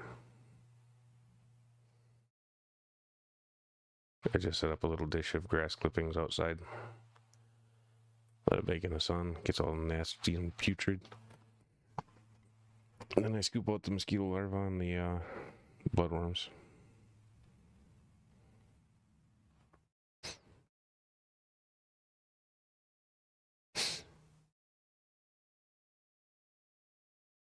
Blackworms are my preferred, but those aren't native here.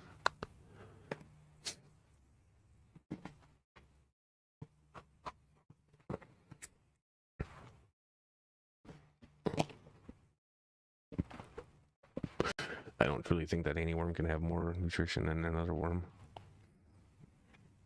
Maybe in comparison to a vinegar eel, because it's not really a worm, it's more of a nematode.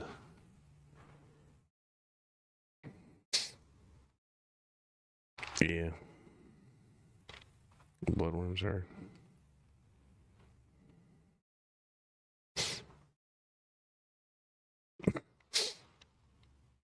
But they're a naturally aquatic worm, so you put them in, it doesn't follow the tank. If it doesn't get eaten right away, at least.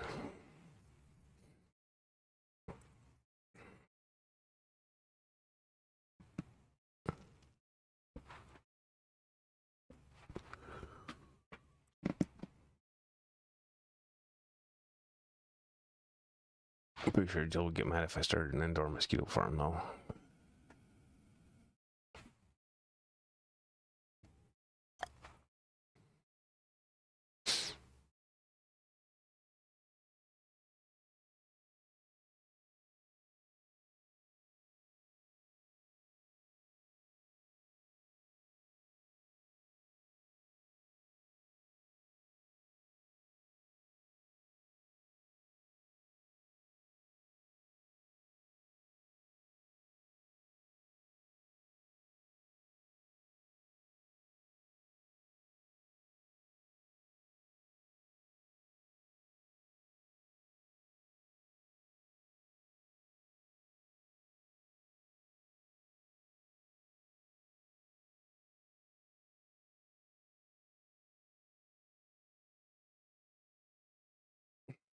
Yeah, but not so much in the winter.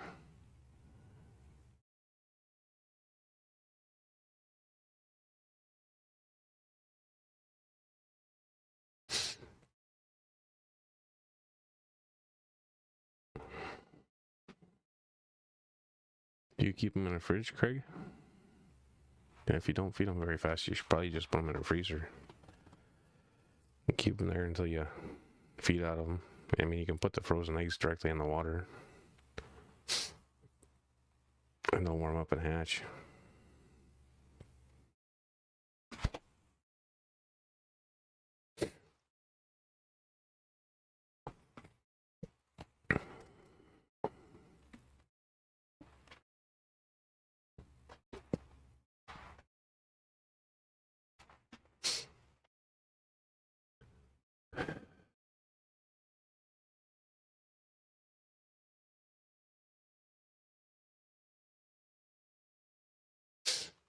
I kind of do here too, Henry.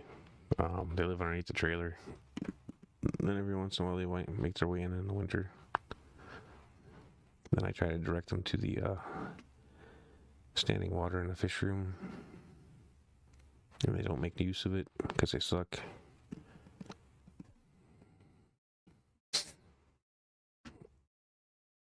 It's okay, Lumi.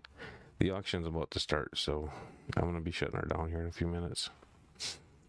I'll drop a fresh link to the auction.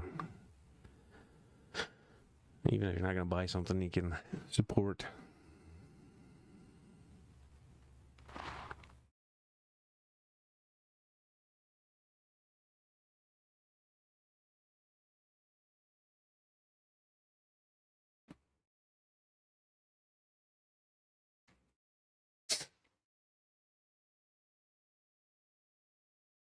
It was her husband, Katie. He's not anymore.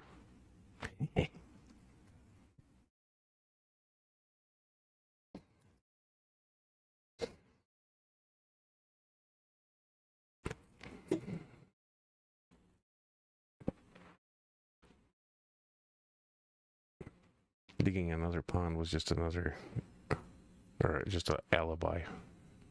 That's what I'm looking for.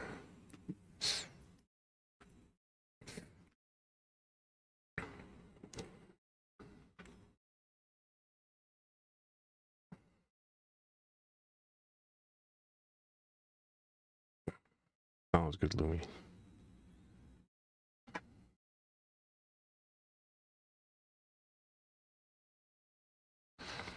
I'm pretty sure they're going to move them behind that Java fern here.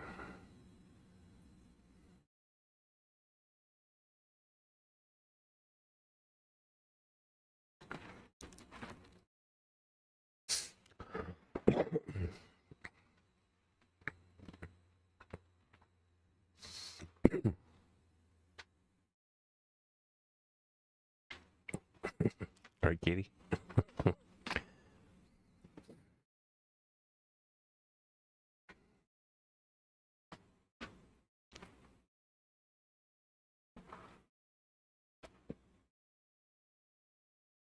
I need a good 10 to 12 foot deep pond. I'd love to get some more of those. What are they? I can't think of the damn name.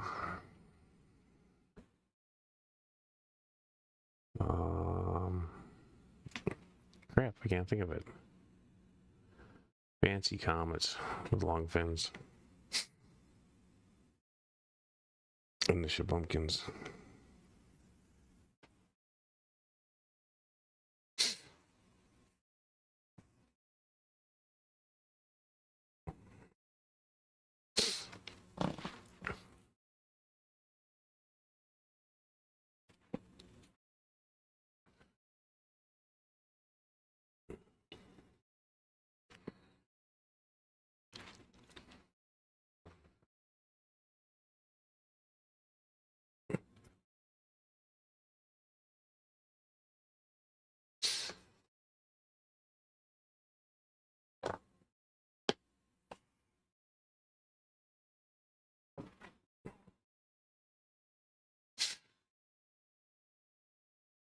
How big was the liner?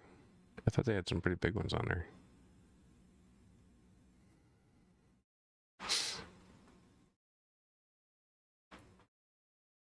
So one of the best liners you can probably get for the most reasonable price is a rubber roof. If you find somebody tearing off a rubber roof, that is the liner to get.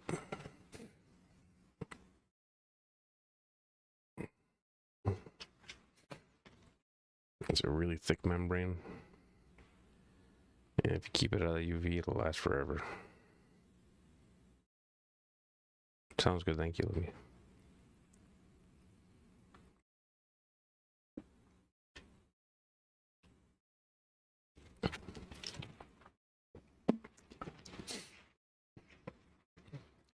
I'd really like to get a pond in this summer, but I don't think that's going to happen.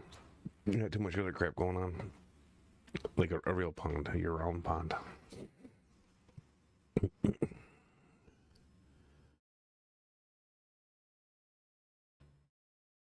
I really want to dig a pond across the backyard and put a stream toward the front yard.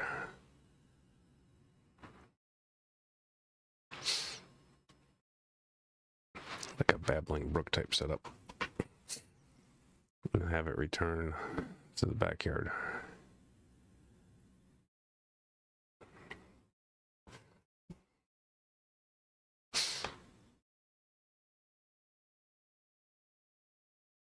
By 25, 20 mil.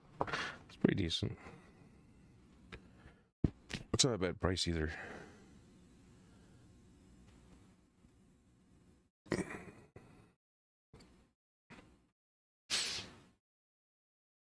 I'll have to look into that.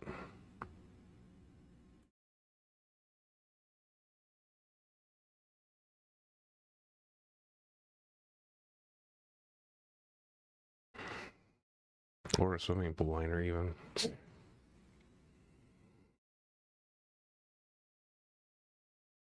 Be nice to find an old swimming pool.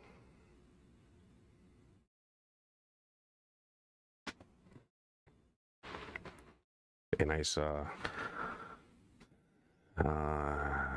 or 6 foot wall. Old aluminum metal framed one that's designed to go in the ground.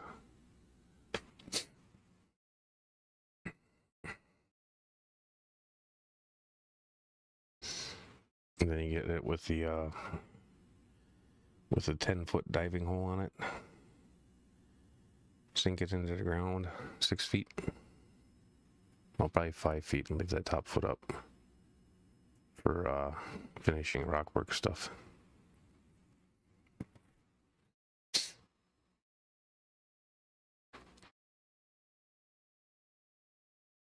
That's good, Lumi. It is time. I'll get into Fisherman and the stream.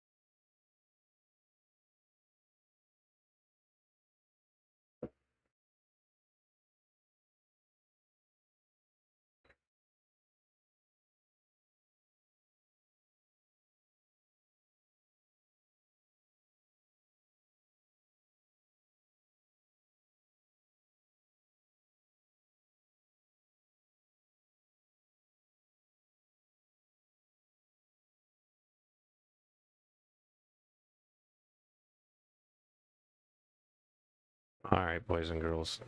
It is time. Clicky on the link. Go over and support Katie I'm sorry, not Katie. Foxy and Peplin on Stephen P's stream. If you're able, buy stuff.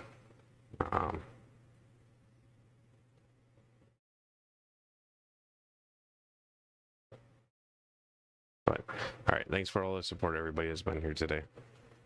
I appreciate it. And I will see all of you at Stephen P stream. Thanks for watching.